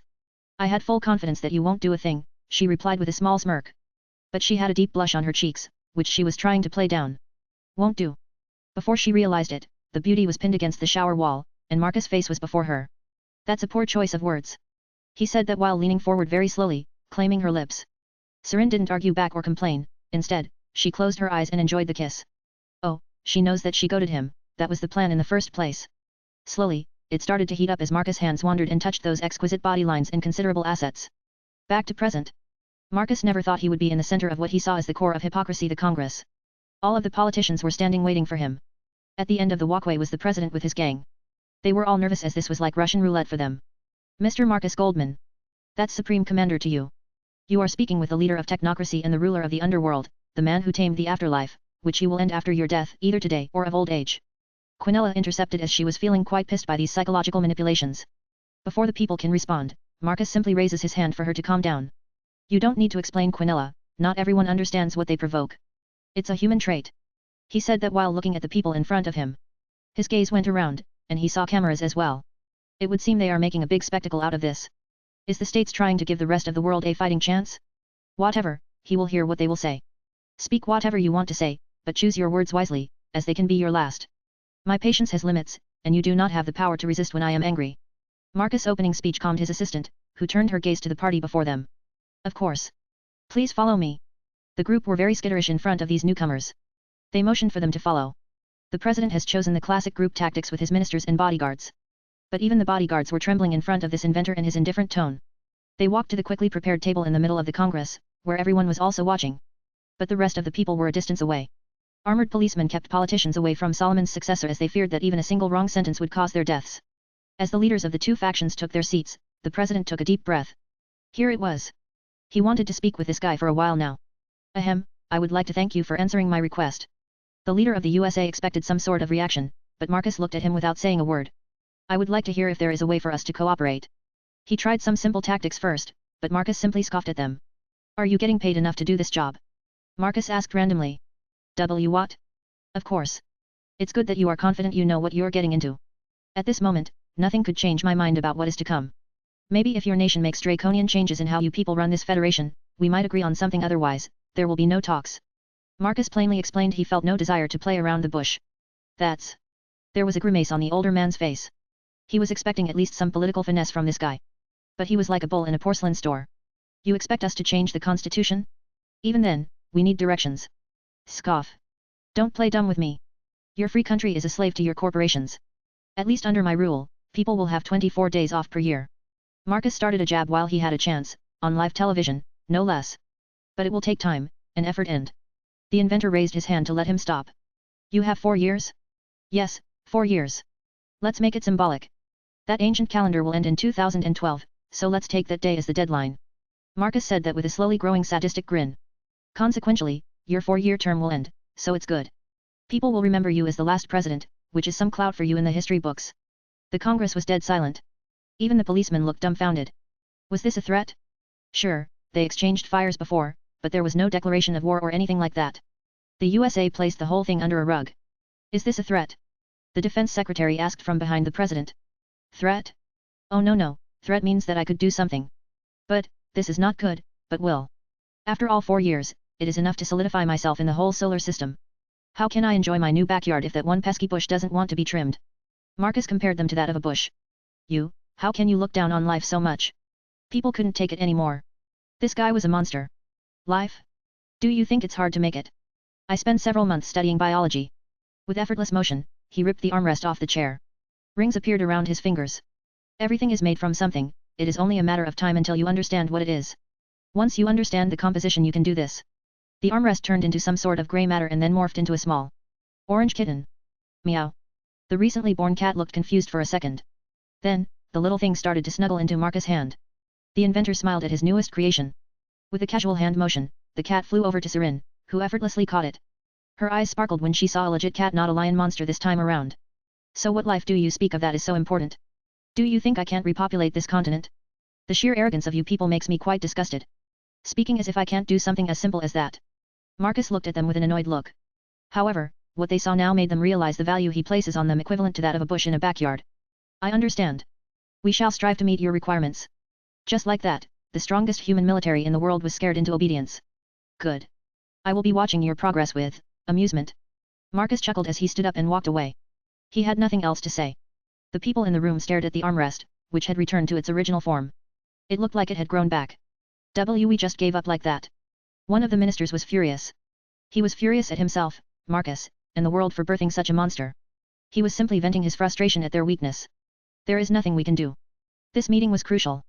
This gamble revealed our value to him, and, thanks to the message I sent, we saw his real face. The president clarified his original intentions. And if we failed? Made him angrier. His secretary asked with a pale face. She had this feeling that she knew the answer. Well, it was a live broadcast. So we would be dead, and the world would know not to repeat our actions. By God. Yes, well, he won't help us either, remember? Marcus owns the afterlife. The vice president sarcastically told her about that. It was dark humor, but they needed something. Not helping. Whatever hope they got from that psychology report disappeared, shattered into a million pieces and was blown away by cold winds. Regardless, we have 4 years. I want a roadmap for the changes we have to make. There is no going back after this, so do not hold back. The president brought everyone back from depression. They don't have time for that. Understood. Everyone left the Oval Office to return to tasks while the president pulled out a bottle of Jack Daniels and poured it into a glass. For the beginning of the end, he said in a bitter voice as he took a shot. At least I won't need to worry about re-elections. He chuckled at the self-made joke. However, in the next second, he nearly started to cry, and despair clenched his heart like a vicious monster. Well, that went well. Azazel sarcastically chuckled as he was watching the TV broadcast from his flat. I think it was a coward's move to use such mental tricks, Vala commented with a frown. It makes him angry, just imagine someone using his traumas against him like that. He is surprised that Marcus didn't just nuke them. The White Dragon Emperor had no idea that someone had deflated Marcus' anger before he arrived at the Congress. Otherwise, Marcus would have taken some casual actions to relieve his stress in a more violent way. You have to look at this from their perspective. They have no means to fight in a physical or economic fight. They could use underhanded methods, but that doesn't work, as the protection here is on a different level. The only thing they could do to start a dialogue is address his mental state, Azazel explained while sipping his coffee. But this is interesting. Marcus' profile ended up on the internet. The USA was ready to take a bullet for the rest of the world. But the web is not secure, Aurora is everywhere, so they should have prepared physical copies. The leader of the fallen angels was thinking of getting these papers somehow. But not now. His position is not that secure yet. By this point, it is just sheer curiosity he wants to satisfy. And? They are lucky. Instead of doing these stupid things, they should think of ways to survive. Oh, there is no doubt something big is happening behind those doors. Humans are far too stubborn to give up.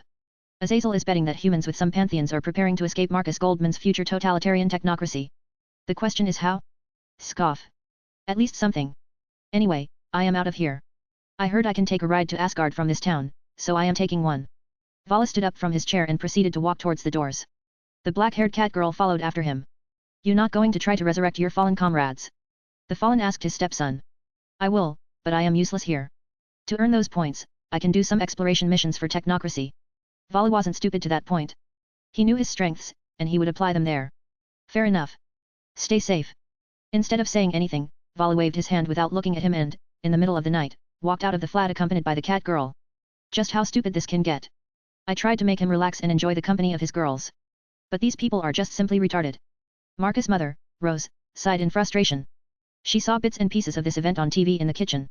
War is war, and the matriarch of the Goldman family was nervous that the consequences of the war would have another lasting effect on her son. It especially made her nervous when he blew up an entire country. Staying home and forgetting about the wider world was the best form of healing, especially with all those ladies around him. It was the perfect plan. It worked before with that BMW Roland got for Marcus. But now, these morons from the other side of the pond are poking a sleeping dragon. Well, a lesson or two won't hurt, she thought to herself as she pulled out her phone and called a specific number. Ring. Ring. Ring. Yes? Hello? How may I help you, Mrs. Goldman? A rough voice spoke from the other side of the phone.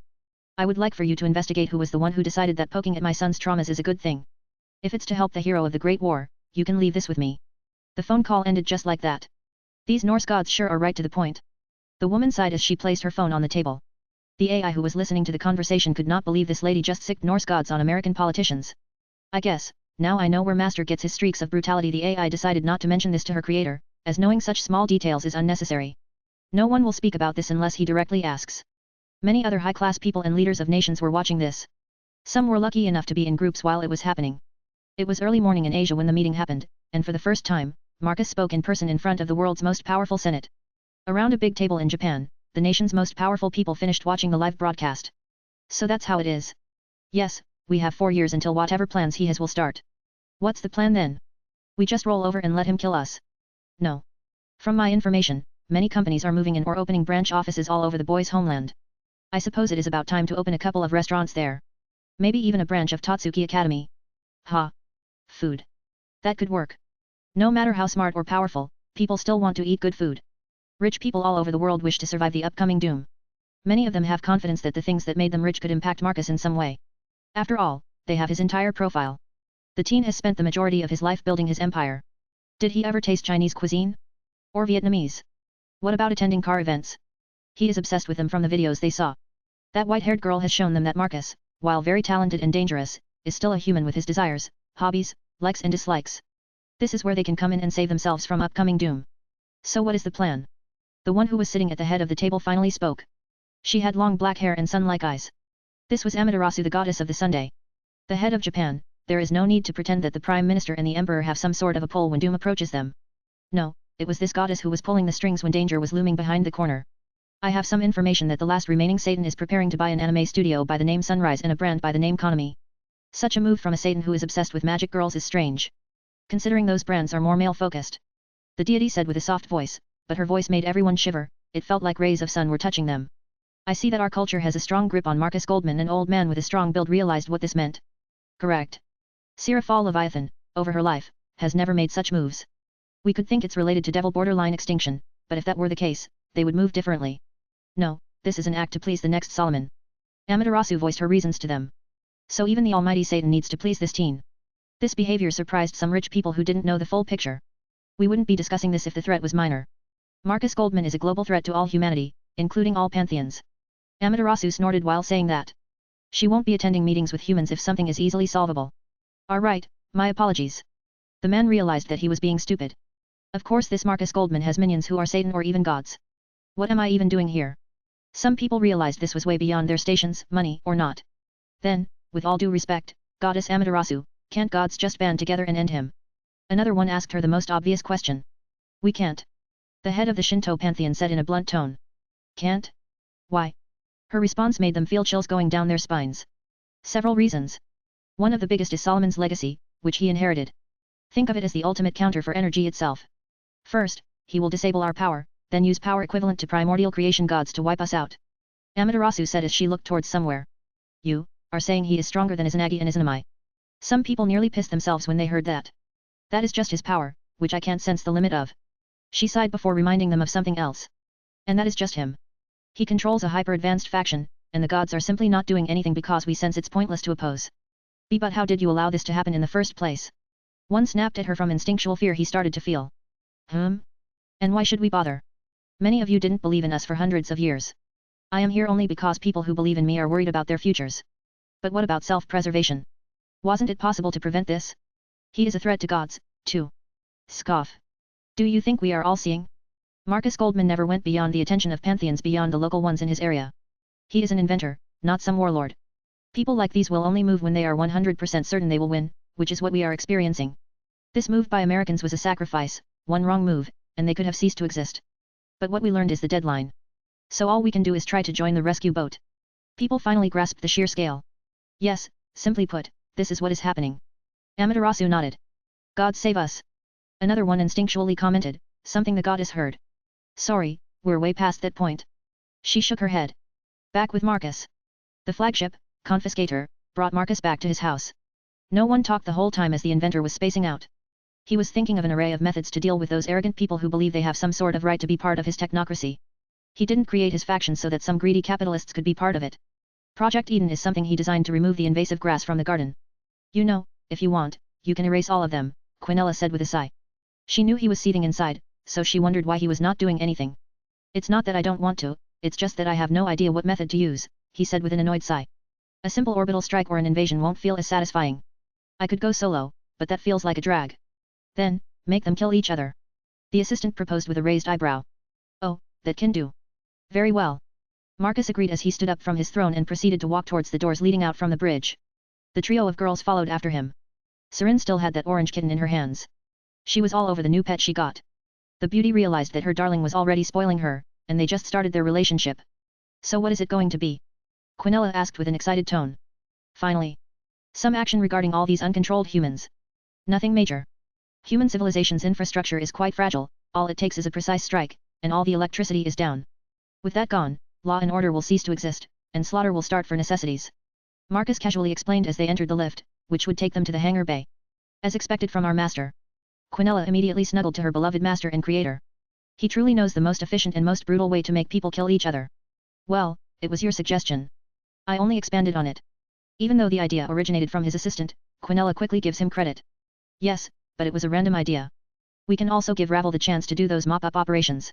With the world fractured like this, she can start quickly cleaning up all those useless cities. Quinella already had a bunch of ideas about what to do. Yes, however, I will be collecting all the landmarks. Like the pyramids. He casually opened a new chapter in his collection book. Of course. We can start by expanding technomancy related to space manipulation. The platinum-haired beauty nodded in understanding. With the idea of how they would clean up the planet, it was time to return home. This went from 0 to 100 real quick. Seren thought that her visit to the shower room would calm him down. But, all it did was increase the brutality of how he would deal with the masses. Oh well, I did try, but it's not my place to rescue the greedy. Smart people will save themselves. The trip down only lasted a few seconds as they were quite close. After dropping them, the gunship and confiscator flew away to their position above the auto shop. The airship still needed to support Marcus in reassembling his car. As the group of four entered the house, Marcus' mother greeted them. The girls had a worried look for a second, but what they saw made them jealous. His mother went over and hugged him. Oh, my baby boy, how dare those politicians mess with your mental health like this?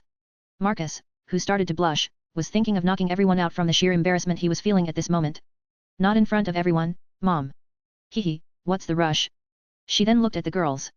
She could see the sheer jealousy in their eyes. Oh, you poor things. Let me hug all of you, too. She let Marcus go, went over to the trio, and hugged the girls one after another. They had very similar blushes on their faces. A few moments later, she finished her hugs and quickly noticed the orange cat Seren was holding. Did you pick up a stray in Washington? She asked the girl as she noticed the kitten.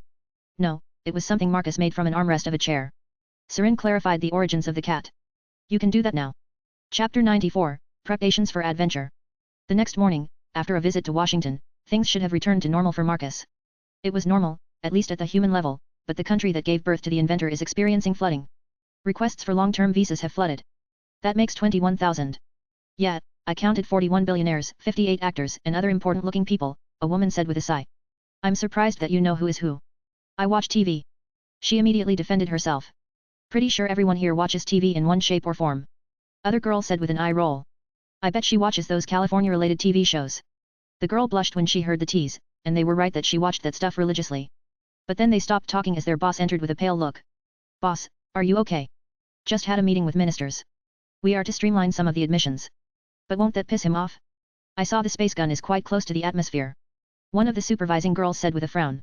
While she doesn't care about what is happening on the other side of the pond, she is worried about accepting this many immigrants. I know, and the government is negotiating. I understand that people will spend money to enter the borders. Isn't it pointless? Marcus Goldman will eventually take over. Money will be useless. The other girl said with a confused look. That is in the future. We still need to live now. Besides, most of these rich people have talents. Fine, I suppose.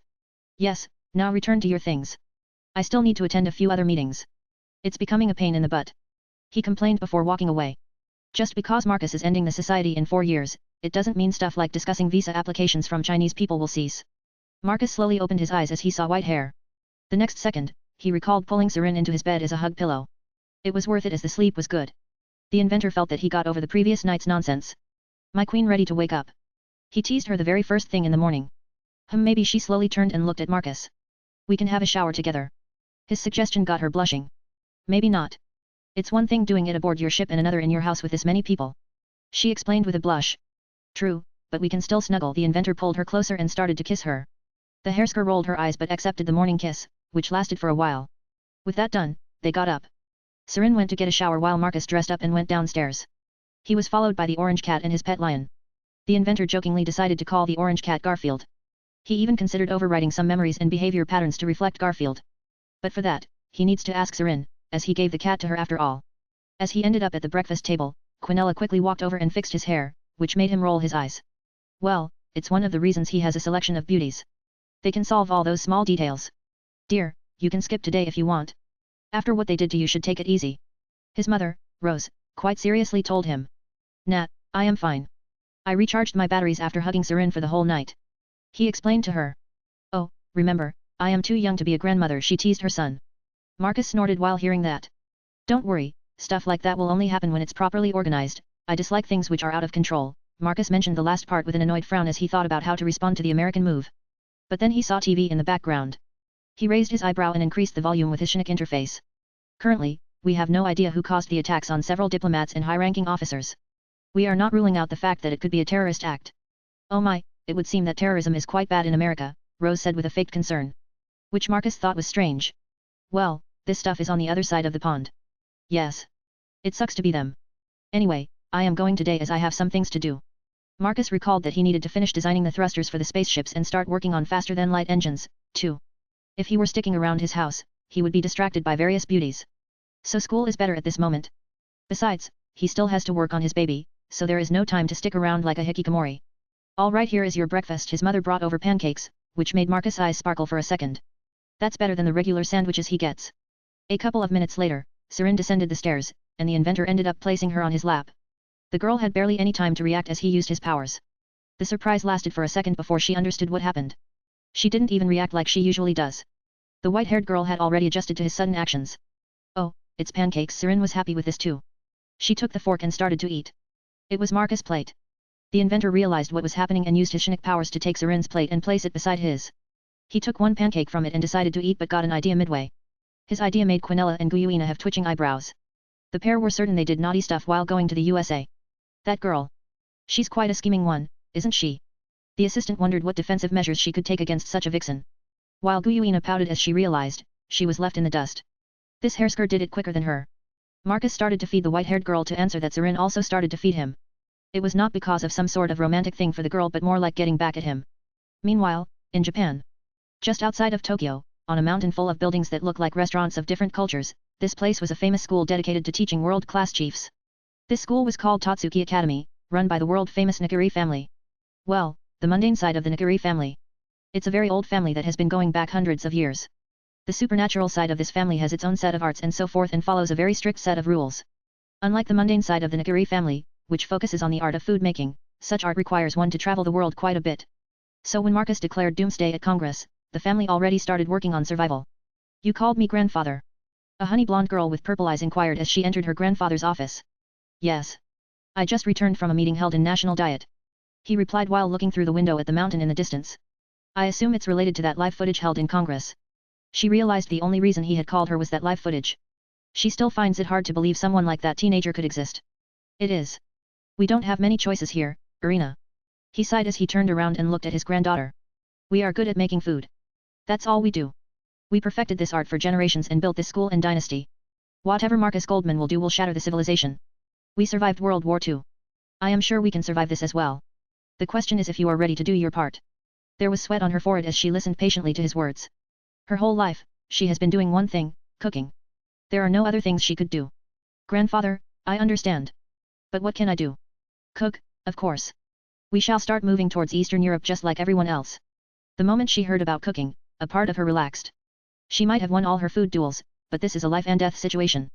The moment he doesn't like her food, he could nuke her home. It doesn't help her relax.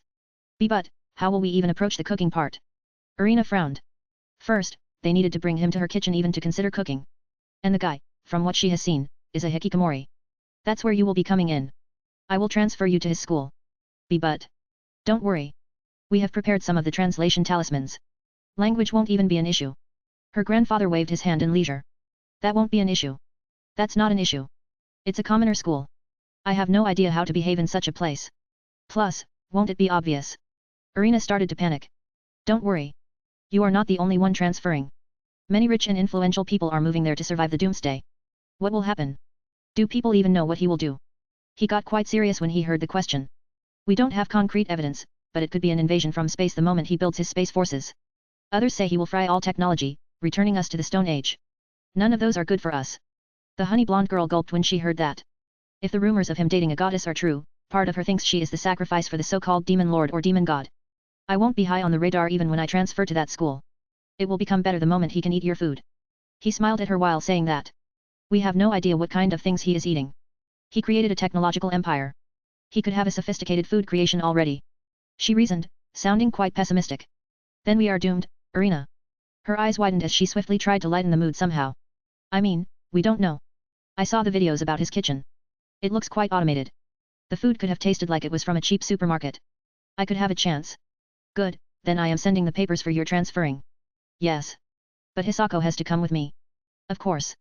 She is your assistant. Her grandfather agreed with her request. Good, then excuse me, I need to prepare. Irina turned around and started to walk towards the doors, her steps a bit wobbly. Before she could leave, her grandfather said a few more things. This is the only way. I wouldn't be doing this if we had an alternative. If we move to his country, we will have no idea what will happen to the food industry. Simply living is worse than being dead. I hope you understand that. He said this with a pained voice. Irina slowly nodded. She knew that if they were going to get reduced to eating protein bars, is worse than death. After leaving the headmaster's office, the old man sighed and looked back at the distant mountain. He wonders what the future has in store for them. If they are successful, will they have restaurants on Moon, Venus or Mars? Now that is interesting. This is quite a gamble. On one side, it's death. On the other side, there is space and a limitless future. The old man said to himself as he was both intrigued and terrified. My lady, how was the meeting? A girl with short pink-haired girl asked Irina. Instead of saying anything, Irina offered her hand. The girl, with confusion, took it. She could feel how much it was shaking the moment she touched it. That's how I am feeling. The honey blonde girl clarified. What happened? We are going to Europe to get sacrificed to the Demon King. No, I haven't been reading shoujo recently. What I am saying is that we are going to seduce Marcus Goldman. Irina clarified with a strained smile. She sounded sarcastic even. Ha! Hisako almost passed out when she heard that. Irina knows well enough. Her knowledge acquired from shoujo mangas tells her that she won't have a chance to escape if she attracts the attention of the big bad guy. She will be doomed to be his. That is if she can even get his attention. The females of his creation surround the guy. As ridiculous as this sounds, my odds are very low. Marcus. Feeling jealous, Quinella decided to hog Marcus's attention in school. The moment the bell rang that it was break time, the beauty sneaked onto Marcus's lap and proceeded to cuddle. Her behavior was something the inventor swiftly adjusted and continued to draw the internal parts of the thruster.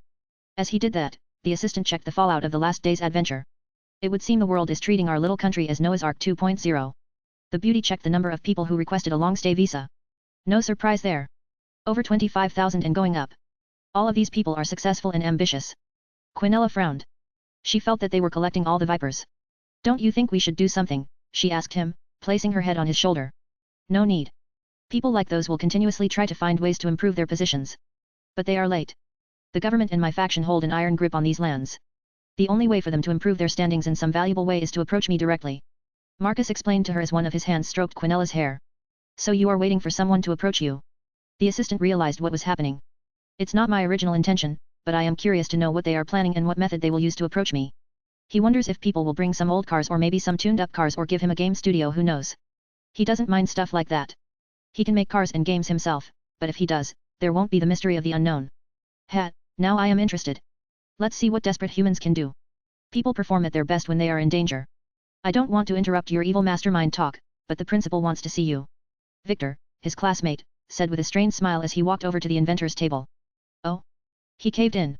It's about time. Marcus closed his notebook and motioned for his girl to stand up.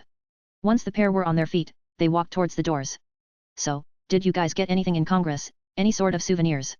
Victor asked Guyuina and Sarin, who didn't walk after Marcus. Behind them was Enterprise and Tirpitz, who were playing battleships. Those two were in a world of their own. Oh, I did get something. Space rippled next to Dragoness as a box dropped out. The teens ignored that little thing. By this point, they didn't care anymore. It's like in the military, you get phased by gunshots and tanks and stuff, but after a couple of days, you get used to it. This was the same. They see at least a couple of airships with Starscream jet fighters pass daily. At first, they get spooked, then annoyed, and lastly, they don't care anymore. The most important part is that these things barely make any sort of sound when they pass through a city. As Victor thought about his strange life, Guyuina opened the box and showed the content. It was a box full of blue pens with eagles on them. Did you steal the whole box full of pens? Sarin stopped reading manga and looked at the Dragoness. What? I am a dragon. Of course, I hoard. The silver-haired beauty didn't even hide the fact that she had taken a whole box of pens from the Congress building. As she said that, she noticed that everyone looked at her as if she had done something weird. Fine, fine. You can have one if you want. With a sigh, she started handing out the pens. Sarin snorted, seeing how self-conscious the Dragoness suddenly became. Sure enough, the whole class soon had fancy pens from Congress.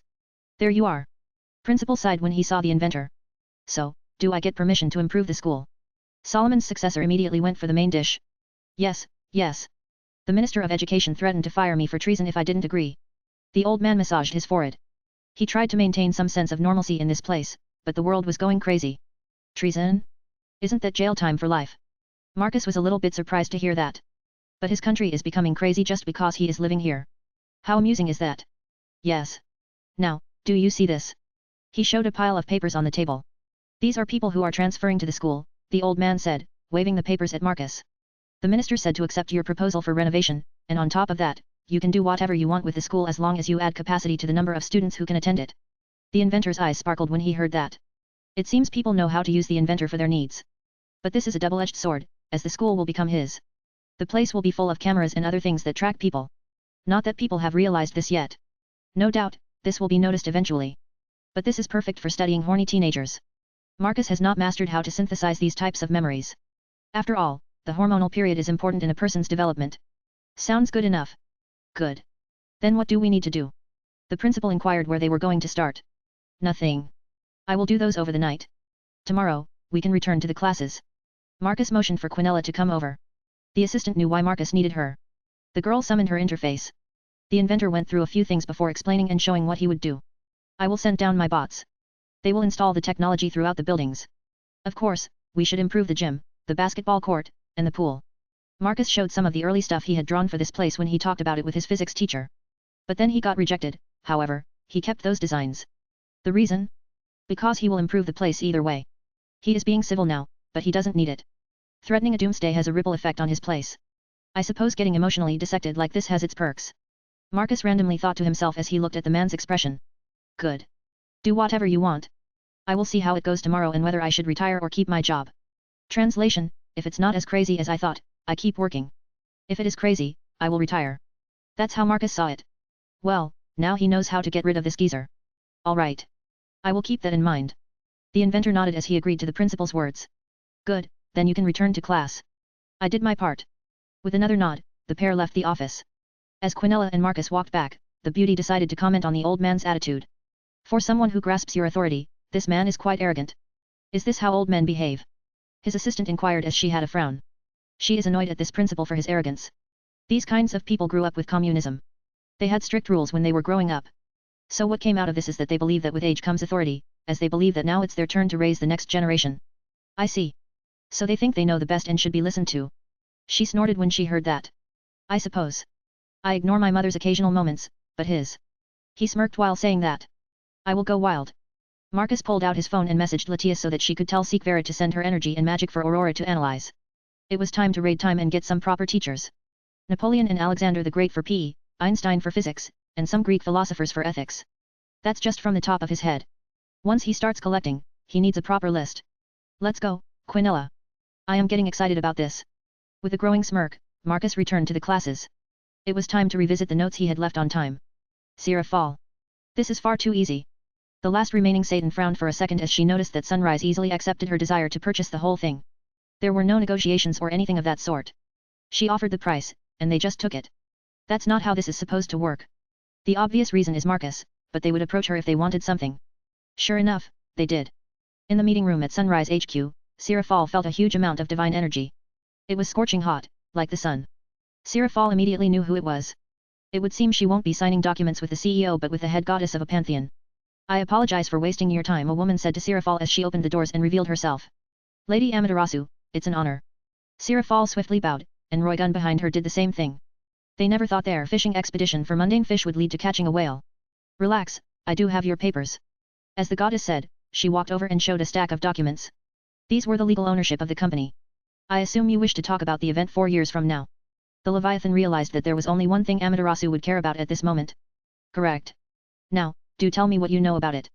She sat down at the opposite side of the table and looked at Sierra Fall with a neutral expression. Sigh. She sat down in her chair, crossed her arms, and closed her eyes. Sierra Fall needed to collect her thoughts about this. The project is called Project Eden. It would follow the underworld's example. The remaining devils live on a small continent. The remaining is technocracy's land. Fallen don't exist anymore.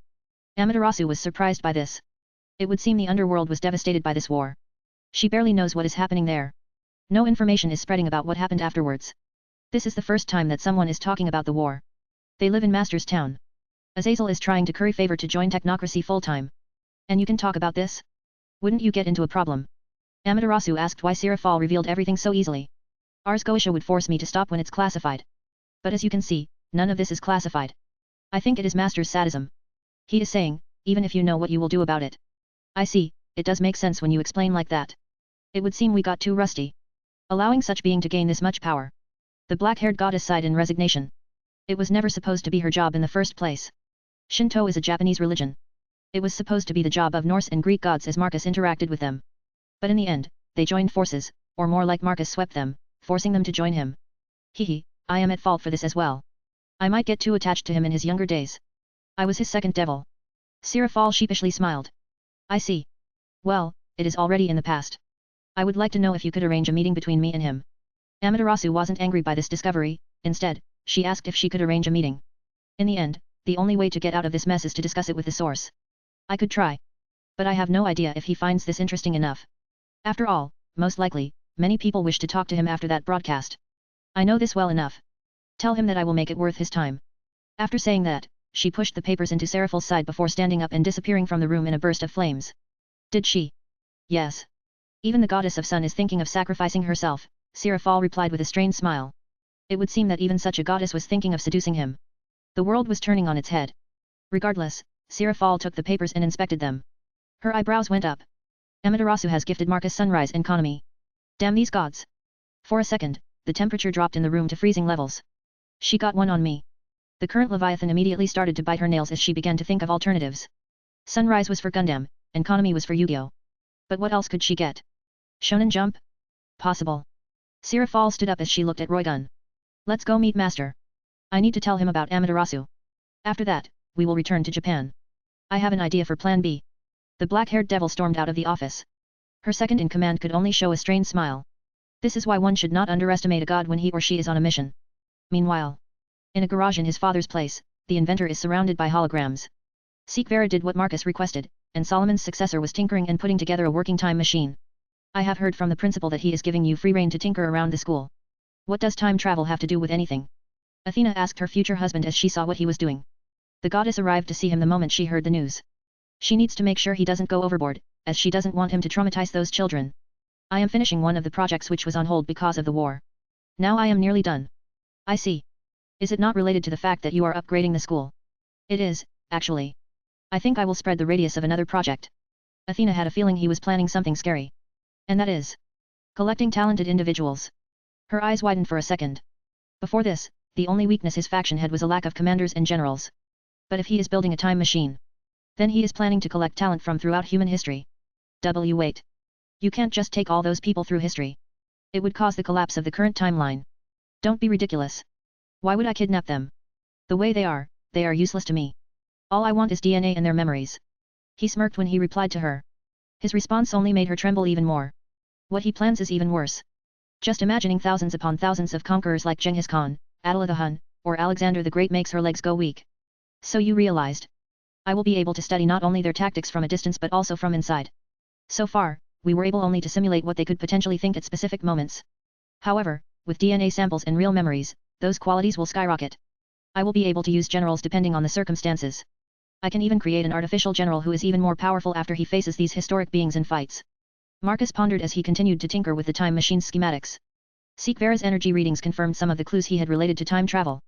Now that he knows the details, which are based on a river concept, he can start working on the real thing. You don't waste time. She relented after showing a strained smile. If he is that deep in this rabbit hole, there is no way for her to pull him out. But then a familiar voice got their attention. Master. I got something for you. Marcus and Athena looked at the source. Sirafal was walking towards them, waving documents in her hands. Sira? What are those? The inventor asked with a curious look. For a moment, he stopped with his work. These are things Amaterasu gifted to you. One of his eyebrows went up.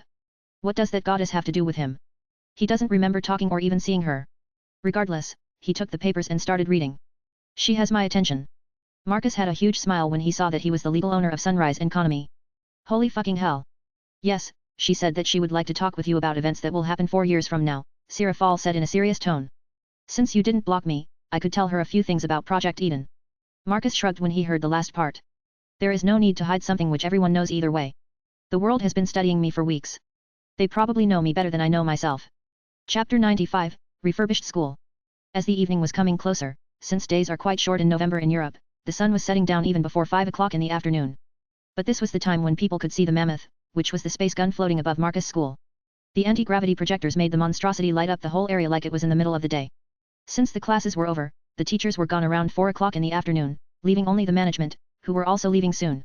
The graviton projectors turned the school area into a bright sunny day. That kid. He can't wait until I leave home. The principal complained out loud as he unlocked his 90s Audi. It was one of the first cars ever imported from Germany, the moment the Soviet Union fell. One could say it was old. But the old man didn't care as the car was still working, so he continued to use it. The moment the engine ignited, the exhaust released a black cloud of smoke. The principal took his time to leave the school. It felt that the massive floating station was waiting for him to leave. It was a pure gut feeling in the principal part. The moment he left, small beams of light started to descend from the barrel of the space gun, which was pointing down. Mark II of Ars Al-Madal Salomonis was designed to assist in construction just as much as it was created to erase Marcus' opposition. The barrel can shoot one big payload and countless smaller ones. It was like a cannon that could shoot one big round or 1,000 smaller ones. But in this case, the smaller ones were Aurora bots or materials needed for retrofitting the school. Holy crap! The lone security guard looked petrified, seeing Aurora bots being beamed down one after another. His eyes went up as he saw enormous magic circles spinning. He was looking at the inside of the barrel of the space gun. The moment he realized that his knees gave in, he comprehended that all it took was for this massive weapon to sneeze, and he was gone. Regardless, he was ignored as Aurora bots started their work on the school. As the retrofits were happening for his school, Marcus was on his way to his father's auto shop. He had his dinner and change of clothes at home, so to avoid wasting time, he immediately went to his other garage. When he arrived at the shop, his father was waiting for him. Even on the other side of the town, the older Goldman could see his son's toy in the distance. It was emitting a lot of light. Son, your mother called me. She said your toy was above the school. Some of the people are terrified, and others say it's interrupting their nap time as it's too bright. Roland air quoted the toy part as he greeted his son. The space station is doing retrofits for the school on behalf of the Minister of Education. My hands are sealed. I am doing my duty as a citizen of our glorious nation. Marcus sarcastically shrugged his shoulders. They are going to need to deal with the lights for one night. Regardless. I will tell her that you are doing a favor for the government. She should understand it. The inventor's father didn't care about people around the school who wouldn't be able to sleep over the night. All he did was speak with him as his wife requested, and that's about it. Yeah. Do that. I am going back to work on my baby.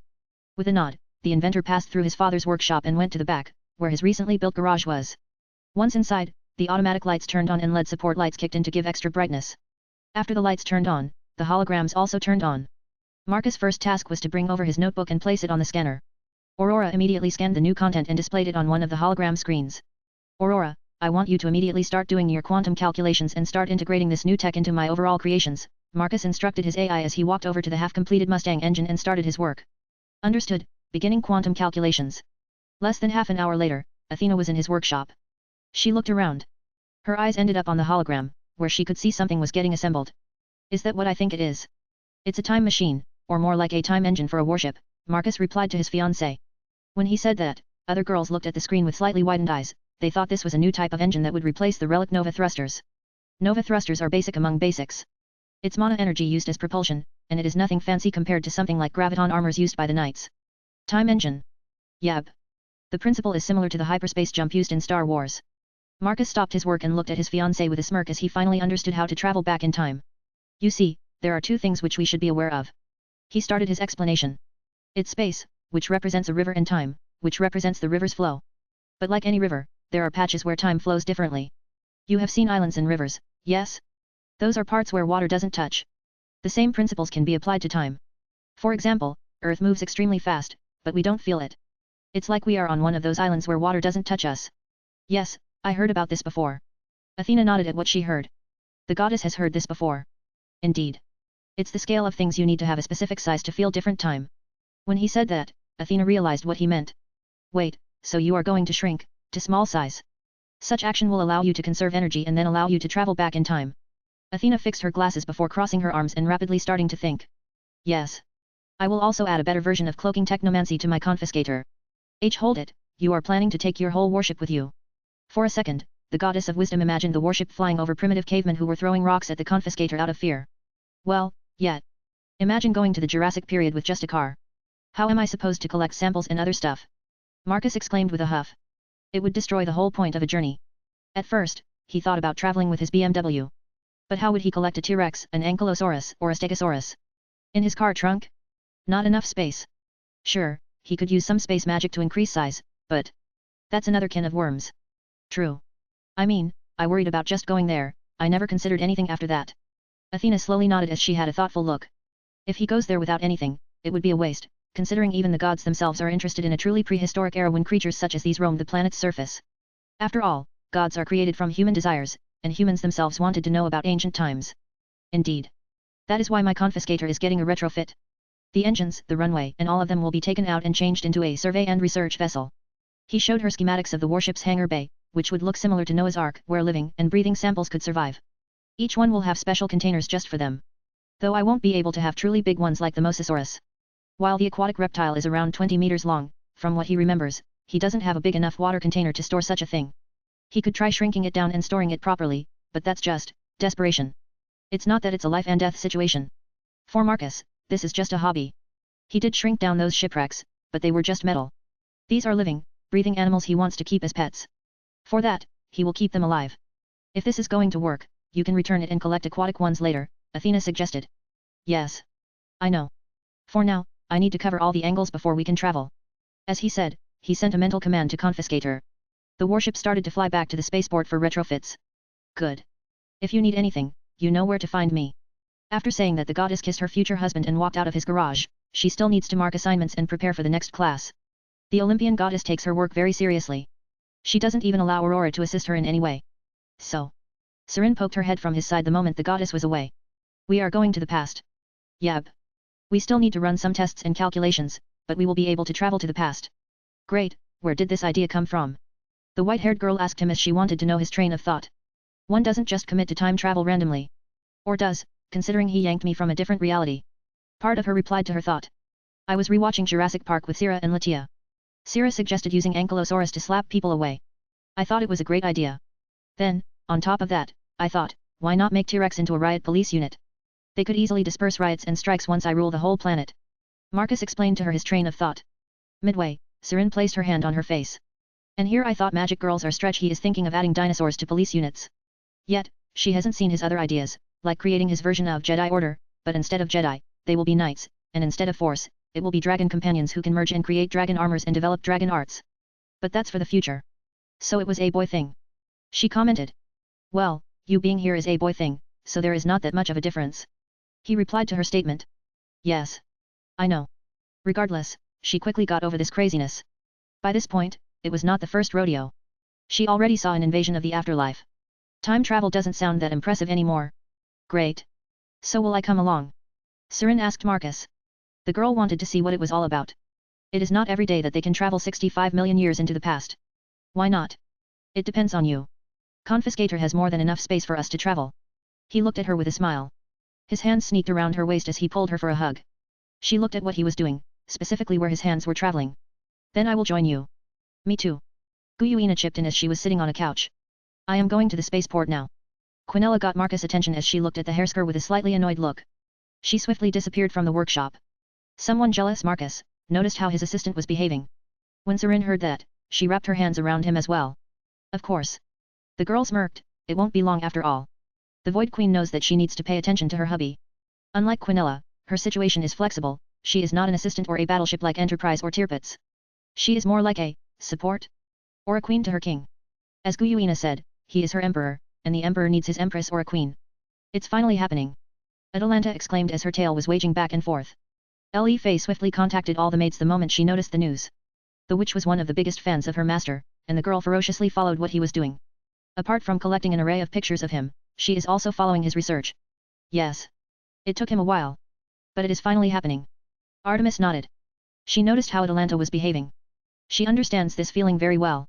It is the excitement of the upcoming hunt, a hunt like no other. It's that stupid and meaningless war. The lioness huffed as she looked at her ex-goddess. Those evil gods should have rolled over and surrendered to our master. The lion girl huffed as all she saw was pointless fighting and giving more ideas and stuff to Marcus. More stuff means less attention to her in this time travel project. As the maid was ranting, the Norse goddess Hel grimaced at the back. She tried to look as little as possible.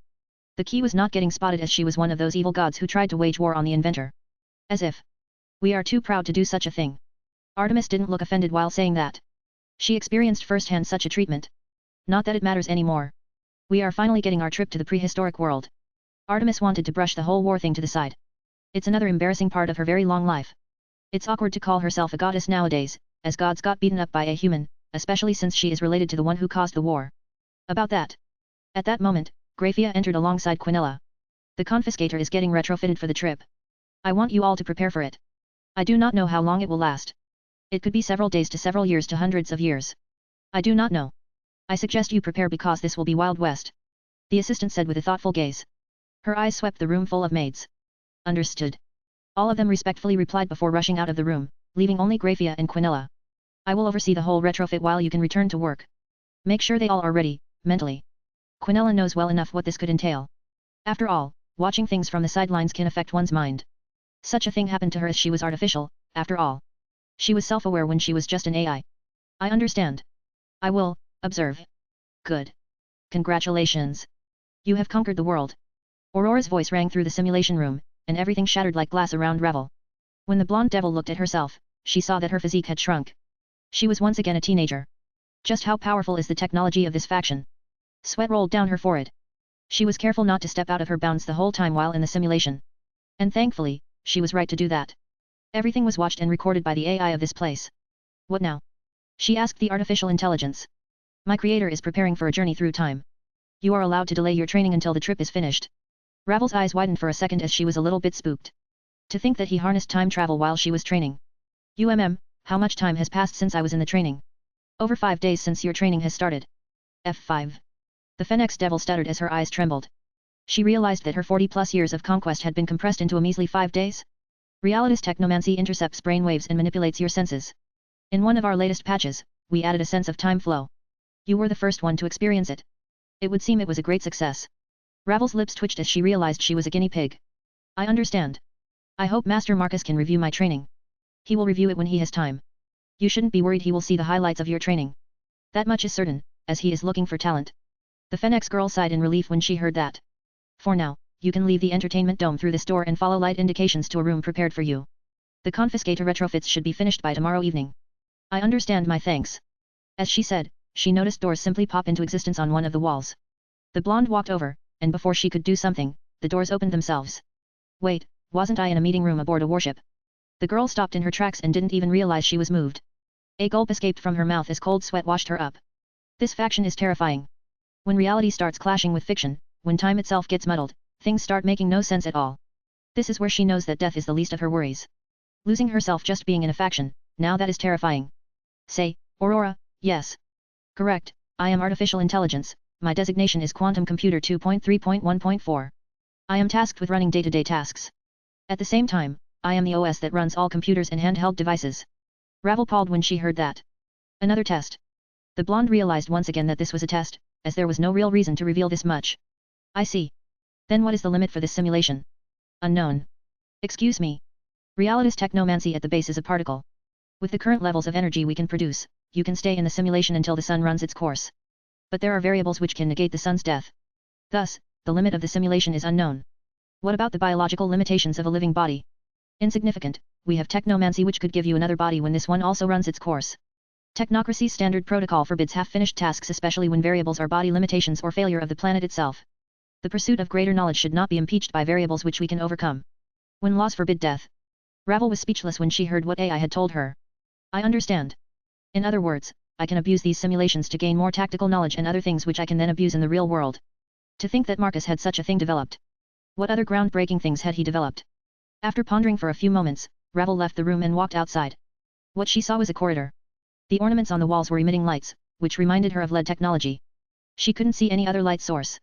Once the doors closed, she looked around, spotting a hologram pointing her to follow. I wonder where is everyone?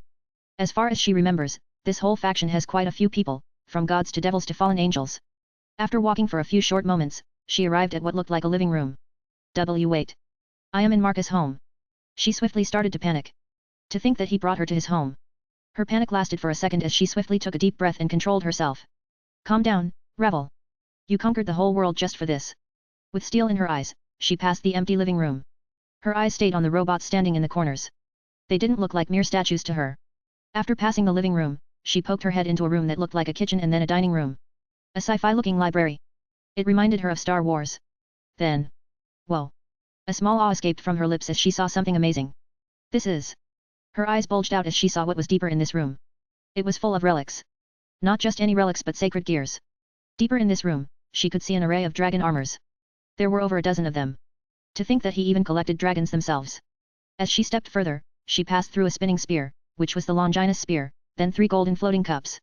Her eyes eventually ended up on the dragon armors, the iconic white and red, followed by blue, purple, brown and others she had no idea about. As well as a black one. For a while, she wondered who they were, but then her eyes went down, and she saw names. Tiamat, Tannen, Grendel, oh. She quickly realized that a lot of those were the evil dragons. Wait, did he resurrect them and then seal them into sacred gears?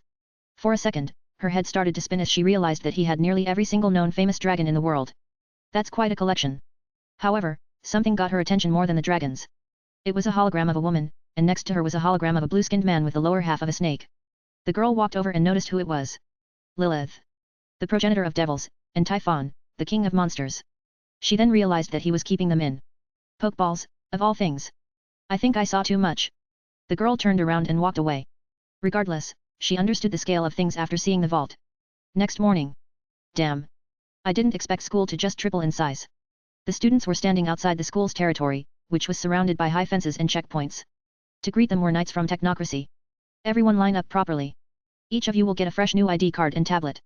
The armored men motioned for the teens to behave. Did he just say tablet? What is a tablet? I think it's something I saw being used by Goldman. The teens talked among themselves as they lined up. While some were talking, others looked at the school behind the fences. There are a bunch of new buildings. And the school itself exploded in size. Not only was it 3 times in size alone, but the entire area, which used to be empty grass fields, now is packed with buildings. In addition, the buildings looked like they were ripped from the 23rd or 24th century.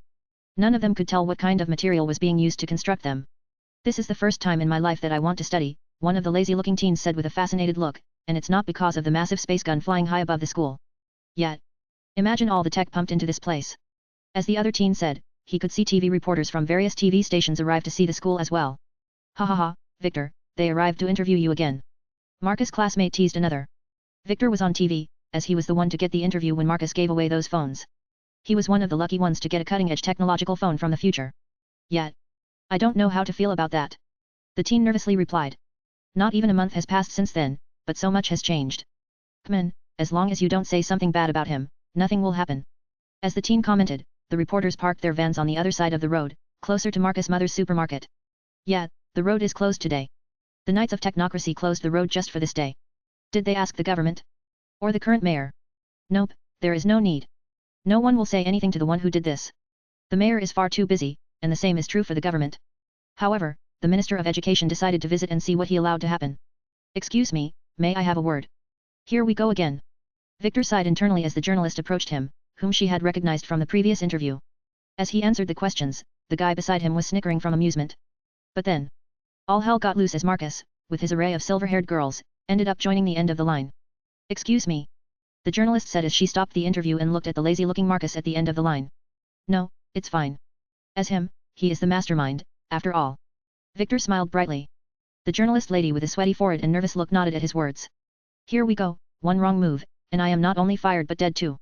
The journalist lady sarcastically joked to herself. The lady with shaky steps walked over to Marcus, who was inspecting the handiwork of his faction firsthand.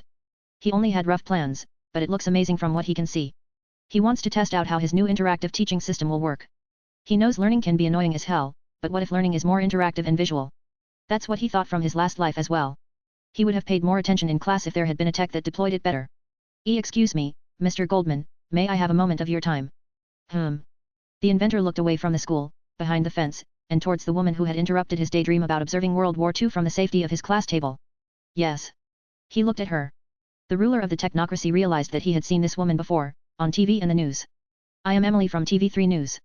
May I ask a few questions? She nervously introduced herself. Sure. After hearing all clear, she took a deep breath of relief. She didn't get nuked. Or erased or something else. Then, may I ask what brought you to improve your school this much? As she asked, the cameras started to roll. Mostly because school is where I get inspired to do something. Most of my designs were designed in school. So, it was a perfect opportunity to improve my school. Marcus happily replied. He was quite delighted that the woman was asking about school and not the nonsense that happened in Washington. I see. So what does this school have now? She swiftly went to ask the next question. I will never look at doodling the same way again. Part of her felt a chill pass down her back. Most of my basic tech is in the place, from anti-gravity technology to atom manipulation. So parents who are sending their children to this school will now and forever receive free meals. The inventor said that to the camera. He then decided to advertise himself. So don't forget to vote for me as I run for mayor in the next elections. I will add more places where people can save money for utilities and food. The journalist lady deadpanned when she heard that. I felt for that one. Well, that's the price she gets for wanting to interview the most notorious man on the planet. Apart from that, there will be an array of new clubs everyone can join as I will be bringing a variety of people from ancient times to semi-modern ones to teach in classes. Such as Napoleon for PE, and Einstein for physics as an example. You are not holding back, are you? She asked with a strained smile. Not at all. This school will be all you need. I say, why do you need college or university? It's a waste of time and resources. So, everything one can do is here. Who will deny work when you say you have been taught by the greatest conquerors or brightest minds in the world? Marcus reasoned with her. I see your point. She looked at the camera with a twitchy smile. She just remembered why she hadn't wanted to interview him before. Each time he appears on screen, something groundbreaking happens. From declaring his faction's existence to announcing the end of the world. Now, he has declared what will happen in this school, and she is pretty sure the world at large already knows. She will undoubtedly hear a mouthful from her boss as she adds more work to their government. Soon, scientists, researchers and all sorts of people will go to this place to meet long-dead great people or study gravity or something else. Yes. However, some of it is still under development. I still have to collect dinosaurs and some samples. Dinosaurs. Yet. I'm going to bring those beasts back. Like for classes, army, and some other stuff. Jurassic Park. She asked curiously. Maybe. I do have plans for such a thing as well. Most likely after I terraform Venus. He motioned one of his girls to walk over as he said that. As Guyuina did, he took her hand and brushed her right index finger down, summoning her interface. He checked a few things from the console. Well, the colony I sent to Venus started sending a signal around 4 hours ago, he told the reporter. In other words, it's not far before I start terraforming it into a tropical paradise suited for dinosaurs. I didn't need to know that. She thought to herself before smiling at him. I see. Does that mean it will be open to the public? In a way? Segments of it, yes. But mostly, it's for personal use. If you want something similar as well, you should study time and genetics. He replied with a small smile. She smiled back. Her smile was a strained one. He did sound arrogant. No, he was very arrogant. He didn't care about their opinions. If you want someone to care, you should care back. At this moment, the world wants to save their hide, or, will greed consume them as they try to figure out time travel as well? However, time travel is far more complex than deep space travel. They should first solve that hurdle before trying time travel, as that one is a very pricey adventure. Something like a 5-star hotel or 6-star hotel/resort kind of thing. For a second, Marcus imagined himself chilling on the beach on Venus while stroking his pet Spinosaurus and watching the live stream of how mundane people try to escape Earth. Sounds like a nice idea for holiday. At that moment, he ignored the reporter and started to think about how he would design his Venus resort. Chapter 97, Time Testing Before Launch. Irina was utterly baffled to hear what the maid was saying. This situation made no sense to her, she was just a cook. Sure, she can make great food. She doubts there are not many chefs in the world who could surpass her in taste, but this is different. Marcus Goldman is simply terrifying when it comes to power and influence. He is a genius inventor. Their current situation reflects on that. They are about to arrive to the moon and then travel through the current of the time. To think that she could offer anything to interest him makes her baffled. Listen. Chef girl. You still have to get the point that our master is still a guy. He no doubt likes your looks and sees you as a fellow artist. That is why he didn't shove you into this hierarchy. Hippolyta pointed at herself. Now. Let her breathe and process that information. Jean walked over and pulled the warrior queen back. But it's the truth. She is the first normal human who got such a treatment. Hippolyta didn't give up that easily. She pointed out something important. True. Jean stopped in her tracks for a second. I am a saint reborn, and Le Fay is a witch worthy to be pieces in his collection. The blonde clarified. And we are the only beings closest to humans in this faction. Then all those maids. Irina realized that there were several maids, they were not even humans. They all have backgrounds. Jean smiled sweetly. They all related to myths in some shape or form. The girl you see with silver hair and a ponytail is goddess Artemis. The girl with blue and red hair is a Norse goddess, Hel, and the one with blue hair is Tiamat, a dragon king. As you can imagine, Marcus has a collection. Hippolyta only named a few. As you can see, this is a big deal, and you flopped it. The red-haired maid sighed as she let the chef girl go. She then walked over and dropped into a comfortable cushioned seat. I don't understand. It makes no sense. Irina was able to reply, as this stuff made no sense to her at all. Isn't he some proud inventor and conqueror who doesn't care what the world thinks? Isn't it why he is planning to bring doom to our society? The girl almost ranted at the pair as she couldn't control herself anymore. All she wanted was to return to her perfect life at Totsuki. It's not that cut and dry. Jean sighed as she understood where this was coming from. This girl just got strong-armed to work for the most notorious man on the planet. What do you mean? The chef girl took a deep breath and asked the saint maid. Our master has his own hierarchy. It's not based on regular norms. It's more or less meritocracy. He will approach people who he thinks work on their art as much as he does. Sure, he might have invented all the stuff you see around, but he still respects other people who put the same amount of time into their craft. That includes you. Irina looked perplexed for a second before putting her hand on her forehead. And the end of the world. So she had more chances than she thought. He is ending the current system as it's getting in the way of his system. For someone like you, the new system will reflect your values far more. Jean smiled as she saw the profile of this girl. The saint was impressed and slightly spooked. The girl was almost as much a workaholic as Marcus. She is focusing purely on cooking, which most likely attracts Marcus. The inventor would want to nurture her talent until she becomes something akin to the goddess of food and cooking. What do you mean? It means that you can focus on your art until the end of time, as the concept of money and other stuff won't matter anymore. Master has a perpetual motion engine which generates energy indefinitely. The same energy is used to make necessary products so that you can spend all your time creating what you want. But all that will only work if we follow technocracy. Irina realized that this sounded far too good to be true. Of course. It's his creation, his energy, and his AI which controls. Think for yourself, do you give all your hard work and food to just everyone? Jean scoffed. No, I don't. Then, at the very least, you should listen to what he wants. What about those who don't want this? Hisako asked from the side as she understood the grand picture.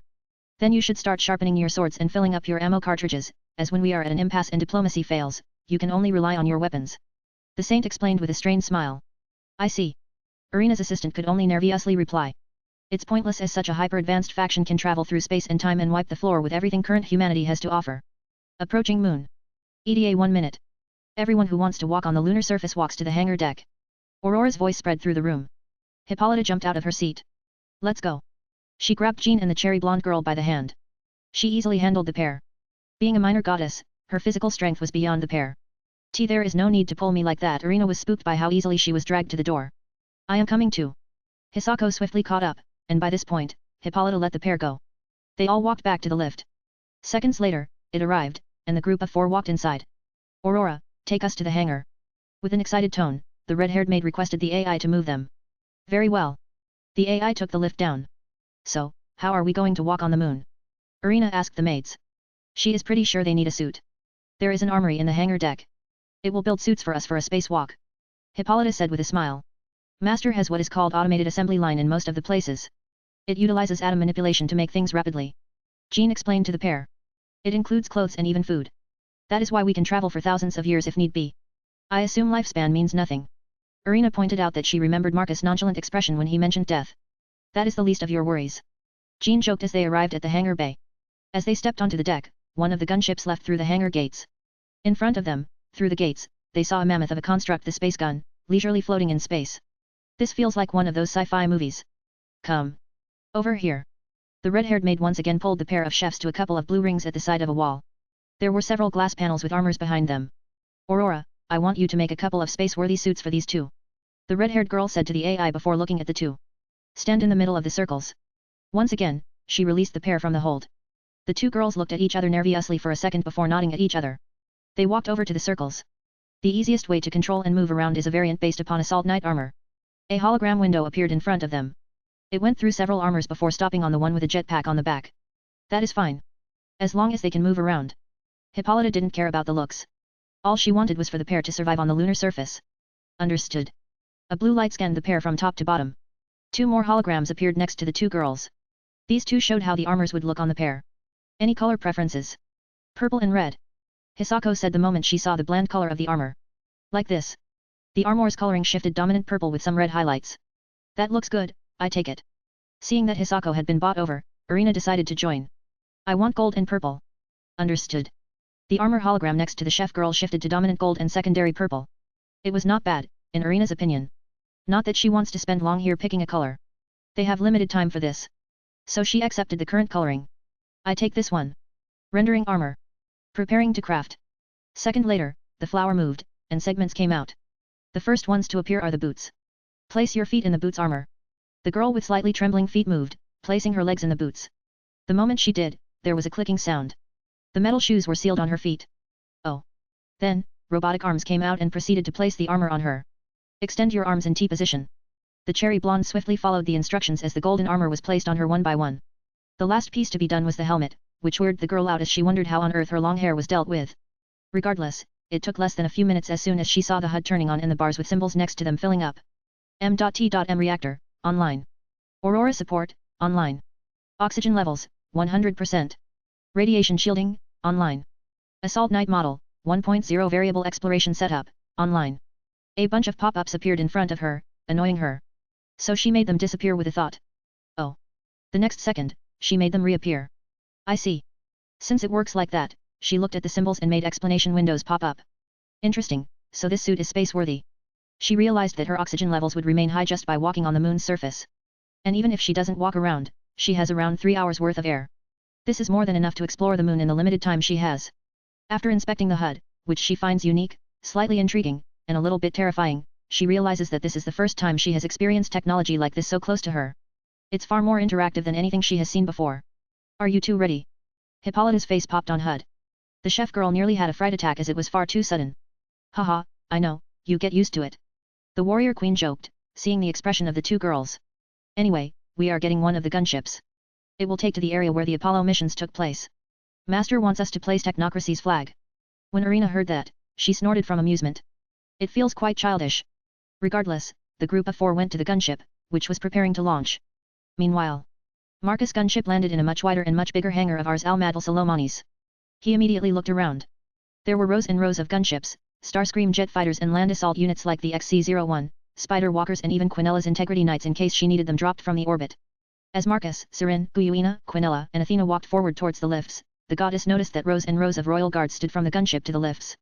Behind these royal guards were the forward knights equipped with plasma pikes, and behind them were the assault knights equipped with variable rifles.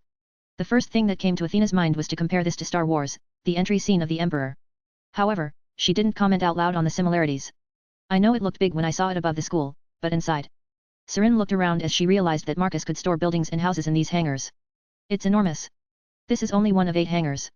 All of them are equipped the same way as this one, Marcus explained to her as he continued to walk towards one of the lifts that would take him to the command center. The command center is like the communication tower of his growing faction. Since it's in space, it can cover the entirety of the planet. However, once the COMM tower is finished in Saturn, it will cover the entirety of the solar system. Right. Remember, we are in space, and everything is bigger here. He said that while stroking her hair. Sirin rolled her eyes before blushing. The guy always looks for opportunities to cuddle her. As they arrived at the lift area, the doors opened, showing a large platform big enough for at least 8 SUVs. The doors closed behind them, and the platform started to rise. So what are we going to do here? The white-haired girl asked curiously as she looked around. The lift looked boring. There was nothing to look at. Run last tests for time engine. He said as his gaze eventually ended up on her. Our trip has a success rate of 99.73%. We will end up in the Triassic. However, the specific date is unclear. We could vary from 10,000 to 50,000 years. Wait, if the dates are that big, how will we return back properly? She asked him as she realized that they were talking about millions of years here. Angkor. Our Ars al Madal Salomonis isn't just for show. It will work as a relay point and landing area. He explained to her as he ended up pulling her for a hug. Which made her cheeks start to heat up. Considering his fiancée was right there. Since it works like an anchor, we can assume you are planning to drop more since we will be checking all of the periods.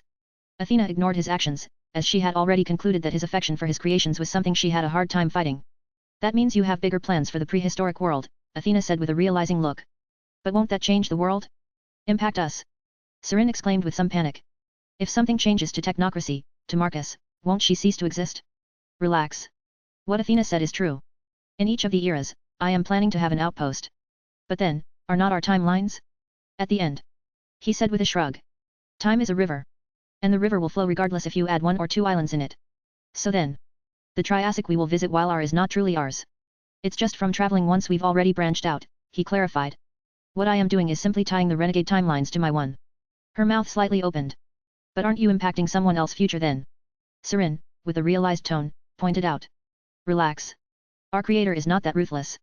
Quinella rolled her eyes. To impact something in such a distant future is hard. We would need to make an enormous amount of footprint. Something we have no reason to do. Considering we don't even need to build on the ground in the first place. The assistant pointed out the obvious to the hairsker. Floating city. Athena said with a realization. In a way, it doesn't need to be a city. A fortress is enough. The platinum-haired girl pointed out that they don't need a population, they can automate like they always have. True. I already saw how the base is. I suppose it will work. Since they have assembly lines and perpetual energy, they can build everywhere. It was silly to think that just because they were in the distant past, they wouldn't be able to develop their infrastructure. Yes. We are only interested in dinosaurs and vegetation. As well as observing biological evolution in nature. The rest doesn't mean anything to us. Marcus smiled when he heard Quinella's explanation. She knows him well enough. Seconds later, the lift doors opened and revealed an enormous hall. They stepped in. Sirin's eyes widened as she saw a huge holographic globe of Earth spinning in the middle. She could see countries and their borders, as well as plane routes and ships. Technocracy is monitoring everything. As they walked forward, they swiftly saw that this was a balcony, and below them were rows and rows of officers working on their computers. To think that something like this was on board the space gun. They are watching everything. I assume that you are watching everything through the internet. Sirin asked after checking how many computers there were. Internet, satellites, street cameras, everything. I added this little feature after then the strikes in the USA and around the world. In other words, he wouldn't have bothered if not for the idiocy of humankind. Calling it a little. Athena sighed. Compared to space, this is not much. He replied to her comment. Then I can assume once our empire becomes interstellar, you will dedicate an entire planet to monitor. Indeed. First, a planet, then the solar system, then cluster, then entire galaxy if need be. I shouldn't have asked. Anyway, for now, let's forget the boring thing and focus on something more fun. He took a step. Begin the last test related to the time engine. The moment he said that Earth's holographic globe disappeared, an enormous screen replaced it. Ars al Madal Salomonis moved. The station pointed away from the moon and Earth towards a distant void. Beginning time engine's live tests. Does the station have a time machine, too? Athena asked as she realized that the battle station already had a means of time travel. It has Bifrost, too. Upon the station's upgrade completion, I left sections around diamond cores empty. They were filled up along the way I was doing my time travel equations. It was finished the moment Seekvera submitted her time travel magic. I have been snooping around in time travel since I finished my genetic alteration. I have a general idea of how it works and how the engine will look. All Seekvera did was confirm my suspicions. Marcus clarified as he looked at the monitor, which split into two, one showed the outside of the barrel, and the other showed that probes were loaded into the barrel, and gravity had locked them in place. Sir, probes have been loaded, all 5 of them will be sent at different times. Fire when you are ready. Firing in 10, 9, 8. Meanwhile, on Moon. Irina looked at the greyish gravel of the moon's surface. The world was barren and really quiet, far too calm for her. Thankfully, she was not alone in this place. Irina-sama. Look at the view. Her assistant got her out of her thoughts. The girl dropped the gravel and walked over to Hisako. However, it was quite strange to walk with how light she was feeling. As the cherry blonde got up on the hill, she finally saw something amazing. She could see Earth in all of its glory. Beautiful. Yes, it makes one think how small we are. The assistant's words made a lot of sense. For a while, the chef girl felt that she was at the top of the world, but then Marcus appeared. Then Marcus threatened to blow up London. After that, she felt, weak or inadequate, as being great is just that, a cook. She might have influence in certain industries, but in front of Marcus' authority, her influence is non-existent. The man literally created his own economy independent from the world and then pressed his thumb on the entire planet.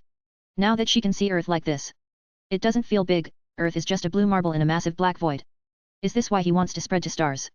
Venus, Mars, and more. That moment, blinding light at the corner of her vision, got her attention. Irina turned around and saw the space gun shooting a beam of rainbow energy into something. It didn't go far as the beam slammed into some sort of green and white magic circle. Are these the tests he spoke about? The moment she said that, her HUD showed a window. She could see what it was. So he is sending probes to several different time periods. These probes should crash into Moon in. Seconds later, she saw small meteorites land several miles away from their location. Then, several gunships left the space gun and flew towards the location of those meteorites. It looks like it worked. Yes. Anyway. Girls, you should collect some moonstones. Not every day you visit the moon. Hippolyta interrupted the pair as the warrior queen landed not far from them. Right. We should collect some stones. I should bring something for grandfather. The chef girl agreed as she started to look around. The gunships landed as SPBA knights exited the transporters with an array of instruments. Then, they walked over to the small craters and started to check the probe's readings. This one left the time warp at 1908 November 24th. According to the planetary rotation, the night transmits the data to Ars Al-Madal Salomonis. And this one left the warp at 1808 November 23. 1708 November 21st. 1608 November 18th. 1508 November 15. It appears only 1608 and 1508 were slightly off the selected course of November 19 and 17. The knights finished with their reports. Marcus, who saw the data, stroked his chin. Recalibrate the vectors and double-check the rotations of planets. He then instructed how to work around it. We must remember other gravitation centers like Mars and Venus as well as Jupiter, even if they are that far away. They still emit gravitational pulls. Recalibrating, including all of the gravitational pulls of the Sol system. Send the word. I want all of those probes collected and recycled for future use. Marcus instructed his officials. Relaying orders. A few minutes later, there was another test. This time, everything was right on target.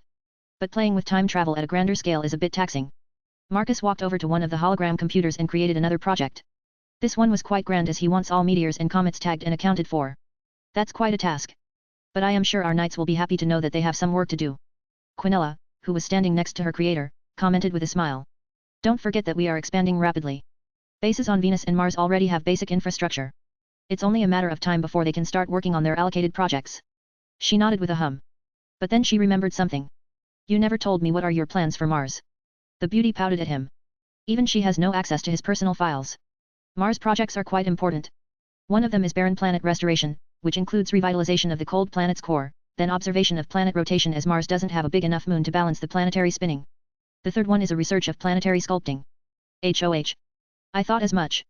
You are using the smaller sibling of Earth as test grounds. Quinella was not away. The same could be said about Venus, as that planet needs to research its atmosphere. Does it mean you are planning to move moons from Jupiter or Saturn to Mars and Venus? Quinella suggested as she was thinking about how to stabilize the rotations of those two planets in the inner solar system. We can think of that after we return from the trip. He shook his head. They can think of moving moons at a later date. Indeed, the beauty used this opportunity to snuggle. She then recalled something crucial. According to my calculations, our trip to the Triassic period will take around a month. She said that with a thoughtful look. We should think of a schedule for who will accompany you in bed through such a long journey, she said with a seductive smirk. Oh my. You are not afraid that I could choose such a thing arbitrarily? Marcus teased his assistant. Not at all. I was designed to strive in such circumstances. The beauty leaned forward and started to whisper into his ear. You should leave such mundane things to your Quinella. Marcus wrapped his hands around her thin waist and proceeded to kiss her lips. The kiss lasted a few moments before he let her go. Then I leave such thing in your hands. Several hours later, Irina boarded the gunship alongside Hisako and the pair of maids. There were other gunships which were returning to the confiscator. It appears Goddess Artemis finally visited the object she should be goddess of. Hippolyta joked as she recalled how Marcus used to tease her about that. She finally became a proper goddess of the moon who was on the moon. How does that even work? Shouldn't she have some sort of power to influence the moon? Irina, being clueless about the majority of supernatural things, could only ask. In proper terms, Her powers don't influence the moon, but they are more conceptual, as gods and their powers were influenced by human worship long ago. As you may know, people who worshipped these gods had no idea what the moon or star was, thus, they became more or less conceptually powerful. Goddess Artemis can't influence the moon's rotation, but she can influence the moon's effects, which are especially visible when hunting at night. Jean explained in the same way Marcus explained to her before. Irina slightly nodded when she heard that. So it's like being an expert. You could say that just because someone calls you frying pan god, it doesn't mean you can make frying pans, it's just that you are godly at using them. Irina replied in her own words. She nodded sagely at her own words. Whatever it is, she can translate it into her food terms. Jean and Hippolyta looked at her strangely, but they nodded at her in the end. Yes, you can say that. The pair of maids eventually nodded. But then their eyes went to the side. They realized that they were flying inside the barrel. This. I see. We are going to use Ars Almadal Salamoni's powerful barrel to accelerate even more. Wait, why do we need to fly far? Aren't we visiting Earth 250 million years ago? Irina was confused, she remembered watching those time travel movies. Well, you need to add to the equation that Earth, no, our entire galaxy is moving. That means Triassic Earth was quadrillion, if not more, miles away from where it is now, Jean sagely said to Irina and her assistant. That's... For a second, the cherry blonde tried to comprehend the volume of those numbers. Don't think too much. We have no idea how much it is. The number is huge, and don't think too much about what Jean says. She is just parroting what Master said a while ago. The chef girl nodded. She still tried to comprehend what it meant. They are traveling very far away. Not just distance but back in time as well. I suppose those movies lied to us. The girl was quite disappointed. Regardless, they arrived at the hangar, and the doors opened up. There were several knights waiting for them. We have prepared containers for you to store moonstones. The knights showed fancy metal boxes with the moon carved in them. Oh, these are beautiful. Do you think we could get something like these in the future for Bento? Irina asked them. As the helmet retracted, she inspected the craftsmanship. No problem. The automated assembly line can create anything you might wish for cooking purposes. As the knight explained, the girl proceeded to store whatever nice-looking stones she acquired on the moon. The girl realized that she was one of the few humans to have stones from the moon. That is amazing. But then I will be one of few to see living dinosaurs and make food from them. Her eyes then widened as she paled in horror. She has no idea how to prepare dino meat. Is it red meat? Is it a white one? Or is it reptilian? The beauty placed her armored hand on her forehead. I am, so dead. Irina-sama. The girl snapped out as she looked at her assistant. It's okay, we will survive. I no doubt we will return alive from this trip. The girl tried to cheer her up. I am not afraid of that. The Totsuki elite replied with a strained look. I am more afraid for us. I have no idea what to do with food. We will be getting dinosaur meat. How are we supposed to cook that? Irina explained what her fear was. You should not worry about that, Nakiri Irina. A silver-haired maid with braided hair walked over to their side. She had an imposing burst size. Irina's eyes were on those for a bit. These kinds of assets terrified even her. She considered herself to have a great physique, but this one was, well, sinful? Or more like devil-like. I am Graphia Lucifuge. The head maid of Marcus Goldman's household. If you need anything, you can ask other maids or me. I understand. Thank you in advance. Irina slightly bowed like a proper Japanese. It's fine. What I meant is that you have a secondary objective. Graphia started to clarify. Secondary. Yes. By all means, we are going to an alien world. That means we will be testing plants, fish, and other life forms. What's good for eating and what's not. Her eyes widened at that moment. She imagined herself as an explorer in an alien world. Wait, I will be. Goosebumps of excitement washed her over.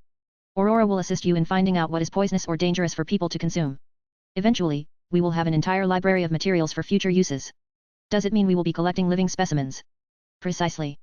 The entire warship has been repurposed for the singular purpose of acquiring living and breathing dinosaurs which will be added to technocracy.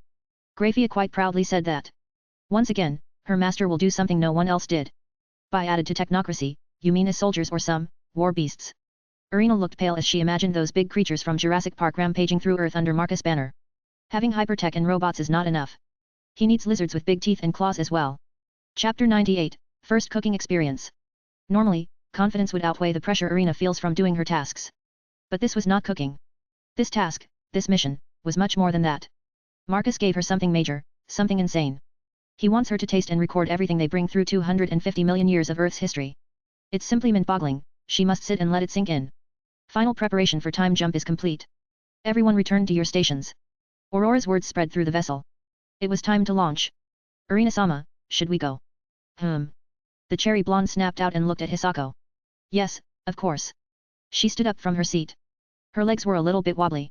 When someone is tasked with such a task, it makes her any previous job look like an elementary school assignment. Regardless, she won't allow pressure to get to her. The pair left the room and walked forward. They saw a pair of silver-haired girls in uniform looking through a window before them. The window was huge. However, what got Irina curious was their disposition. They felt different from the rest of the girls they met. Devils they meet have these dark, almost sinful auras, while goddesses they meet make them feel this urge to worship them.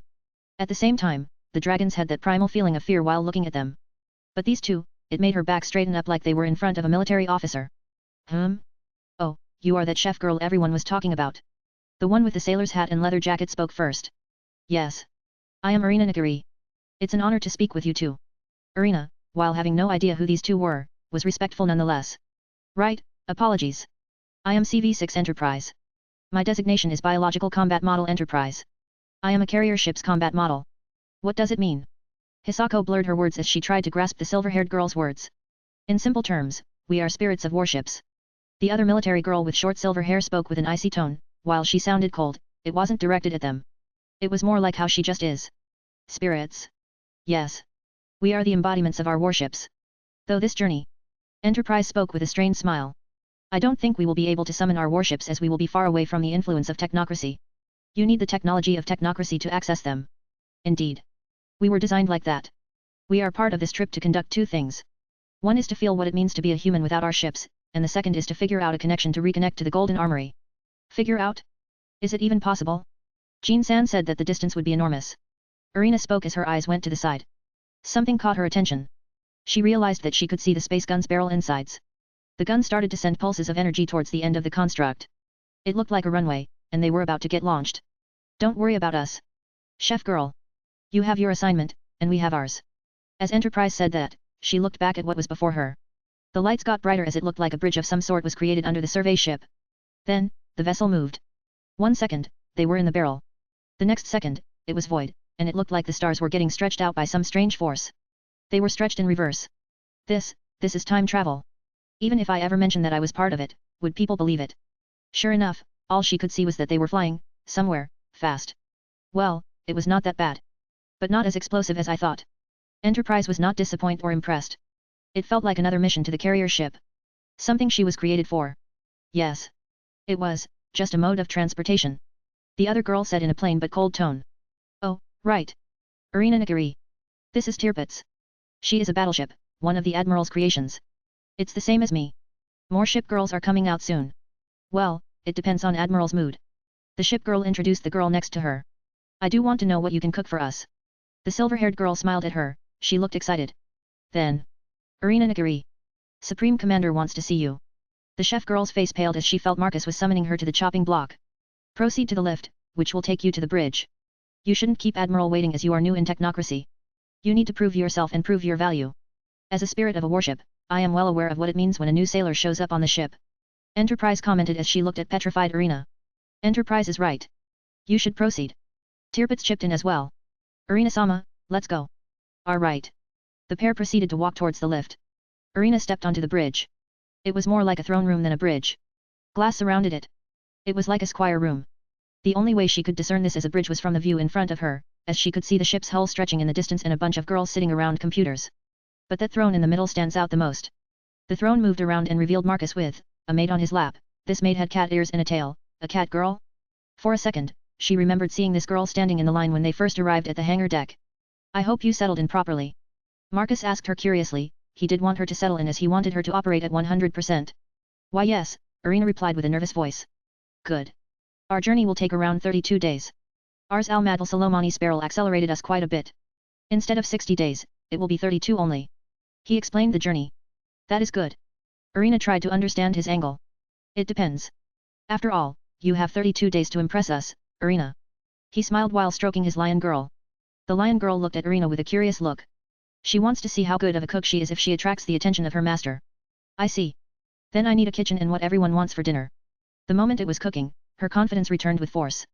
Marcus and his pet noticed that immediately. They slightly smiled, though the reasons were different. For Marcus, it was nostalgia as he finally saw some glimpses of that girl he remembered from the anime, and Atalanta in his lap was intrigued by that confidence. Does it mean she is good enough to have such confidence in front of the conqueror of the underworld? Jean, take her to the kitchen and show how everything works. As you wish. One of the maids who was standing behind Marcus moved forward. The rest of you will prepare the dining hall for dinner. The inventor instructed the rest. With a nod, they all went to lower levels. What should I cook for you? Irina asked him as she started to feel the pressure. That depends on you. I left enough hints for you. He said that with a small smile. That moment, Irina had a flashback as she recalled him leaving maids to her to help her, and they talked about Marcus. He used his maid's affections to make them tell me what he likes for food. Part of her felt a chill go down her spine. If she were more terrified and spoke less, then she would know less. If she knew less, then she would be going blindly into this. I understand. Good. Then. He had a pondering look. How about this? You are all about making food and running restaurants. Then treat this like a new restaurant. Let's make a menu. He said with a smile. But, restaurant is to accommodate an array of people with distinctive tastes, Irina replied with a sweaty. Does he want to make a restaurant experience from just himself? And we are an array of people. He pointed at his girls. Sirin, Guyuina, Goddess Athena, the Lion Girl, Quinella. And from the looks of it, they could potentially have various tastes. I understand. Then leave it to me. With a bow, she turned around and left with her assistant. Jean motioned for them to follow her. Seconds later, they left the bridge. The moment it was cooking, something flipped inside of her, Athena commented with a curious tone. Before this conversation, the girl was mundane and afraid. She is like me, Athena. She is a cook, and she is good at one thing, and that is to cook. He said with a small smile while he stroked Atalanta's long hair. He slightly missed this feeling. So you expect her to excel? Very interesting. If Marcus vouches for this human chef, then even the goddess is interested. Interesting. Athena nodded while Quinella looked at the lift doors. She was slightly concerned that a human could potentially impact her creator. If this Irina Nagari influences her creator, it could potentially impact Project Eden. They only want resourceful humans to survive. What is the point of bringing humans to stars if the same weed will recover? But then again, she read about Tatsuki. This academy is something she likes. She likes the weeding out system they had in place. I suppose this rests upon Irina Nagari's talent. If she can impress, Tatsuki might as well survive and be useful to us in the future. We can copy the method they use for future academies. For the first time since she was created, Quinella is intrigued by humans other than Marcus. Of course, this intrigue will only continue if Irina completes her tasks. Quinella has weeks to study the chef girl. One way or another, the fate of wider humanity is in the hands of a proud chef girl who likes reading shoujo manga. Irina looked at what she called a bleak kitchen. It had no character, and there were no pots or pans. It was. Ugh, moment. I may be a bleak kitchen, but I can feel Marcus Goldman all over it. Is it possible to step back and turn this kitchen how I want it? Irina asked Jean as the chef girl looked around. She felt her soul slowly leaving her body, as this kitchen was soulless. If Marcus were to read her mind now, he would be somewhat offended as he spent quite a while designing his kitchen models. Of course. Tell me what you want. There was a glint in Irina's purple eyes as she unleashed an avalanche of words. When I will start with a cooker. She started to with cooker, pots, pans, tools, knives, and other things. The Tatsuki elite sent Hisako away to bring her personal knives as well. As the kitchen was getting refitted to fit Irina's taste, the girl in question changed into her white chef uniform and put her hair into a ponytail. By the time she was done changing, the kitchen looked different. Irina didn't expect how quickly everything was happening. She thought she had some time to prepare a plan for what she wanted to cook. The bots are almost done with the upgrades you requested, Jean informed the girl, as Aurora's bots were almost done installing the kitchen equipment. So what you are thinking to cook? The saint maid asked with a curious tone. However, she didn't expect a Marcus-like answer. Well, I am thinking with an array of pork and potato dishes, considering he is from Eastern Europe, I could do some Slavic dishes, try out several methods of. Irina got Jean lost when she started naming possible taste variations. Is this even cooking? Food is food. The maid's eyes started to spin. Great. After telling her plan, Irina started inspecting everything. The craftsmanship was extremely good. For a while, she forgot that she was in a spaceship traveling through space and time, and instead, she was in one of her kitchens. Jean-san, how do I get products? Oh, right, use the fridge over there. The blonde maid explained how to use it, and the chef girl started ordering things in bulk. But the first major hurdle manifested for Irina. This isn't good, these products are like being printed out, they are all the same. The cherry blonde inspected the tomatoes, potatoes, and pork she got.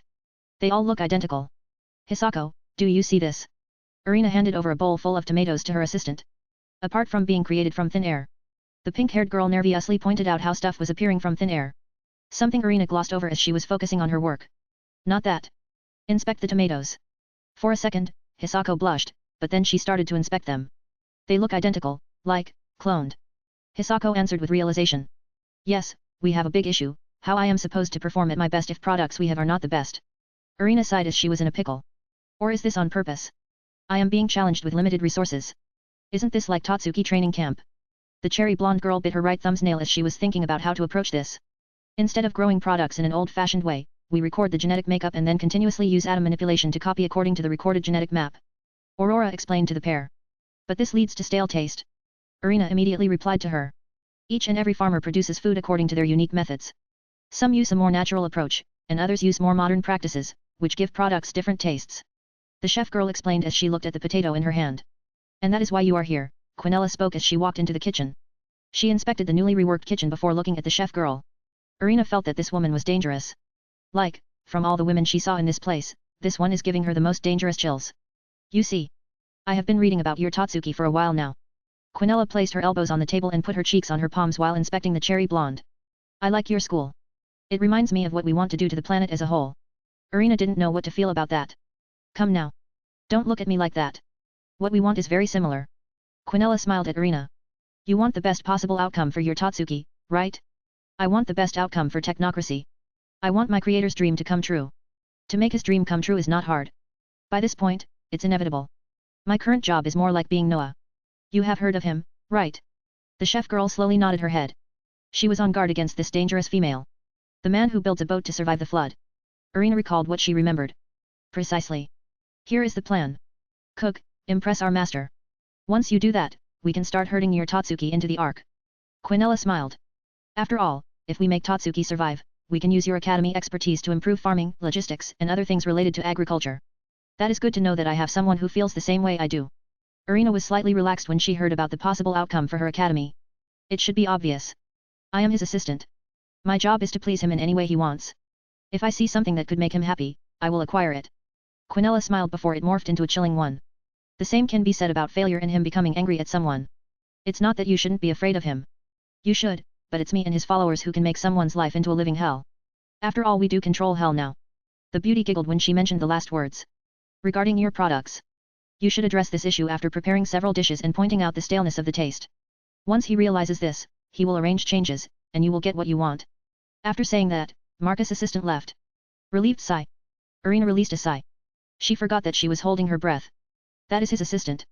Hisako never thought she would meet an assistant as dangerous as this one. Yes. But she gave me an idea. The chef girl returned to her work and continued to make spices and other materials needed for her dish. Meanwhile, Marcus checked over data he has on the time periods. It will be alien worlds, and that is an understatement. From 40 to 60 degrees Celsius average to oxygen levels being much higher than normal. Then, dominated by desert and tropical climates, the temperate climate concept is non-existent. The inventor stroked his chin as holograms surrounded his throne. I need to come up with something to maintain purity of the time we are moving to. Purity. Atalanta sounded confused. Precisely, we should not allow any of the bacteria we carry to contaminate the period we are entering. I suppose special suits will be needed. Marcus explained to his lion girl. If we leave something by accident, it could potentially survive all the extinction events. Something I don't want to happen. Oh, like bringing diseases? I remember that story about South America and the first encounter of the Spanish and natives. Atalanta casually commented as her tail wiggled back and forth. Yes. The basis is that, but as I said, it's just another layer of protection I want. Diseases from humans moving to prehistoric animals is something I have no knowledge to base how it will work. He said with a sigh to his pet. Many paleontologists even say that we wouldn't be able to hear dinosaurs as they release sounds in different frequencies. Not that I know if this is true. Marcus explained to her. I see, so it is a completely different world we are going to. Of course. It's the first ever alien world we are going to. It's a test as well. It's a test to see how we will fare once we land on another planet in a different solar system. Excitement swiftly returned to Marcus's voice. Good. I can't wait. Atalanta nodded with a similar excited tone. Indeed, so I need to make explorer's gear. Thankfully, I have a whole month to come up with something. He said that while stroking his chin with his free hand. The armors you build are not good enough. The lioness pointed out. As far as she is aware, those armors are space-worthy. If they are space-worthy, they should be alien planet-worthy too. Yes. They could work, but they are meant for conflict. They are armor, not a suit. A suit should fit nicely and be comfortable to move in. It's still a chunk of metal. I am thinking of branching out. Maybe nanotech or human-made material at the atomic level. He mentioned some possibilities out loud. Let's see. His free hand moved away from his chin and proceeded to make something using his holograms. It has been a while since he did that. First, he designed a prototype nanobot. These are not hard. He already had everything needed, all he needed to do was program them. Add new routines only available to nanobots, as well as self-replication and frameworks that they have to follow. One doesn't want these things to get out of control.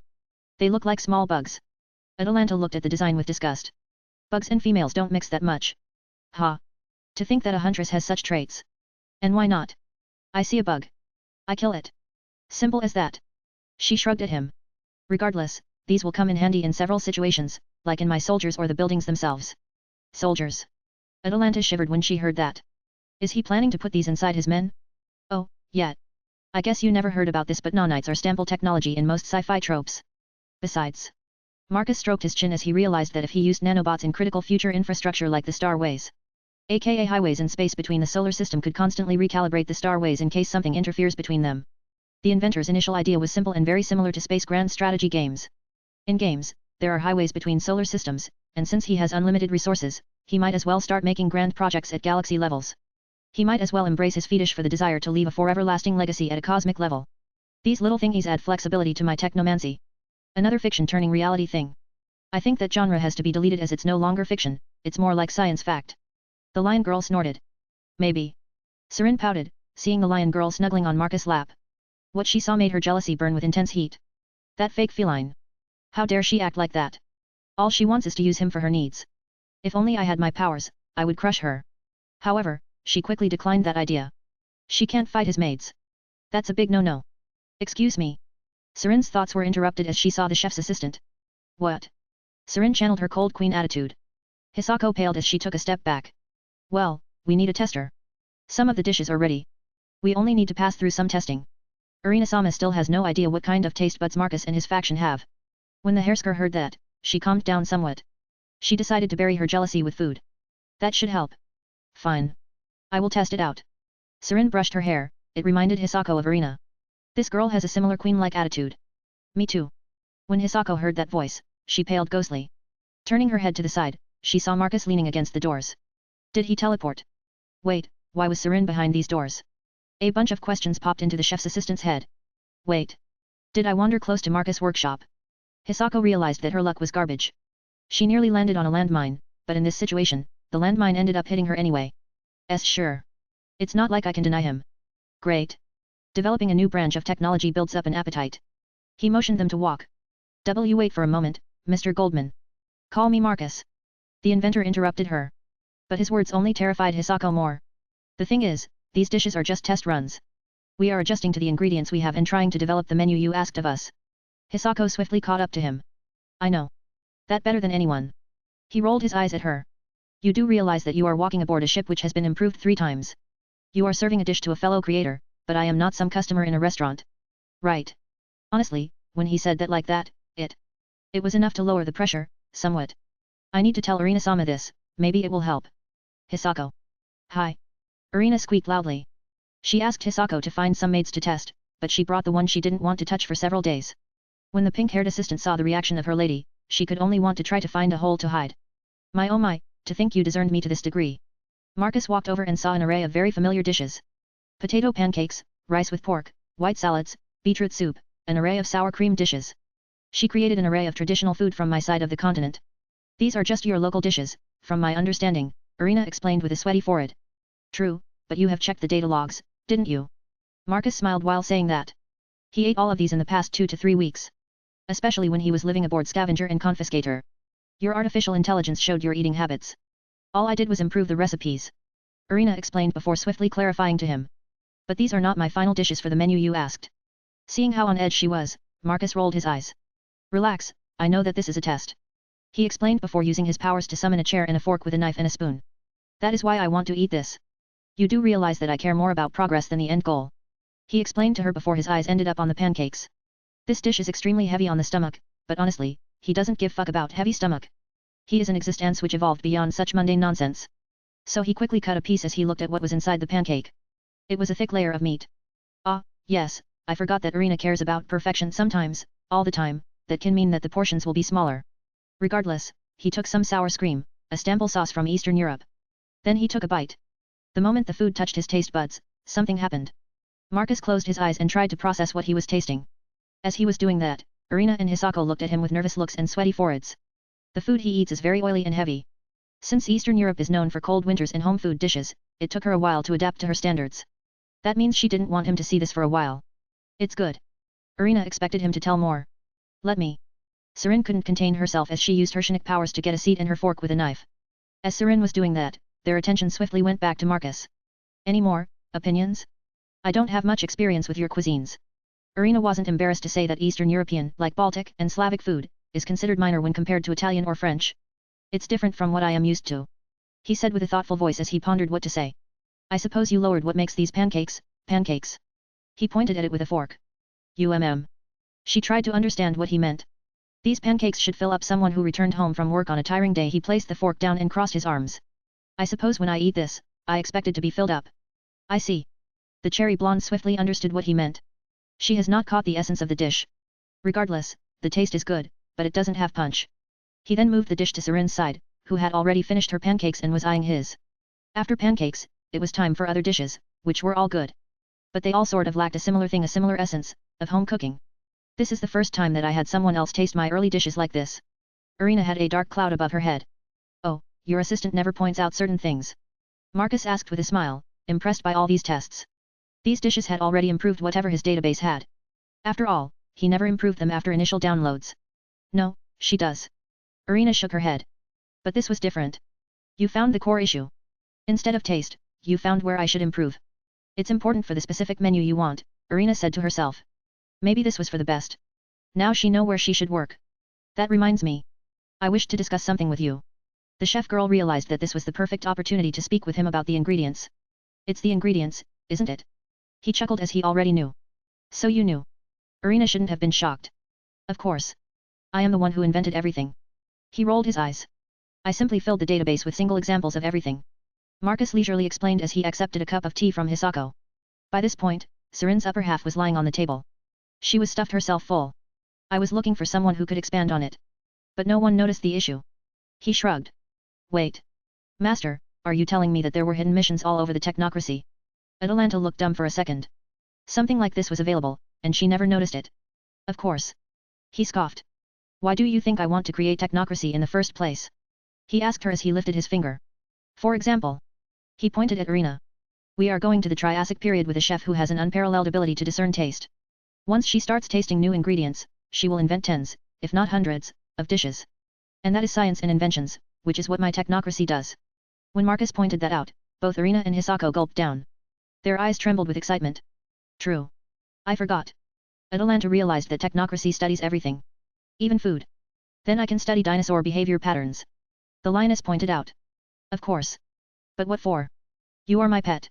Leave such a mundane stuff to Artemis. Marcus waved his hand as if it were a nuisance. Atalanta sighed. Sure, she will keep that in mind, but she will still hunt in prehistoric Earth. Chapter 99, Flow of Time. After eating, Marcus returned to his work. Atalanta sneaked away somewhere as she began to set things in motion and prepare for the trip. The lioness is walking on a thin line, and the moment she is away, Serin sneaks into his lap. The hairsker doesn't care about points she can earn. She has everything she wants. If not, then she can ask Marcus to give it to her. It's simple in her eyes. That cat girl still has some lingering independent thoughts. Something she shouldn't bother with when she lives under technocracy. After all, Marcus can do everything needed. If Atalanta had thought more about it, she could have easily gotten what she wanted. But then again, she is a lion. I have no idea how that kind of people should be operating. As she pondered about her competition, Marcus continued to work on nanobots. He already has models, and synchronization did, all left is programming, which he works through rapidly. The thing is, he already has many blueprints to work through. One of the perks of having a faction like this is that he has much knowledge to work with. For inventors like him, raw resources are not a priority. What they need is a different kind of resource, and that is knowledge. That is why he was done with nanites in just a few days. Though he was done, he couldn't improve his ship as they were mid-flight. Sir, we are approaching Phase 2. Phase 2? What does she mean? Serin snapped out from her plotting as she turned her head to his side and looked at him. To travel back in time in the most efficient way possible, as we are going very far, it is better to leave time altogether and reposition where we want. It's like playing at the river. You don't struggle against the stream. You leave the river, walk where you want, and re-enter it. He explained to her as he slowly stood up. Serin ended up standing as well. Let's go. Not every day can we see how reality looks without time. Wait, doesn't it mean that time flows differently in Confiscator? Serin realized that midway. Ha. So you noticed it? Yes. Time flows differently here. It flows how it is supposed to, regardless of where we are. It means it only passed 2 days for us regardless of where we are. How did you even do that? Aren't we outside stream of time? She asked with an uncertain tone. That's dear where time engine and Bifrost come into play. My Confiscator has several different gravity wells. As you know, gravity wells can impact time. That is why we have several of them. The first one allows us to travel through time using the Bifrost method. Bifrost is a Norse term, as they came up with this first. First, they warp space around themselves and then create a bridge through which they can move fast. I use the same method, graviton projectors cast the bridge in front of us. Marcus even summoned a hologram of the ship and showed it to her. That is why my confiscator has another extra diamond core. That diamond core is what is powering time engine alone. The other core powers the Bifrost and graviton engines, and the last is used in day-to-day things. You are using 2 perpetual motion machines just to power this journey. Sirin realized just how absurd this journey was to make it happen. Precisely. It tells us how absurd the concept of time travel is not. Movies make it look so simple. He said with a snort as he dismissed the hologram and motioned to walk towards the closest window. Tell the crew how rare this step is, Marcus told his AI. Understood, relaying this message. As he said, they arrived in front of the observation deck, just below the bridge. Sirin's eyes widened as she saw greenish-blue clouds on her right side, more like a nebula, or something like that. But the more they moved, the more she understood what she saw. It was a river. Beautiful, isn't it? What you are looking at is time. You know, this is like seeing Earth for the first time from space. For many years, people wondered how their world looked. For thousands of years, people speculated. From disk to being the center of the universe. This is not different. We needed to move out of time to observe it. Marcus smirked as he greedily looked at the time stream. Sirin dumbly nodded as she looked at it. Her eyes tried to comprehend what she saw, its scale. What she saw is simply incomprehensible. Wait, if I comprehend this, won't that mean I can manipulate time itself? The beauty bit her right thumb's nail as she tried to understand. I know that look. This is the perfect opportunity for you, Sirin, but not everyone. For the next 28 days, we will travel outside the stream before re-entering it. You can try to comprehend it. After saying that, he briefly looked at the stream before returning to his workshop. Our grandfather would sell his soul to see what we are looking at, Athena said with a knowing look at her half-sister. Ha. Maybe, but he is too proud. Artemis shook her head before looking at the time stream with crossed arms. But do you realize how absurd this situation is? We are outside literal time. We are looking at it as some celestial object or phenomenon. The goddess of Hunt said with a strained smile. I am no longer surprised. Instead, I am curious. As Athena said, she created a basic-looking magic circle and started adding Greek letters to it. The goddess of wisdom started to develop basic time-related spells. She has a visual idea of how time looks and flows, so all she needs to do is layer it. Marcus never considered the consequences of taking living beings out of time flow. Even mundane people are affected by it. Irina Nagari never considered that just by being on the ship, she would grasp fundamental laws of time. What are we looking at? The cherry blonde looked at the greenish-blue nebula-like thing through the window. It looked like some sort of drawn-colored wind. What you are looking at is the time outside of time flow. Irina wanted to say, is that even possible, but she controlled herself and gazed at it with a spacey look. There was something hypnotic about it. The same was true with her assistant. Gazing at Earth from the moon was like a fundamental reflection of how small one is compared to the cosmos. But this was a fundamental reflection of how short is one's existence.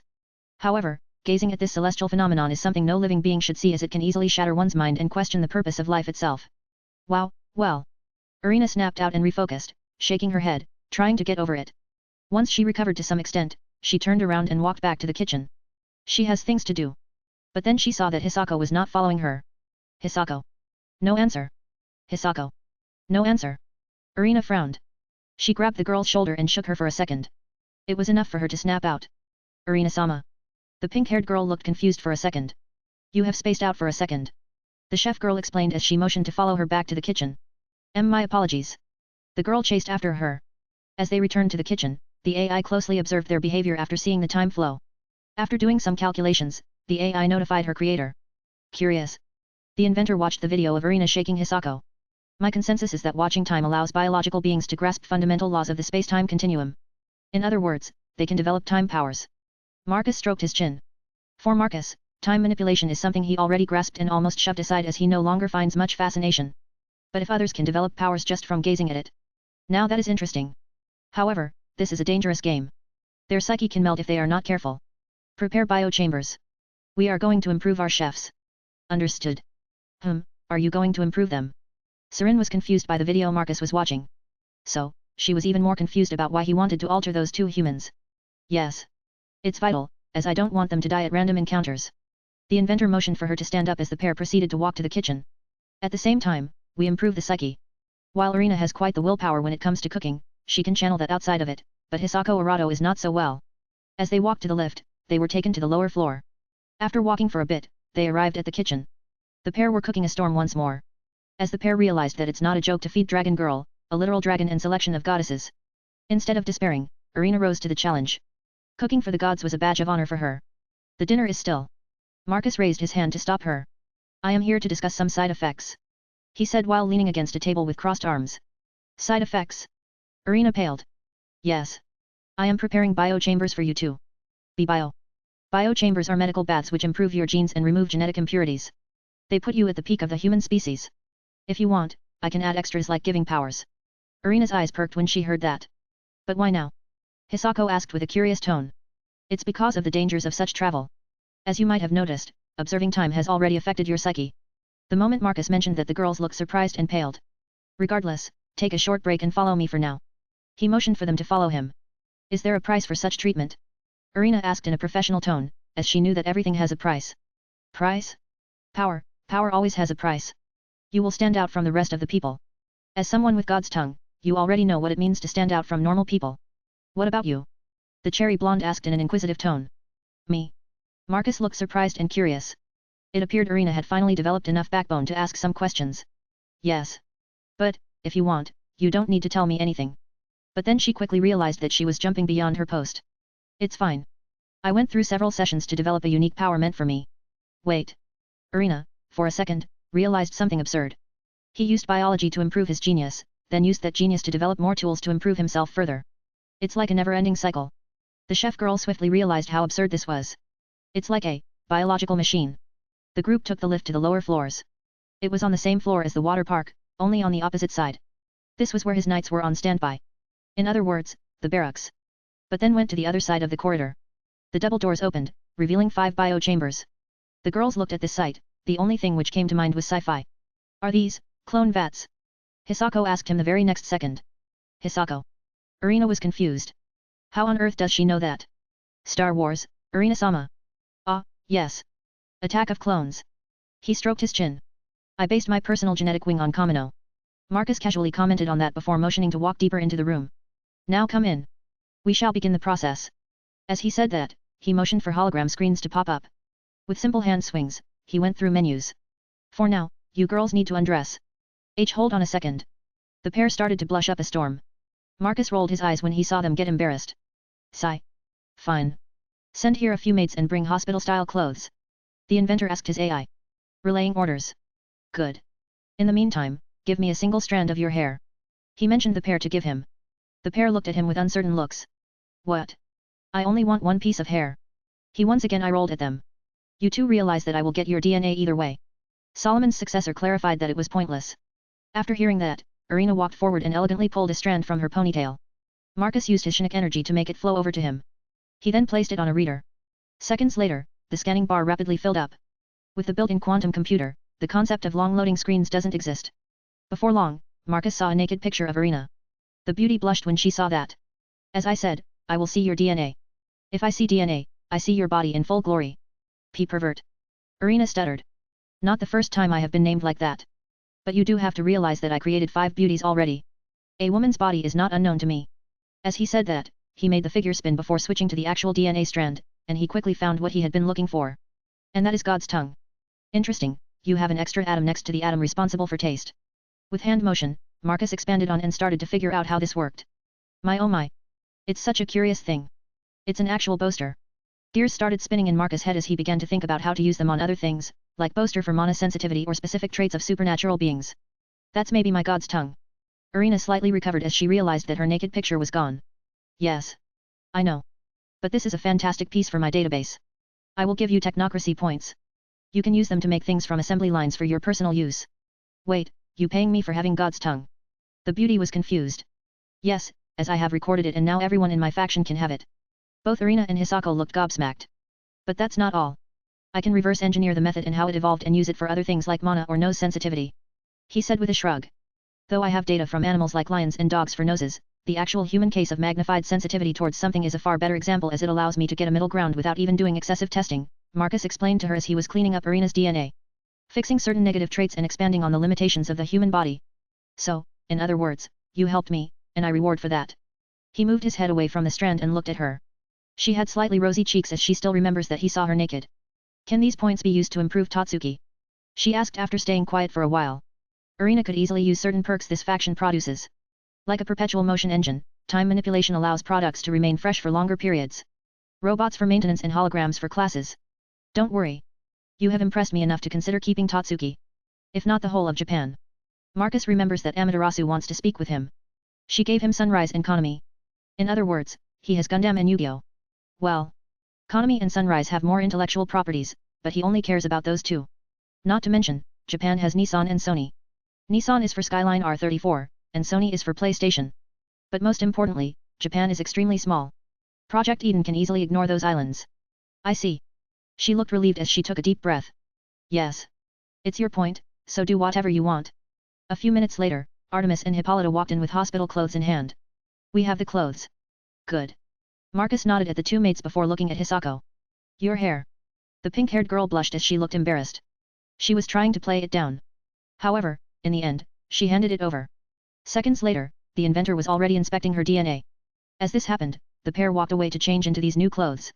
It has been a while since I played with legitimate human DNA. Marcus offhandedly commented. And did you find anything particularly interesting? Not groundbreaking. But interesting enough, do everything manually. He said that as he finished basics for Hisako as well. Not long after, the pair returned in slippers and a single piece of white hospital dress. Good. Now, the first session will fix any sort of defects in your DNA. Those develop over thousands of years of breeding. Regardless, once that is done, we can start discussing improvements, Marcus explained to the two. Meanwhile, the bio-chambers opened. Step inside and put on the breathing masks. You two will be in a liquid for a while. The pair of chefs listened to his instructions. First, it was walking on the moon, then cooking like a dinner's chef for bottomless pits called dragons, then watching time outside time and now genetic alterations. Irina could only lament the craziness of her life. This whole thing wasn't how she imagined exiled from paradise. Yes, for her, leaving Totsuki was like Eve and Adam's story of being exiled from paradise called Totsuki. No, this was not hell or even Earth. It was sci-fi. She was Ice-Guide into a world where Marcus plays with concepts like a toddler playing with his plushy toys. As Irina put the breathing mask on her face, the biocamber closed, and she could see the hologram being displayed and the timer on it. She will be doing this for several hours. Now relax and enjoy what technocracy has to offer. You are the first human to experience this outside my immediate family circle. Marcus spoke over a hologram. Slowly, Marcus felt like it was getting distant as their consciousness drifted away. So, if they are away, who will cook for me? Sirin asked as she realized that she wouldn't be getting their food. Well, you will have to suck it up. You can still use the current blueprints. But we have legitimate chefs from Japan. The hairsker started pouting at him. As I said, suck it up. He rolled his eyes at her. I can't believe I spoiled my girls like this. The inventor pretended that he was disappointed with her. Ugh. Calm down, Sirin. You are channeling Kiana Kislana. It's unbecoming of you.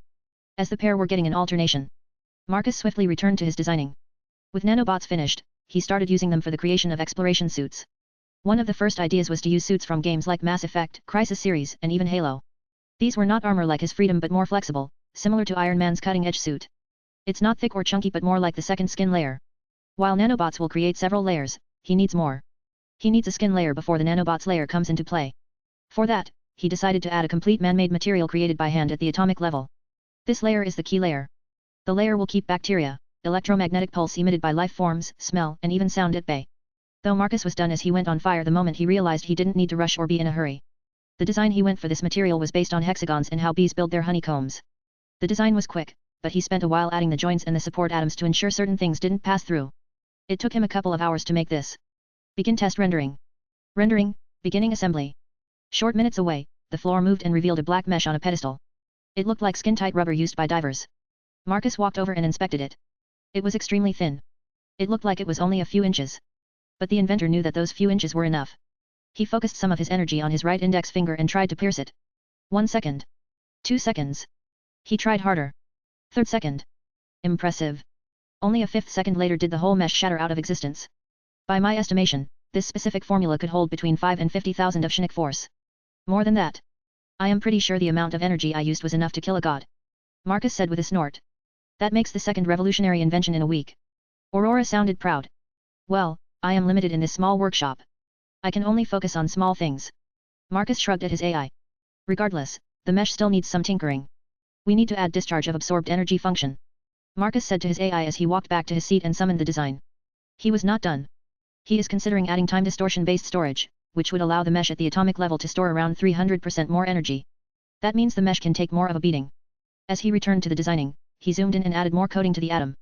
Hours later, Irina's eyes trembled as she opened them. What she saw was liquid and a timer at 10 seconds. What is this feeling? The first thing she noticed was that she was brimming with energy. 5.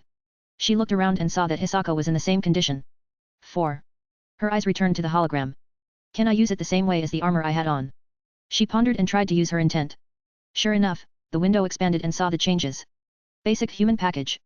Removal of all diseases, cancer cells, genetic defects like balding, immune system failure, and lastly, my lifespan is around 300 years. The girl was baffled to think that this was basic. I shouldn't be surprised that he can fix all the diseases. 1. Session over, removing chemicals. The liquid was rapidly drained, and before she realized, the girl was standing on her feet. Yet, she felt that she could jump like some grasshopper. All she needs is to use her leg muscles, which are denser than ever. The chef girl removed the breathing mask, and the bio-chamber opened for her. The girl walked out around a second earlier than Hisako. Arina-sama. Yes. This is absurd. Arina replied without even knowing the context. All she cared about was how light her limbs were. We should get a shower. The smell is weird. Hisako said as she realized, they were wet and the damp robe highlighted their assets. You are right. The doors opened as they were about to leave, and Artemis walked in. The session is over. For the next couple of days, minimize your actions. Your bodies are at this moment hypersensitive to outside stimulus. And cooking? Arina asked with a frown. You can do your cooking but only mild tastes. Otherwise, you can pass out. Worst case, your taste receptors will melt, and you will return to bio-chamber. I see. The pair were too terrified to comment more. Good, my job is done. The goddess turned around and left. Wait. That was goddess. Yes, I know. The pair looked uncomfortable. A goddess was acting like a maid and notifying them like any maid would do. Later. Around 3 days later, Arina and Hisako were back at peak performances. They quickly noticed how stronger, faster, and clearer their thoughts were. They were, just better. Weirdly, Arina noticed some strange auras around things. So she went to see Marcus about that. The moment she entered his workshop with his permission, her eyes wandered to a hologram of a black and dark grey suit, which looked a far slender version of the one she was wearing on the moon. Something about this armor was sending chills through her body. According to some maids, it has been a while since Marcus has worked on a single project for that long. Considering how many tools and technology he has behind him. Regardless, she was pulled out of her thoughts as Marcus started to explain to her. What you are seeing is time's flow. It's like understanding what the horizon is. Your mind knows that the horizon is the planet's curvature. It's the same principle.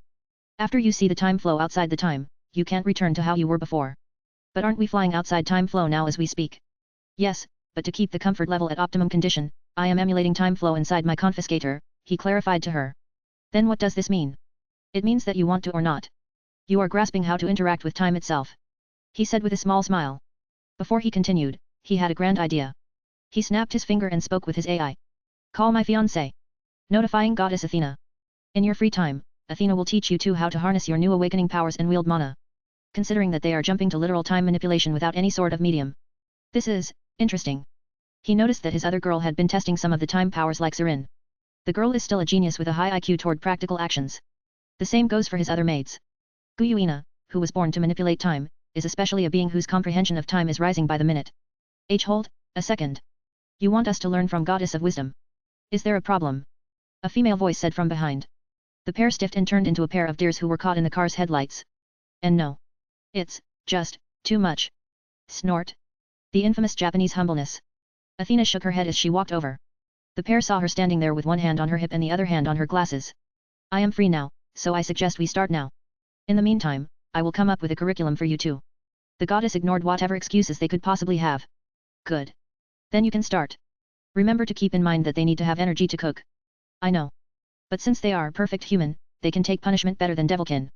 Athena smiled as she was thinking of having some fun as well. It has been a while since they have had total war simulations. Is this negotiable? Instead of saying anything, the pair were engulfed by the Chinook fields of Athena and taken away. What is going on?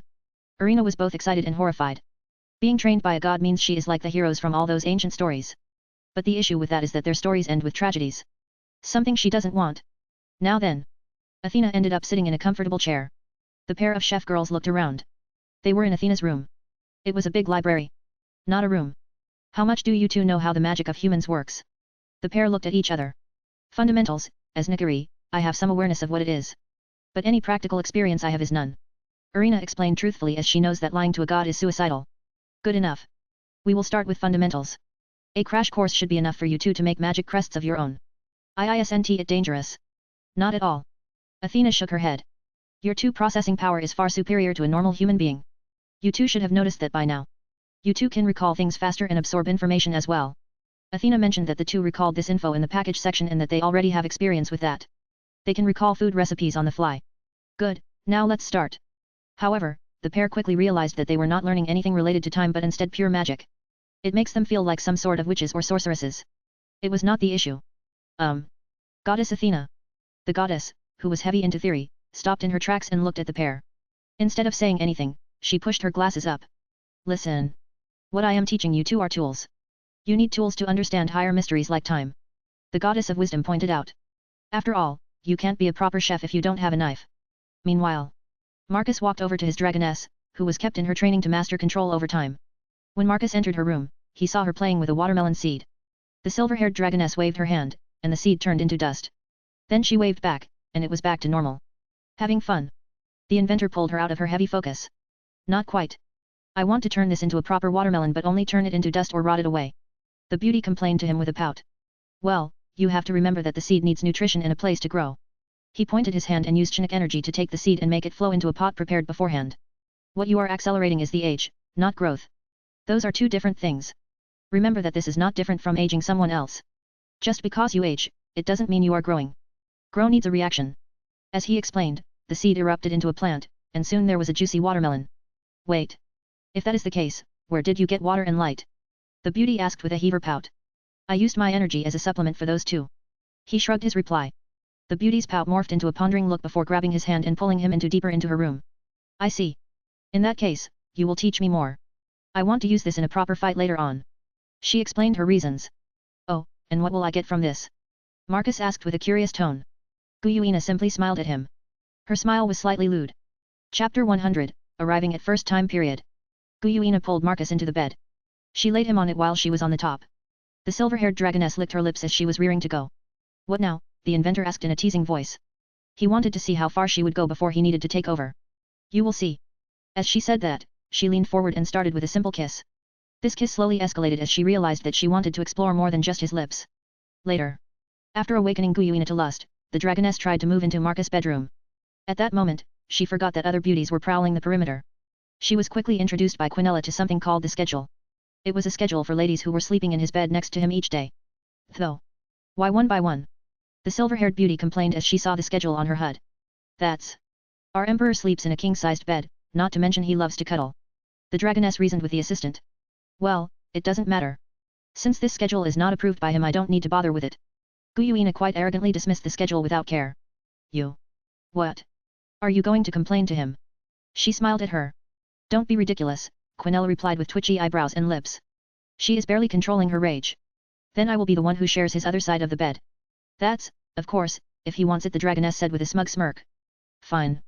In the end, it's what Marcus wants. We were created to please him and assist with everything he wants. The assistant agreed in the end. She can't deny it. After all, no matter how proud or arrogant she is, her duty takes priority. As the girls considered the changes to the bed arrangements, Marcus looked at the centerpiece of his new exploration suit. When he originally thought of making a simple suit to protect the biology of different time periods, he wanted to make sure he had perfect material, and from that, he created nanomachines. But in the end, he went all out and reworked his diamond cores. Since he was expanding his range into small things, he created small diamond cores, the so-called triangle diamond core, which he used in his freedom suits. But this is different. In fact, he was even baffled by what he created. What is this? A girl's voice asked him. Marcus snapped out of his thoughts as he saw a trolley with food arrive. His nose immediately perked up as his stomach rumbled. You know, even though my body has the ability to adapt, your food still makes me feel hungry. Marcus is impressed by Irina's ability to make him hungry no matter what. One could say that she is winning him over through food alone. I am pleased to hear that. Irina smiled, hearing that, as she proceeded to give him his dinner. The beautiful chef girl has adjusted her food to things he loves. Though she would prefer French food in their looks, this is fine as well. As she is expanding her repertoire to less-known cultures. After placing all of the food, she looked at what he was doing. What she was looking at was no longer technology in her eyes. No, it was more like arcane. To answer your question, it's the reactor to the suits I am building. Her eyes perked up when she heard that. But wasn't your previous technology sufficient? She asked with a small frown. What he had before was already perpetual motion technology.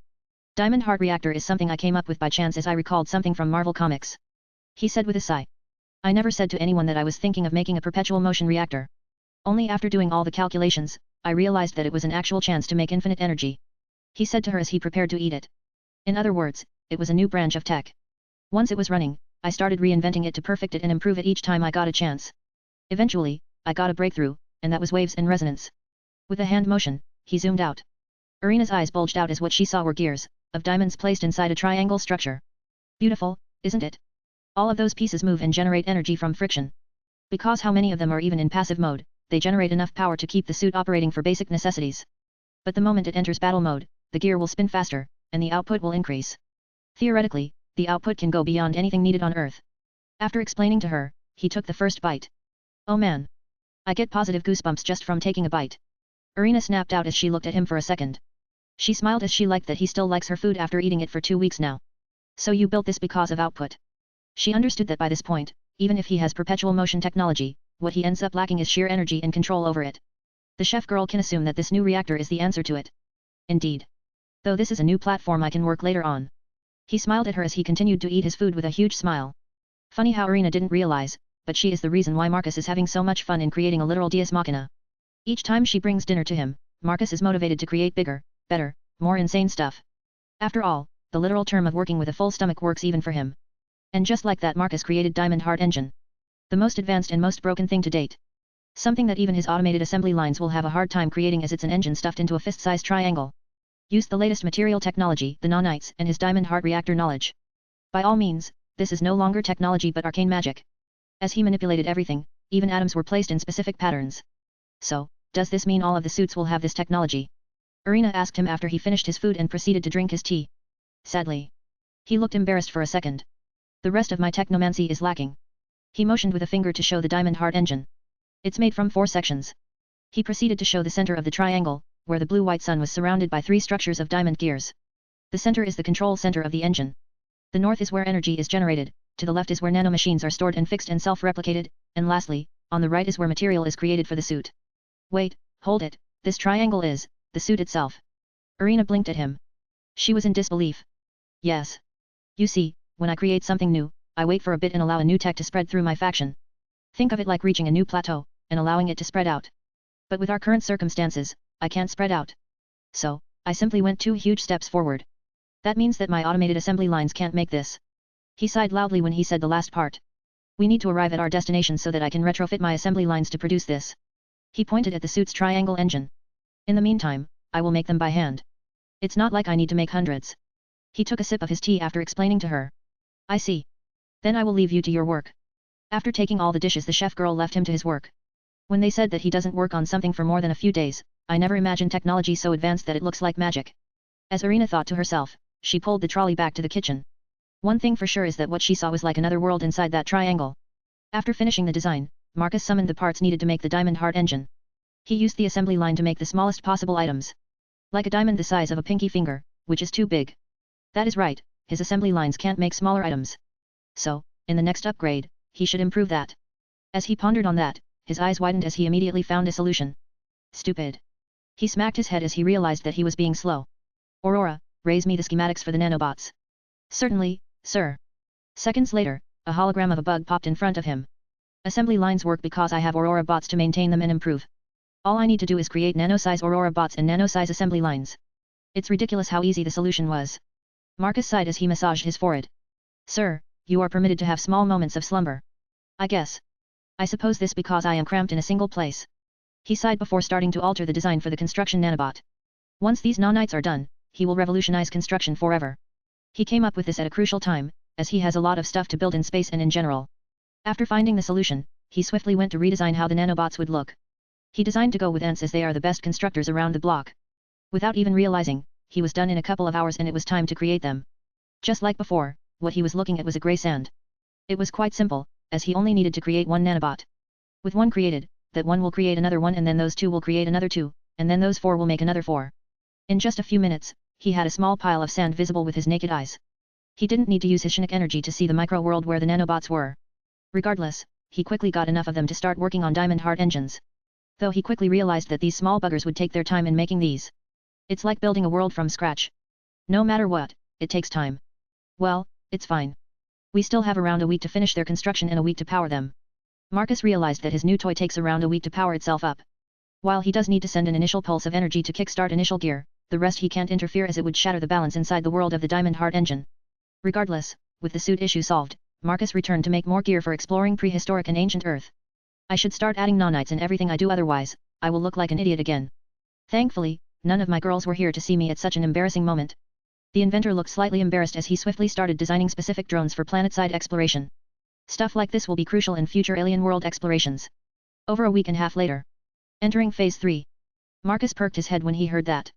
Oh, finally, he exclaimed as he stood up and stretched himself. He had been tinkering for a while. For the next 2 days, I won't be doing shit. He said out loud as he walked out from his workshop and went right to the window. He could see that Confiscator had stopped and now repositioning to enter the flow of time. He looked at how the vessel once again proceeded to accelerate into the nebula, which was the time. Call everyone. It's time to talk about what we will do in Carboniferous Earth, the inventor said with a grin as he got excited.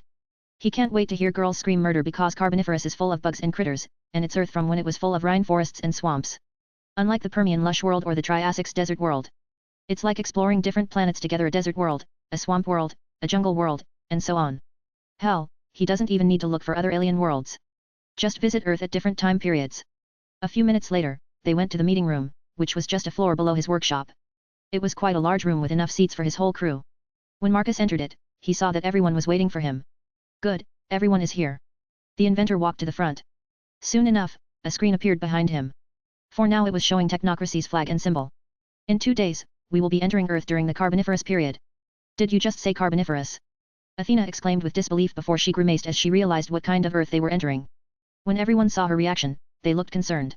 Many of them realized that they should have studied those periods in detail. I thought we going to Triassic. Atalanta raised her hand. She has studied the 3 dinosaur eras in detail. But now that you mention Triassic started around 252 million years ago, not 320 you mentioned. The lion girl realized that they were off by 70 million years. No matter how you look at this, they are talking about millions of years like it's most normal thing to do. Irina thought to herself with a sweaty forehead. One wrong move and they are stranded, in the super distant past. Precisely, Carboniferous is a period where amphibians came out from the oceans to live on land. We are going to confirm this. Marcus explained them as behind him a map appeared. It was Earth at Carboniferous. Is this after Pangaea? Irina asked with confusion. She should have studied this more. Wrong. This is right before the Super Pangaea continent, the Permian period. Athena explained with one hand on her glasses. We are going to a period when primitive amphibians finally started living on land. The era before is called the Devonian, also known as the Age of Fishes. I assume we didn't visit the Devonian period because we don't have the means to carry lots of water to keep living specimens. The goddess asked her fiancé. Precisely, Carboniferous is enough to collect some very primitive crocodilians. He said with a shrug. Regardless, now let's talk about a game we will be playing. His words perked everyone's attention even more.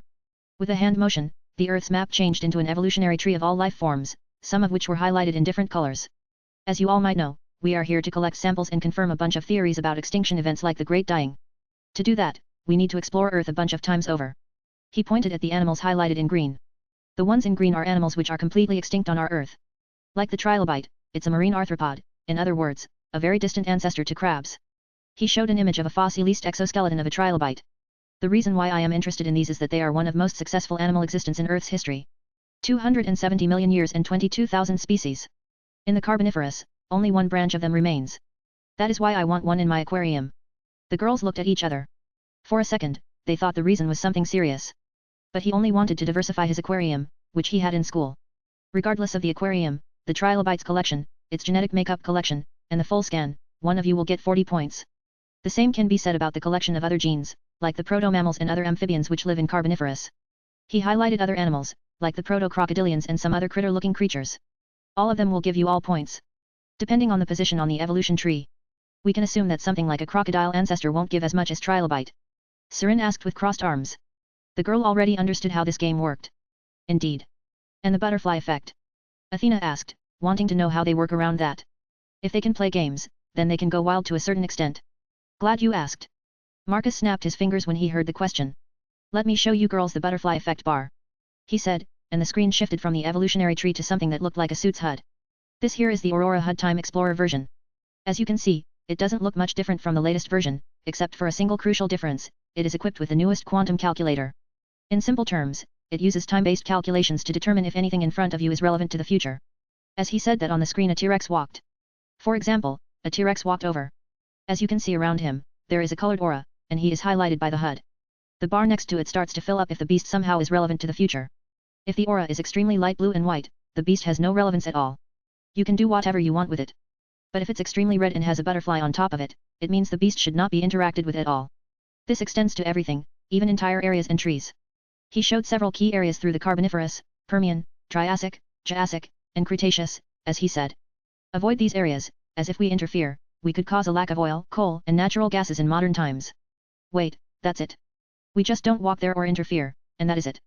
Atalanta exclaimed with surprise. Precisely. Because of an array of extinction events, there is not much we can impact. He shrugged before showing the Bronze Age. Though the same can't be said about more recent times. He showed examples of modern times, which are much more dangerous, and they have to be more careful. For example, if we get spotted in the Bronze Age, we would need to perform memory wipes and erase any evidence we have left. I see, now it makes sense. The lioness looked relaxed immediately. That means we will be able to have fun for millions of years of Earth's history. Hippolyta was pleased as well. She wants some proper hunting action with prehistoric animals.